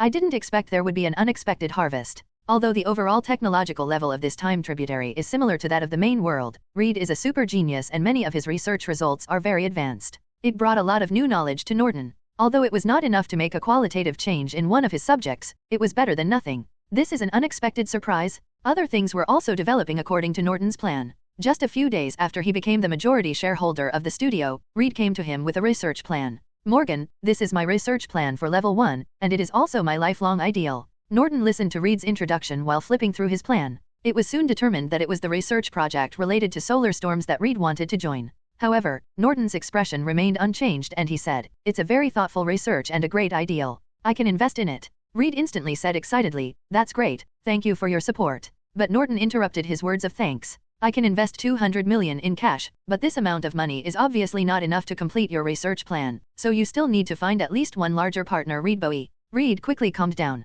His research plan required a lot of funds, and the funds alone were not enough. He also needed key technical support. Thinking of this, Reed said, we really need a partner, but Morgan, your support is also important. With Morgan's funding, he can start preparatory work in advance, and it will be more advantageous to find subsequent collaborators. It's up to you, Reed, to find collaborators. After all, as the project sponsor, you know better what technical support our project needs. Norton said. Norton is too lazy to interfere in this matter. There is no other reason than pure laziness. This matter will obviously not go smoothly. After all, there are only a few companies that can provide sufficient financial and technical support, and Reed's choices are very narrow. It took half a month for Reed to find a partner willing to invest, but the final negotiations required Norton's presence. Seeing the 9-foot-tall steel statue in front of him, Norton instantly realized that Reed had finally found Victor 4, 6, 7. But Norton wasn't surprised by the result. There are only a few companies and institutions that can provide technical support to Reed. Apart from the space agency, Victor's technology company can provide the most superior technical support. Because Victor has an existing space station that can be used as Reed's research site. With Reed's character, he would definitely choose the best one for the sake of smooth research, even if he had not had a good relationship with Victor. In addition, there is an important member of the Fantastic Four who is working as a secretary for Victor. How can we get the Fantastic Four together without cooperating with Victor? 70%. This is my bottom line. Victor was very strong. The conditions given were very harsh. He wanted to take away 70% of the entire project's proceeds, leaving only 30% for Reed and Norton. Even if he provides 800 million in funding and aerospace technology support, it is still considered a big deal. This condition is too harsh. Reed also wanted to argue. He didn't want Norton, who invested in him, to suffer a loss at the critical moment. If Victor's plan is followed, Norton's 200 million investment will only get 10% of the income, and he will not have the right to intervene in the project operation. Until now, Norton has not spoken and seems to be very hesitation. In fact, he doesn't care about the so-called project benefits at all. This project will eventually drive Victor into bankruptcy, so how can there be any benefits? Seeing that the fire was almost done, Norton made a condition. I can only take 10% of the share, but I have a condition. What conditions? Victor asked with a smile. I want to go to the space station with you. I have always dreamed of seeing real space. With your company's aerospace technology, it won't be difficult to take one more person with you, right? Norton asked. Victor looked into Norton's eyes, as if he wanted to see through Norton's true thoughts. Norton showed no sign of weakness and continued to look at him. Mr. Morgan, the cost for us to send a person to space for sightseeing is not cheap. Victor said. The money I gave you was pretty good, right? Norton asked. I can bring you one. Victor finally nodded and agreed. Compared with the $200 million invested by Norton, the cost of taking him to the space station is completely negligible. As long as the flight's carrying capacity is not exceeded, the cost of one more person will not increase much. In the end, the space trip changed from 5 people to 6 people. The contract was signed, the project was officially on track, and Reed began busy preparations before going into space. Apart from doing some adaptive training, Norton is still very leisurely and doesn't have to worry about anything. The preparation time is not long. After all, the solar storm waits for no one. Reed and the others need to rush to the space station before the solar storm arrives to complete the preliminary preparations for research. Fortunately, this time because of Norton's investment, Reed started the preliminary equipment very early, so the preparations were not too rushed. In the end, the 6 people arrived at the space station smoothly as planned. There are only 6 of us on this space station. After entering the space, Norton found that there were no other staff here. There were originally several astronauts maintaining the space station, but they have evacuated early. Currently, the space station cannot carry too many people. Victor explained. Which part of the space station has the best view? Norton asked again. He didn't want to get involved in Reed's work, even though he was no worse than them in terms of knowledge. There is an observation deck below. Victor took Norton to the observation deck below the core module, and opened the protective shield outside the observation deck for Norton, so that he could look at the stars and overlook the Earth. Since signing the contract, Victor's attitude towards Neo has been obviously much more enthusiastic. The reason why he did this is that Norton also knows that Victor is planning to launch a space tourism project, and Norton can be regarded as the first order and the best advertisement. How do you feel, Morgan? Victor asked Norton. Beautiful? Shocking. Norton had a shocked expression on his face, as if he was truly amazed. Definitely, Norton's expression is not entirely a performance. The scenery in front of him is indeed beautiful. Even if he has seen it many times, he will still feel shocked and amazed. Victor, I have to say that you are very good at business. The space tourism project will definitely become a big hit. Anyway, I was idle, and Norton started chatting with Victor. Suddenly, an alarm sounded throughout the space station, and Victor's expression changed instantly. Norton immediately said, Victor, go and do your work. Just let me stay here by myself. It should be safe here, right? This is the safest place in the entire space station. Morgan, wait a moment. Victor closed the shield and left in a hurry. What secrets does the solar storm hold? Norton turned to the direction of the solar storm. He had already sensed the arrival of the solar storm, but it was very different from what he expected. This solar storm gave Norton the feeling of being majestic and active. Even before it arrived, the power of law in his body became active. This is obviously not an effect that a natural phenomenon can have.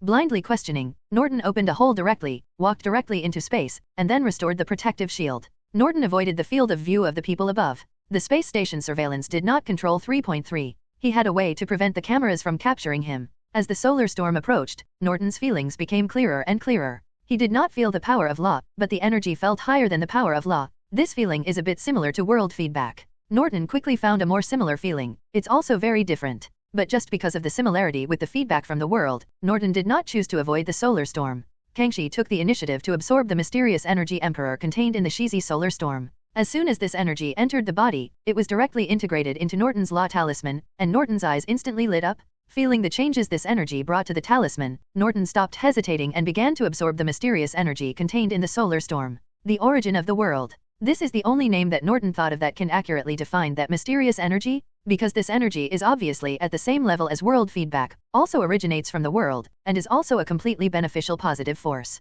The most important thing is that this energy can evolve law, allowing Norton's law symbols to improve themselves. The perfect law information completely matches Norton's original law symbols. This is really a huge amount of surprise, completely unexpected surprise. Solar storms come and go quickly. But Norton had no regrets, because the mysterious energy contained in the solar storm had been completely absorbed. Most of them were absorbed by Norton, while Reed and the other 5 absorbed only a small part. Returning to the space station, Norton immediately checked on Reed and their status. There was no accident, all 5 people were unconscious. They were originally ordinary people who could never withstand the impact of the solar storm. However, due to the integration of the origin of the world, they simply fell into a coma. as expected of the protagonist. Norton sighed. Even if he stole most of the world's origin, the 5 people's absorption of the world's origin still reached the limit that their bodies could bear. Norton 29 collected blood samples from 5 people one by one. During the solar storm, the genes of the 5 people had been recombined, but it would take some time for the genes to be fully expressed. There are still residual world origins in their bodies, which is enough to ensure that there will be no accidents in the gene expression process.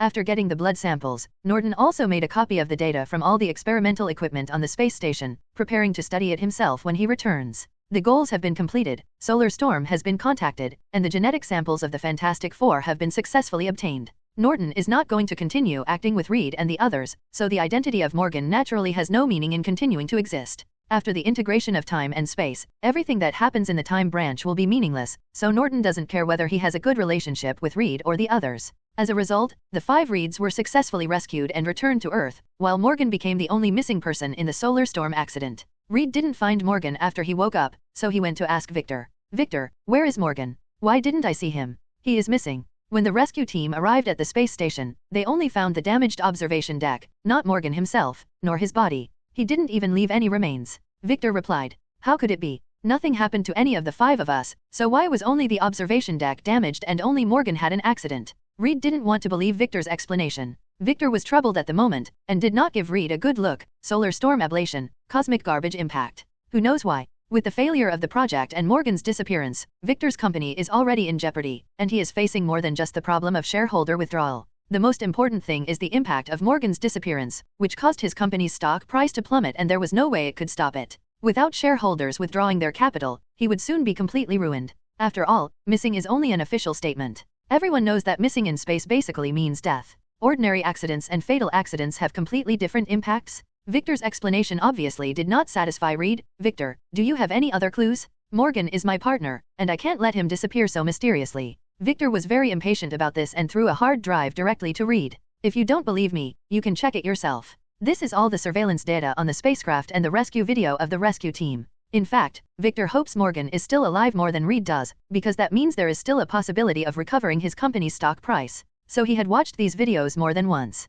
Before the solar storm came, Morgan was always there. After the solar storm passed, Morgan disappeared, and the observation deck was damaged. During the duration of the solar storm, the monitoring equipment happened to be affected and failed, leaving no image records. The rescue team searched every corner of the space station, but also failed to find the 6th person. The person they identified as missing was Morgan? No, it should be Norton. In fact, he had already returned, abandoned his identity as Morgan, and returned to the safe house he built. The Fantastic Four and Dr. Doom's genetic samples are enough to serve as a medium to integrate time and space. However, Norton was not in a hurry to return to the Lord. He planned to stay for a while to digest what he had learned from the solar storm. Anyway, after reaching level 5 in time and space and being able to make time and space beacons, Norton can already anchor the time of return. Although there is a close connection between the time tributaries and the mainstream, it is difficult to make the time between the two space-times relatively static. But it is enough to limit the return time to a very short period of time. No matter how many years I spend here, the return time will not exceed a few days. This is tantamount to extending the limited time of the main world. And Norton just needs more time to grow. Definitely, Norton cannot delay indefinitely. If you delay for too long, accidents may easily occur. If you cannot return by then, it will be more of a loss than a gain. Instead of paying attention to external matters, Norton focused all his attention on digesting the gains from this solar storm. After the power of creation is absorbed into the law rune, it will automatically work. It does not directly increase the upper limit of the law rune but first makes up for the lack of details in the law rune. This is equivalent to helping Norton lay a solid foundation, allowing him to easily raise the floor. I don't know how much the changes in the law runes will affect my strength. With this question in mind, Neo conducted a series of detailed tests on his ability. It was found that whether it is atoms or molecules, the upper limit of control power is not significantly enhanced, but the control effect is more flexible and free, and the reorganization of matter is naturally more convenient and faster. In addition, the improvement in control accuracy is also obvious. Precise control becomes easier and consumes less energy. These improvements cannot significantly improve Norton's strength, but they are extremely beneficial to his further advancement in the future. Norton made a simple attempt to make up for the missing details of the law rune, which was far more difficult than increasing the upper limit of the law rune. This good fortune saved Norton at least decades of time. The change in the learning system is just that elemental dominance LV5, 49%, has become elementless dominance LV5, 50%. The same goes for changes in molecular control. This completely fails to reflect the changes in Norton's own strength. The ability level displayed by the system only counts the main points and not the details. Norton guessed in his mind. He doesn't know whether this is a good thing or a bad thing. It feels like it has both advantages and disadvantages. The advantage is that it is easy to improve the strength. As long as the main body is upgraded, it can be promoted to a new level with the help of the system. The disadvantages are also obvious. The lack of details can easily leave flaws and allow enemies to seize opportunities. However, it is not that there are no ways to make up for it. As long as there are enough means, you can cover up your own flaws with abundant means. Definitely, this is just a stopgap measure, and it is best to make up for the missing details and eliminate the flaws in time. To make up for the missing details, you either have to rely on time to grind it out or look for opportunities, such as this solar storm. Thinking of this, Norton couldn't help but think of Reed. It seems that after returning to the main world, we should pay more attention to Reed's future development. More than a month has passed since Norton studied the changes in himself clearly. Returning to civilized society again, Norton discovered that Reed and others had become well-known superheroes. The appearance of the Fantastic Four did not cause controversy. Norton was a little surprised. Maybe it's because there are no mutants in this world and there are no strange and extraordinary humans, so people identify more with superheroes? From the internet, Norton quickly investigated the network of things. The appearance of Norton did not change the outcome of the rebellion between the Fantastic Four and Dr. Doom. This is not surprising. The conflict between Victor and Reed is almost irreconcilable, and Victor's own character cannot be changed. But this time the trigger for the two people's falling out turned out to be Morgan, the missing person. Victor believed that the missing Morgan was the culprit that caused his company's bankruptcy, and then transferred his hatred to Reed. After all, Morgan joined the project because of Reed, and Morgan was Reed's partner. Since Morgan disappeared, Victor could only blame Reed. The result was similar. The Fantastic Four teamed up to eliminate Dr. Doom. As for whether Dr. Doom is dead or not, Norton is not sure. Anyway, there is no relevant information online. Norton did not contact the famous Fantastic Four, but only invaded the computer of Reed's studio through the system backdoor reserved before. In more than a month, Reed has been conducting the most research on solar storms, and Norton has successfully obtained all the research data. Norton knows very well that the reason why Reed and the others were able to become the Fantastic Four lies in the power of creation. Without the power of creation, the solar storm would simply kill them. Therefore, he did not expect Reed to be able to study the secret of the power of creation. After all, this level of power was beyond the ability of a few ordinary scientific instruments to study. Norton just wants to try it and see if there are any unexpected gains. After all, a super genius like Reed can always create surprises. It turns out that Reed Richards is indeed Mr. Fantastic, and he has actually developed something. The instrument made by Reed can actually stimulate or take away the remaining power of creation in their bodies by artificially simulating solar storms. When the remaining power of creation is stimulated or taken away, the law energy in their bodies will also be stimulated or taken away. The result is that the ability is temporarily out of control, or the ability is temporarily lost. Norton has already studied that the Fantastic Four's super ability also comes from leveraging the law of the world. The super gene that the power of creation helped them reorganize is a key to leveraging the law. The principles of the Fantastic Four's super abilities are similar to those of the mutants, except that their super genes are derived from the power of creation, which is more complete and more understandable than the X genes of most mutants. As long as the super gene is fully expressed, or fully matured, their super ability can become quite powerful and can be freely retracted and retracted. As for the Stone Man, he was probably tricked by Reed's instrument. Norton has not seen the Stone Man with his own eyes, but based on the experimental records, he can roughly guess what happened to the Stone Man. Due to incorrect operation, the solar storm simulated by the instrument took away the remaining power of creation in the stone human body. This caused the stone's artificial power to be insufficient, resulting in sequelae, causing his super gene to be stuck in the last step and unable to fully mature. The Stone Man's combat effectiveness has not been affected. The only side effect is that he cannot change back to his original shape and can only maintain the appearance of the Stone Man. Reed also used the instrument once, but the experiment only instantly stimulated the remaining power of creation in his body. The result is that the super gene matures in advance and the super ability explodes, causing short-term ability to go out of control. After adaptation, there will be no sequelae. This instrument is of little use to Norton. There is no super gene in his body. It is the Law Talisman that digests the power of creation. The digestion efficiency of the Law Talisman is quite high. It has already digested the power of creation absorbed by Norton and does not need this instrument to stimulate it. But Norton quickly thought of another question. How can a natural phenomenon like a solar storm affect the power of creation? With this question in mind, Norton reanalyzed Reed's experimental data in detail. That's it. Norton soon figured out why. What Reed simulated was not a simple solar storm, but also included information fluctuations emitted by part of the power of creation. What really plays a role is the incidental information fluctuation, whether there is a solar storm or not. This information fluctuation is just a manifestation of the power of creation and has no actual effect, but it can have a certain impact on the power of creation.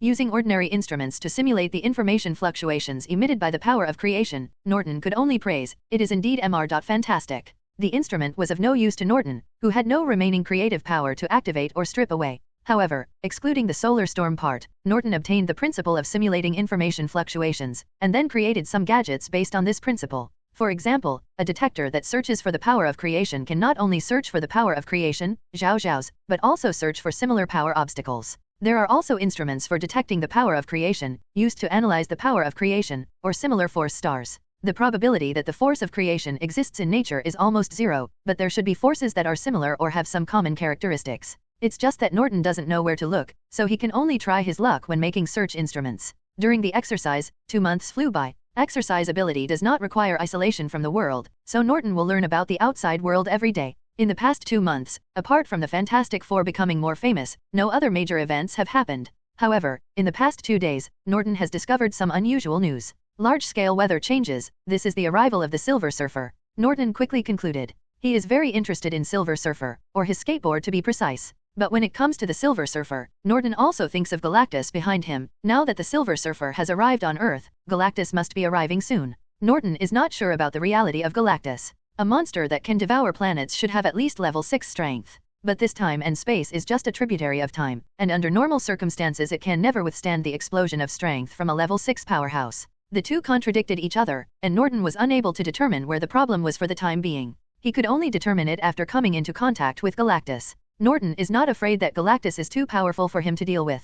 Anyway, he can return to the main world at any time now. When time and space are integrated, everything in this time and space will cease to exist. In the main world, if Galactus dares to attract the attention of the Earth, there will naturally be big bosses to deal with it. Don't worry Galactus, let's take care of my skateboard first. Norton planned to take care of the Silver Surfer first. But the premise is to find the Silver Surfer. This guy is flying around the world, and the existing instruments on the Earth cannot track him at all. The Silver Surfer should be digging holes all over the world now. Unfortunately, I don't remember the specific location where he dug holes, but Reed seems to have made an instrument that can lock the Silver Surfer. Thinking of this, Norton once again used the reserved backdoor to hack into the computer system of Reed Studio. Reed hasn't built the 807 instrument yet, but he can finish the background program first. When he builds the instrument, Norton will be able to receive the news as soon as possible. People with tools can use them, so Norton naturally doesn't have to do the work himself. Anyway, it doesn't make any difference to him whether it's 1 day earlier or 2 days later. Soon, the background program was completed, connected to the portable computer, and Norton packed up his equipment and was ready to go out.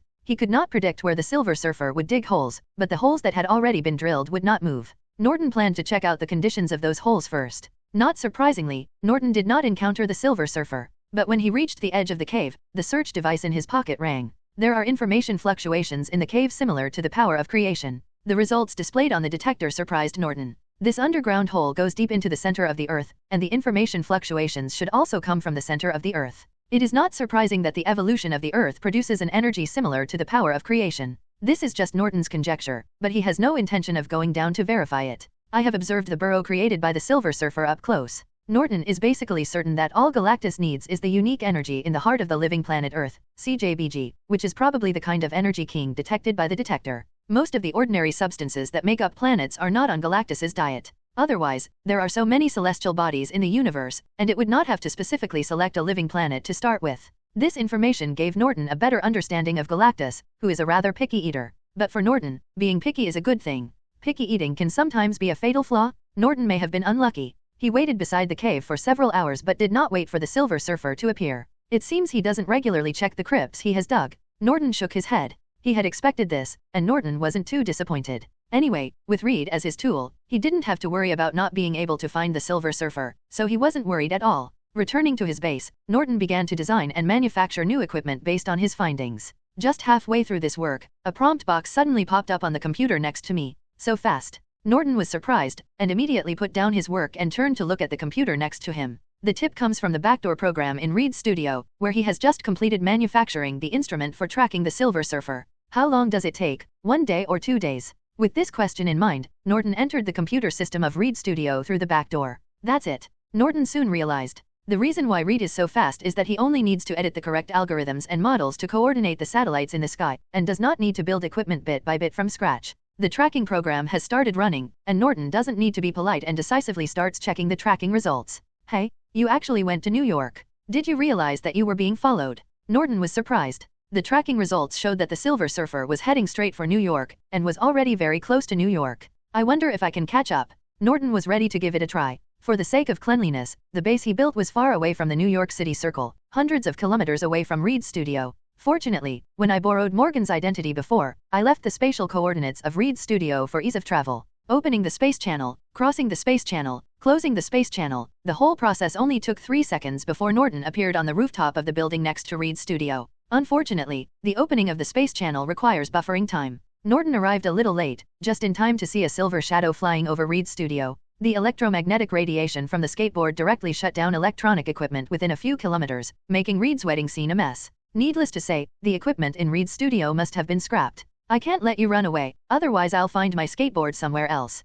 Norton's heart moved, and the air in front of the silver shadow was instantly controlled by him, and then turned into a thick wall of air. Hitting a wall of air, like hitting a quagmire, Silver Shadow's flight speed dropped sharply. Silver Shadow's reaction speed is also very fast. After hitting the wall of air, Silver immediately releases shockwave to disperse the surrounding air. If the molecules controlled by Norton enter the shockwave range, they will lose control and will be unable to block it. But the moment just now was enough. Norton had already seized the opportunity to fly in front of the Silver Surfer and stop him. He stopped in front of Yinan, glanced at Norton suspiciously, and then turned around and flew away. Norton obviously wouldn't give him a chance to leave. With a flick of the switch, a powerful electromagnetic pulse erupted. The electromagnetic pulse also carried chaotic magnetic field information. Swept by this chaotic electromagnetic pulse, the Silver Surfer instantly lost control and fell directly from the skateboard. But he was lucky. Before he fell to the ground, he was caught by Johnny Human Torch, who flew over. "Hey, who are you?" Johnny greeted Norton. At the moment, Norton had returned to his original appearance, so he naturally didn't recognize him. Norton didn't respond to him, grabbed the silver skateboard, moved in an instant, and disappeared from Johnny's sight. Teleportation is the ability of the Space Bracer. It can be used instantly, but the movement distance is limited, so it is not suitable for traveling. After teleporting several times, he found an uninhabited alley and then opened a space passage to return to the base. The other side. Seeing Norton disappearing instantly, Johnny looked around but found nothing, and finally had to return with the Silver Surfer. Reed was just busy rescuing people and didn't pay attention to what was happening in the sky. At the moment, he saw Johnny returning with the Silver Surfer, and asked a little surprised, "Johnny, how did you catch him?" "It wasn't me. When I flew over, he had been shot down by another person," Johnny explained. "Another person?" Reed was even more surprised. While tying up the Silver Surfer, Johnny replied, "A stranger that I haven't seen before. He shot this man down and took his skateboard away. I thought you could take a look at this." At the moment the stone man came over with a video camera. There were many cameras placed at the wedding today. The one brought over by the stone man was at the perfect angle and captured what was happening in the sky. From Silver Surfer slowing down, to Norton disappearing with his skateboard. The entire process was clearly recorded, and after zooming in, you can clearly see Norton's appearance. Norton's appearance seemed unfamiliar to all of them, but his back looked familiar. "He's Morgan." Reed was the first to react. He immediately found a photo of Morgan's back, and then extracted the back in the video. Comparing the two, the results completely coincide. "Isn't Morgan dead?" Johnny asked in confusion. "Morgan has always been missing, and we have never found his body," Reed said. In fact, he has always felt that Morgan is not dead, but he has never been able to find evidence. Today's video just proves that his intuition is right. But his appearance, the Invisible Woman also compared the two faces, and the result was that the overlap was very low, and they were completely two people. Maybe it's the changes brought about by super ability, or maybe he wants to remain anonymous. There's probably a reason why Morgan doesn't show up, Reed guessed. At this time, the stone man pointed at the Silver Surfer and reminded, "Guys, should we put aside Morgan's matter first? Now it is more important to find out where this guy comes from and what he is used for." Reed and the others immediately remembered that the silver guy in front of them was related to the safety of the entire Earth, and was indeed more important than Morgan. But just when they were about to interrogate Silver Surfer, people from the military suddenly broke in. Norton didn't know about the subsequent controversy at Reed's studio, but even if he did, he wouldn't have cared. Since he didn't hide his appearance, he was naturally not afraid of being discovered. "Anyway, I've got the skateboard, and I won't have to deal with them anymore." Back at the base, Norton was not in a hurry to study the skateboard. He already had the stuff anyway, so he could study it any time. The most important thing right now is to complete the new equipment, which is halfway through design and production. The production is very simple, the main thing is the design, which needs to be verified again and again. That is to say, Norton can produce parts quickly enough. Otherwise, designing a new device from scratch will definitely not be a task that can be completed in just a few days. Just trial and error takes a lot of time. More than a day later, the 130-second test showed no problems, and the simulated star core was finalized and declared complete. Checking the external information, Galactus has not arrived yet. There's still a little time, let's take a look at my skateboard first. Norton took out the silver skateboard and put it in the testing equipment. This skateboard obviously does not belong to scientific equipment, and simple scientific instrument testing is definitely not enough. However, coupled with the use of mental perception and law observation, the secrets of this flight skateboard were revealed bit by bit before Norton's eyes. No wonder the Silver Surfer on the skateboard is very powerful and has many tricks. He is proficient in superspeed flight, large-scale weather changes, blurring, drilling holes, etc. Norton said with emotion. This skateboard is not an artificial creation, but the last legacy of a living planet, embodying the last essence of a living planet. This origin gives it a strong influence on the living planet, with a kind of administrator authority. As long as he enters the living planet, Silver Shadow can use this skateboard to obtain extremely high authority. Through this authority, he can use most of the laws in the planet to a limited extent. Whether it is weather control, drilling holes, or controlling the planet's magnetic field, etc., they are all applications of this planet's authority. In addition, this skateboard can also absorb and store massive amounts of cosmic energy. These endow energy provide the skateboard with the ability to fly at super speed and the ability to explode.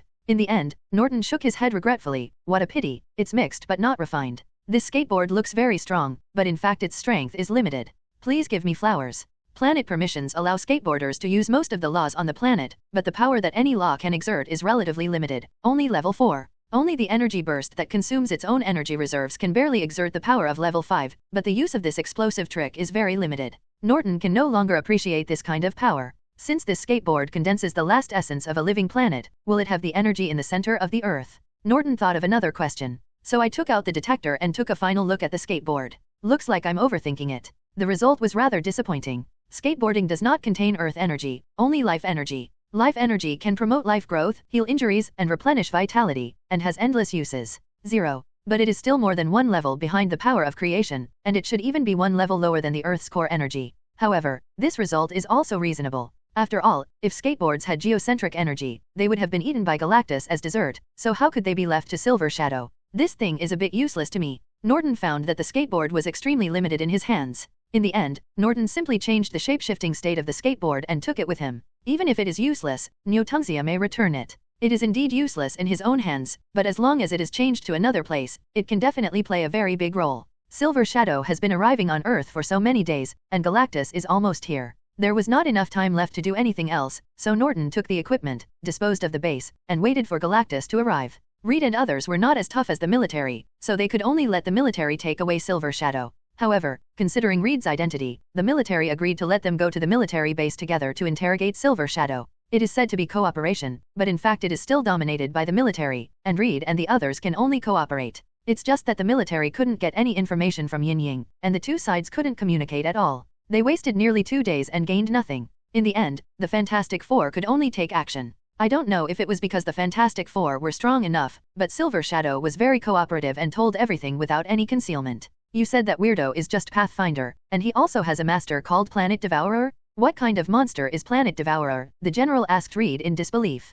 Literally, a monster that devours the planet and feeds on the planet. Reed replied. Let's not talk about this for now, but what about the cave created by the weirdo? The general continued to ask. Those caves that go straight to the center of the Earth are to facilitate the Planet Devourer to eat. Reed continued to answer. I only gave you the chance because I believed you, and you are trying to fool me with these ridiculous remarks. The general slammed the table and roared. Reed's answer obviously failed to convince him. General, I know this confession is ridiculous, but we can tell that he is not lying. Reed argued. No matter who he is, or what monsters there are in the 883 behind him, I will definitely find it and kill it. The general ignored Reed's excuse and rearranged the interrogation. Subsequently, the 4 Reeds were directly kicked out of the military base. What should I do? The Invisible Woman looked at Reed. Among the 4, she was the one who believed in Silver Shadow the most. If what he said is true, he is not exaggerating. We are definitely no match for Galactus, and nuclear bombs can't do it. Even if we launch all the nuclear bombs around the world, the most we can do is scratch it. The Stone Man was a little discouraged. Said, don't look at it. Some people always say that mankind's stockpile of nuclear bombs is enough to destroy the Earth hundreds of times. In fact, as top physicists, Reed and the others know very well, nuclear bombs can only destroy the surface ecosystem, and it is impossible to destroy the entire planet. Even the planet, which is a dead thing, cannot be destroyed, and it has no effect on Galactus, a living thing. After all, according to Silver Shadow, Galactus' body is only slightly larger than the Earth. He knows Galactus so well, maybe he can do something. Reed looked back at the military base, but unfortunately the military couldn't let them in. Shall we kidnap him? Johnny asked eagerly. No, this is a military base. Reed looked at the Invisible Woman. Neither can I. The Invisible Woman shook her head and then suggested. Maybe we can let him escape on his own. As long as we bring him the skateboard, he will definitely be able to escape on his own. Skateboard? Then we need to find Morgan first. He showed up. Where can we find him? Reed asked distressedly. He didn't worry for long. The next moment the stone man interrupted his thinking. I think we may be too late. Following the stone man's gaze, Reed and the others looked up at the sky. I saw a vortex of huge amounts appearing in the sky at some point, covering the entire sky. The center of the vortex was like a big mouth, getting bigger and bigger. At this moment, a black figure flew into the center of the vortex on a silver skateboard. It's Morgan. Reed instantly recognized the figure from behind. Despite being mentally prepared, Norton still felt huge amounts of psychological pressure when he actually faced Galactus. It's not because Galactus is powerful, it's simply because its size is so awesome. One is a behemoth that is larger than the Earth, and the other is a tiny body of less than 2 meters. The difference in file size is so large that people naturally feel that they are small and not worth mentioning. If Norton wasn't strong enough and confident enough in himself, he might have lost his will to resist when facing Galactus. As he got closer and closer to Galactus, Norton could no longer see it in its entirety. Just the fact that the mouth had opened to a diameter of hundreds of kilometers gave him a feeling of boundlessness. The description of feeding on the planet is indeed no exaggeration. Norton exclaimed. He directly gave up most of the battle plan he had made before. His maximum ability range does not exceed 100 kilometers, which is too insignificant compared to Galactus' huge size. However, Norton did not give up completely. Although Galactus was huge, it did not make him feel invincible. Approaching a distance of hundreds of kilometers, the 5 hydrogen bombs Neo had prepared in advance were dropped at once. Considering the size of Galactus, these hydrogen bombs are specially enhanced versions of Norton, each with a yield of more than 100 million tons. This is probably the most powerful weapon that humans can make. The legendary Ivan the Great only has an equivalent of tens of millions of tons. But Norton still doesn't have any confidence? Boom. 5 hydrogen bombs exploded simultaneously. The blazing white light shines like 5 days in a row, illuminating half of the Earth in an instant. 5 huge amounts of tens of kilometers of gaps instantly appeared in the mouth of Galactus. But when Norton saw this result, he just shook his head helplessly. The power is too small. The gap of tens of kilometers is naturally huge compared to the size of a human, but compared to the huge size of Galactus, it is simply insignificant. Moreover, Norton also discovered that Galactus is not a life of flesh and blood. Its huge body is mainly a mist energy body, mixed with a large amount of broken rocks, gravel, and even stars. A small wound is not even considered an injury to Galactus. At most, it is equivalent to scratching it. Galactus did not make any violent reaction, but the power of swallowing naturally produced by the big mouth strengthened slightly. As a result, before the iconic mushroom cloud formed after the hydrogen bomb exploded, it was swallowed into the big mouth and disappeared. What does it feel like to eat a nuclear bomb alive? Eat popping candy. Norton was quite curious about this. But at the moment there was a more serious problem before Norton. Galactus is so big that all of Norton's attacks can hardly cause substantial damage to Galactus. Even if he exhausts himself, it will be difficult for him to hurt Galactus's roots, let alone kill Galactus. There is only one last method left. If it doesn't work, you have to give up. Thinking of this, Norton rushed directly into the open mouth of Galactus. Since Galactus is a living body and not a natural phenomenon, it must have a 4.3 life core. The life core is its center and the will that condenses life. If there is no life core and the will is not condensed, it will be impossible to maintain this body that is larger than the Earth. Therefore, when there is no way to defeat its huge body, directly finding its life core is undoubtedly the only possible way to kill it. If the Silver Surfer can kill Galactus, he must also directly destroy its life core. Otherwise, based on the total amount of energy stored in the skateboard, even if it burst out all at once, it would be nothing more than a burp to Galactus. Galactus's mouth was not as peaceful as it looked outside. After entering, I discovered that it was filled with countless flying gravels, swirling gravel storms, etc. As the only remnant left after countless stars have been wiped out, every grain of gravel here is extremely hard. As soon as you enter here, you have to face endless attacks from all directions. Very few things can withstand it. Even if it can be resisted in a short time, it will not escape the result of being wasted over time. Fortunately, Norton does not need hard resistance. No matter how hard the gravel are, they still belong to the category of matter, and Norton can directly decompose them. Norton needs to face another problem: how to find the right direction. Galactus is so huge that the inside of its mouth is also boundless. In addition, the environment here is special and it is impossible to tell the direction. In this case, it is impossible to find Galactus's life core. Norton will definitely not be able to use the Silver Surfer's method of getting close to Galactus's life core. He is not Galactus's subordinate, so he can only find another way. Fortunately, I was prepared. Norton started the simulated star core. After the simulated star core is activated, it floats in front of Norton and continuously releases information fluctuations. This is the fluctuation released by the simulated Earth Center. As soon as the information fluctuation was released, the external gravel immediately changed from disorder to order. The attack power did not weaken, but at the same time as it attacked, it pushed Norton to move forward in a certain direction. Very good. A smile appeared on Norton's face. The method of using the imitation star core to disguise it as food was indeed successful. As expected, Galactus simply acted according to his life instinct, directly wiping out the residue, swallowing the real food, and digesting it in the most conducive way for absorption. Therefore, the direction in which the driving force points is undoubtedly the direction where the core of Galactus life lies. All Norton had to do next was wait. Even if he didn't reach Galactus's core of life directly in the end, it was definitely not far from the core of life. Definitely, the process will not be smooth sailing. After all, if Galactus can survive to this day, he must have a set of defense measures, or immune system, against invasion in the body. Sure enough, not long after, the surrounding quicksand vortex suddenly turned into countless tentacles composed of mist energy and gravel. These tentacles are incredibly powerful and possess a certain amount of instinctive will. Norton cannot break them down instantly. He must resist a blow before he can seize the opportunity to break down the gravel in them. Feeling the huge power of the tentacles that shattered mountains and cracked the earth, Norton frowned slightly. This can't go on like this. He can easily withstand 1, 2, or even 100 blows, but the key is that the tentacles here are endless and endless. Every time you advance 1 kilometer, you have to take at least hundreds of blows, and based on the size of Galactus, if you want to get close to its life core, you still need to travel at least several thousand kilometers. Norton tried to throw a nuclear bomb. Because it was only a one-time attempt, it only had a yield of 1 million tons. Boom. Countless tentacles were torn apart by the exploding shockwave. Norton himself was able to ignore the explosion of the nuclear bomb, but was pushed back by countless broken tentacles. When he disintegrated the broken tentacles and stabilized himself, Norton found that his position had moved back at least several kilometers. And in such a blink of an eye, the destroyed tentacles had returned to their original state. It seems that nuclear bombs cannot be used to clear the way. Why can the Silver Surfer approach the life core of Galactus without any hindrance? Internal employee access. Norton had to use other methods. The elemental furnace enlarges, aims forward, and then opens an exit. A massive stream of high-energy particles erupted instantly. This time Norton did not let it form a particle cannon. It was a simple eruption of high-energy particles, and the particles were mainly atoms. This kind of high star is very close, but it is more destructive at close range. The high-energy particle flow instantly destroys the energy and material structure of the tentacle, and can even directly decompose it into an atomic state. The rest is easy. Norton only needs to follow behind, put the tentacles decomposed by the high-energy particle flow into the element furnace, and then completely decompose them and perform nuclear reactions to replenish the consumed particles and energy.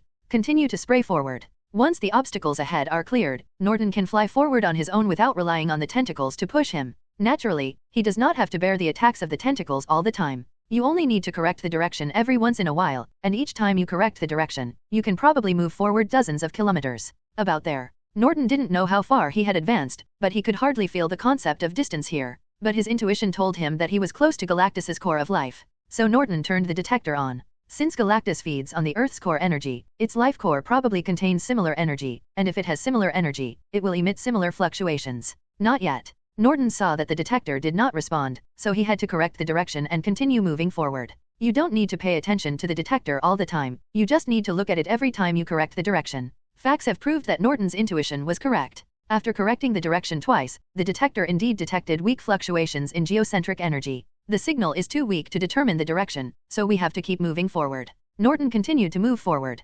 After advancing for about 100 kilometers, the signal became significantly stronger, and the direction of the signal source could barely be determined. The good news is that the direction of the signal source coincides with the direction of the tentacle push. But then Norton made another unexpected discovery. Why are there two signal sources? Not sure which direction is where the core of Galactus life lies, Norton can only continue to move forward in the direction pushed by the tentacles. 400 is very fast, and the second direction is also determined. The angle is different, but fortunately it is not completely opposite. Go to the first signal source first. Norton made an instant choice. Go to the nearest one first, and if it's not there, you can go to the next one. As for whether Earth could wait until Norton killed Galactus, he didn't think too much. Anyway, no matter whether the Earth is destroyed or not, time and space will not exist after integration. Everything that happens in the time branch will basically not be reflected in the main world. This is the conclusion reached by Norton after investigating the results of previous spacetime integrates. This time they only advanced less than 100 kilometers, and the originally endless tentacles suddenly disappeared and were replaced by an energy field.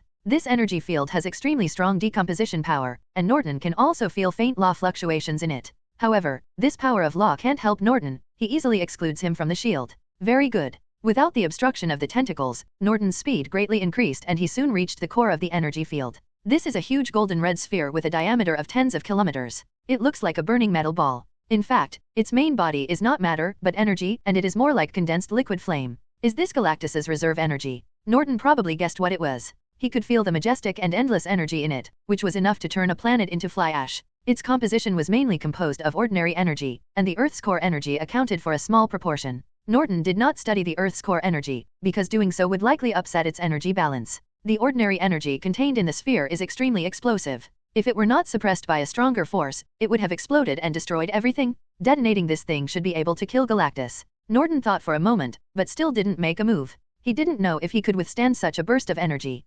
Definitely, the most important thing is that it won't do him any good. Norton turned without any hesitation and flew towards the second signal source. This time the real owner was found very smoothly, and the defenses and disguises outside were easily broken by Norton. Galactus' vital core revealed? A transparent crystal about the height of a person, with countless light blue light spots flowing in it? This file size is completely unworthy of its huge size. But Norton was not disappointed. Being small did not prevent Norton from studying it. As he analyzes this life core, more and more accidents and surprises are discovered. This guy's intelligence is much lower than expected. He has no complete intelligence at all. His IQ is even lower than that of a bug. He can only rely on the most primitive life instincts to act. This was what Norton was most surprised about. The wisdom of Galactus is completely unworthy of its powerful strength. And after the last layer of protection of the core of life was removed, it seemed to be down, with no resistance or struggle as expected. Just lie down like that? Norton quickly found the answer. This doesn't seem to be Galactus, or it's not the complete Galactus. The Galactus in front of us is more appropriately described as duplication or projection.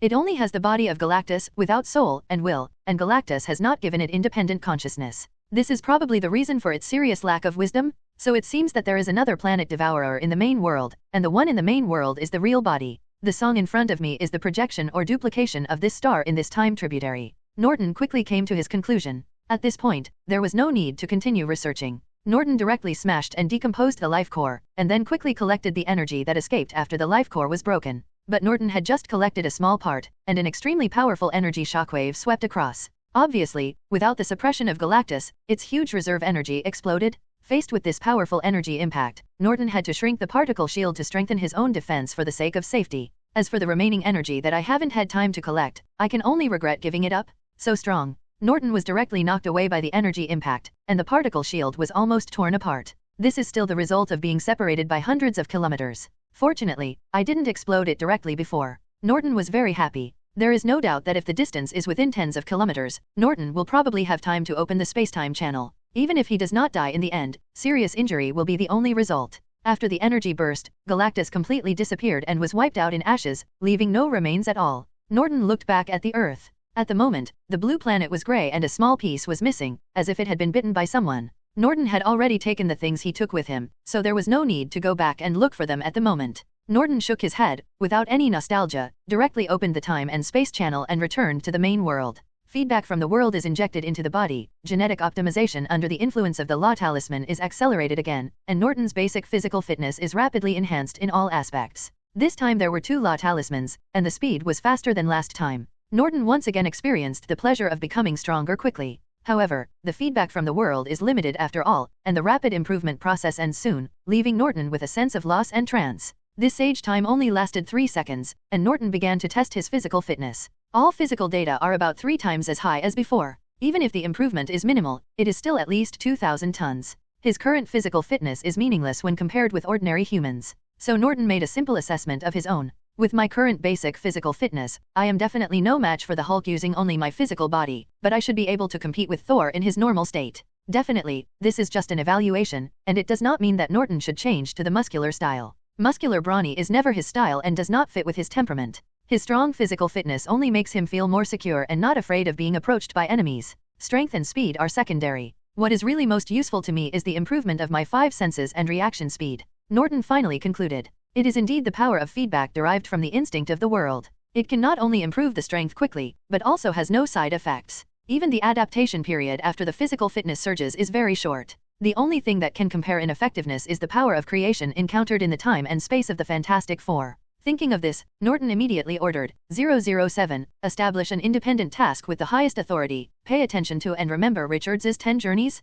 The task has been established and the record log has been created. Boss, you can view it at any time. 007 responded immediately. Reed Richards is currently just an ordinary person. There is no need to send special personnel to monitor him. Artificial intelligence programs can do a better job. As for the purpose of monitoring him, it is naturally the opportunity to become the Fantastic Four. Norton is not sure when and in what form the Fantastic Four will appear in the main Marvel world. I'm not sure what created them, or was it the magical energy of the power of creation. But even if there is only a small possibility, Nyo cannot let this opportunity go. Although it is not uncommon in the Marvel world to rise to the top in one fell swoop, by making money, when his strength has reached Norton's level, there are not many things that can quickly improve his strength. Each one can be encountered but cannot be sought. After studying his own changes, Norton left the secret room, told Yuna and the others about his return, and then entered his personal laboratory with the things he brought back. Fortunately, he was not away for a long time this time, only less than 3 days, and there was no large amount of accumulated affairs for him to deal with. The first thing Norton checked was the silver skateboard. It's still good and not broken.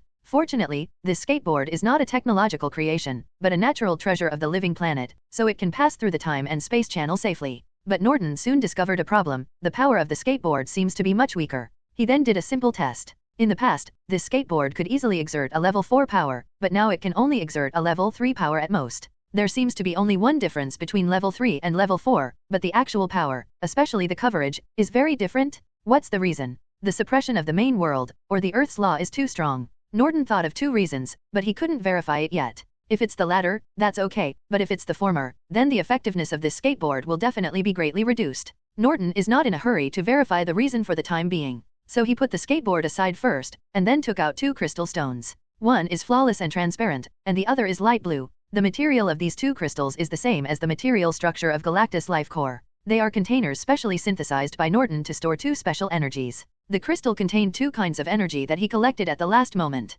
This should be the essence of life energy. Norton put down the transparent crystal. The role of life energy needs no introduction, but it is not what Norton expected. The energy stored in the light blue crystal is Norton's target. It is 1 level lower than the power of creation, but has a certain similarity with the energy of creation. This should be the product of Galactus digesting the Earth's core energy. It is very similar to the Earth's core energy, but there are some differences. Norton analyzed. Unfortunately, the detector turned into a piece of scrap metal after passing through the spacetime channel. The similarity between this energy and the energy of the Earth's core cannot be accurately detected. With further observations, Norton quickly came to a preliminary conclusion. The main effect of this special energy is to promote the evolution and mutation of life. Higher energy originally contains a certain power of law and contains law information. By directly interpreting the law information, you can know the approximate effect. However, the accurate effect still requires actual testing. Energy is limited and cannot withstand consumption, so Norton chose to use single-celled organisms for preliminary testing. The growth cycle of single-cell organisms is short, but to obtain accurate data, repeated cultivation and observation are still required.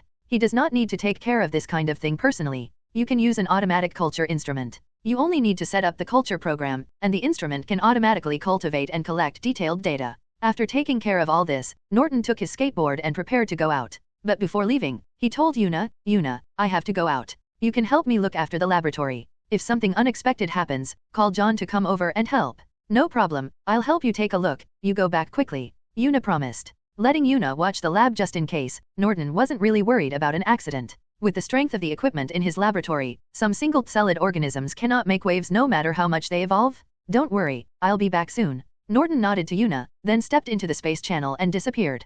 Coming out of the space channel, Nyo has arrived near Brotherhood's Hope Island. Norton did not rush to the island, but contacted Magneto first. Magneto, I'm outside the island, please send someone to greet me. Immediately. Since the establishment of a permanent space channel on the island, Hope Island has been on alert, and Norton does not want to cause a conflict. The key is not to make any noise, so as not to attract the attention of other forces. Magneto attaches great importance to Norton's visit and even comes out to greet him personally. The two came to the base in the center of the island, and Magneto asked, Norton, you're coming over today, right? Norton definitely knew what he wanted to ask. Before he could finish the question, he answered. The space blockade cannot be opened for the time being, and the channel will still only be able to transmit in one direction for a few years. How long will it take? Do you have an accurate time? We can make a development plan. Magneto asked. I don't know the specific time either. Norton shook his head again, then took out his skateboard and said, but I brought you a good thing today, which should be able to greatly speed up your progress. This skateboard allows people to obtain high-level permissions on the living planet.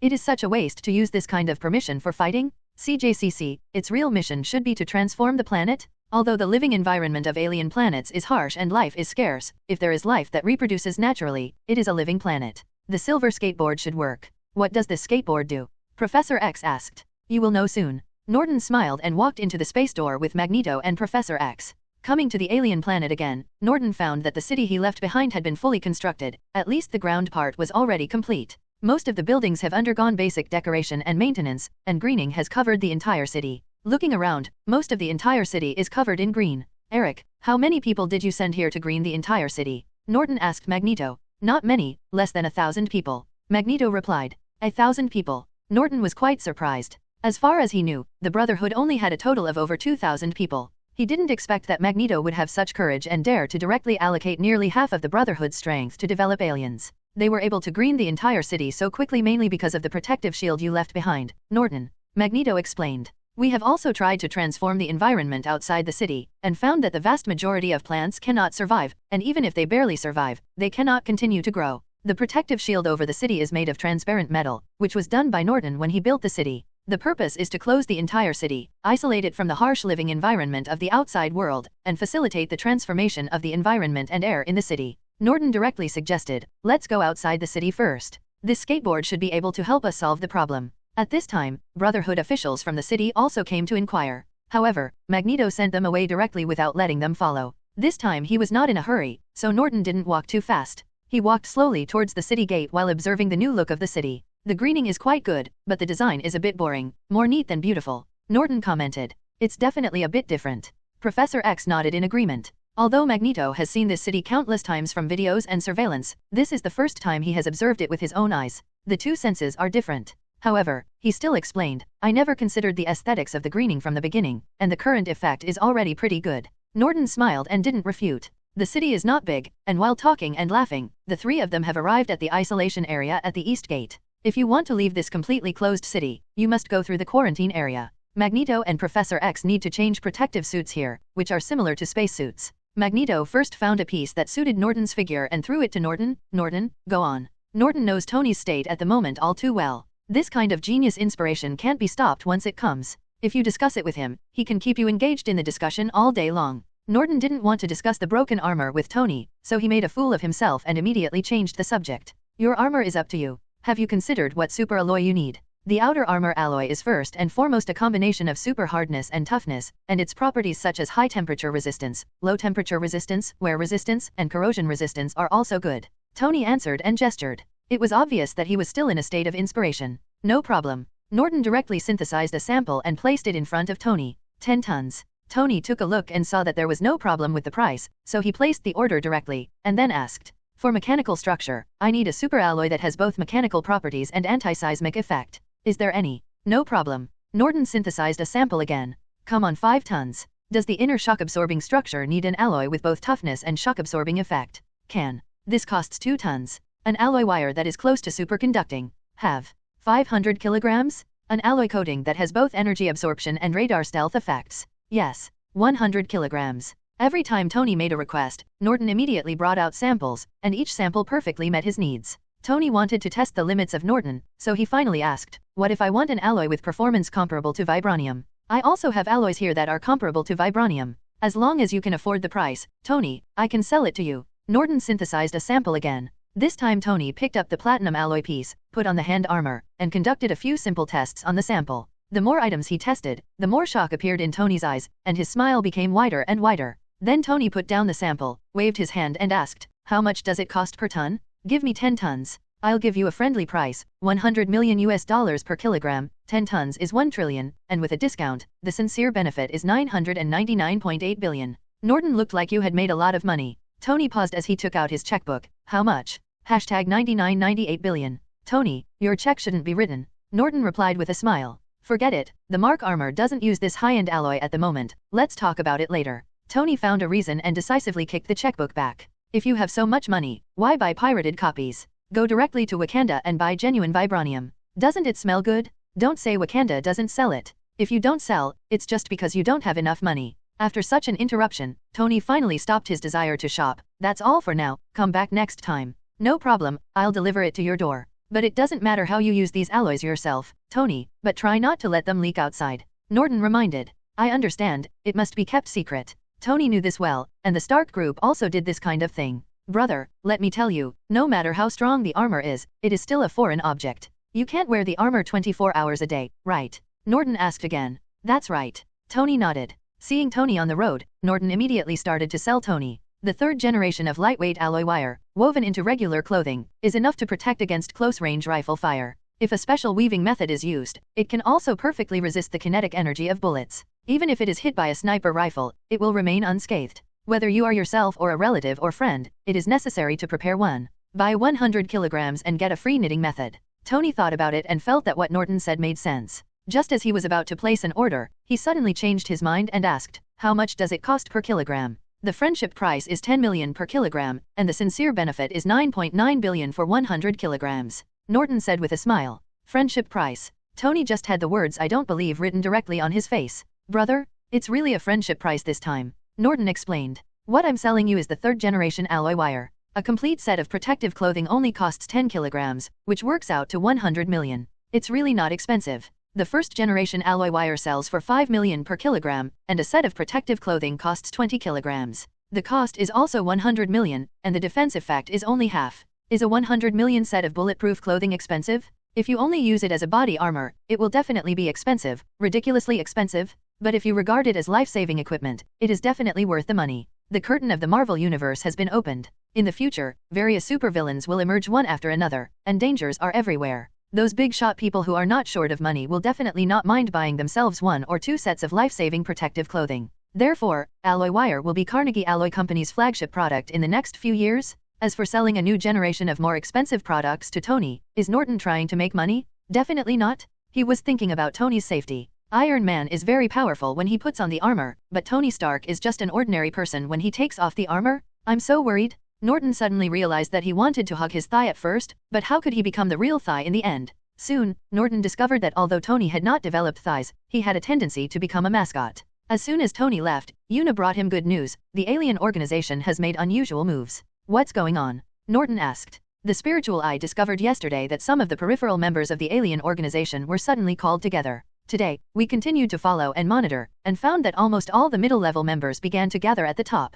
Una replied. There is a big party? Let Spirit Eyes and the others continue to follow and find the gathering place of the alien organization. Norton ordered. At present, the alien organization has just become active again, and it should not be time to make big moves yet. Therefore, the purpose of this gathering of the main members of the alien organization is probably related to the alien ancestor, and the possibility of sacrifice is the highest.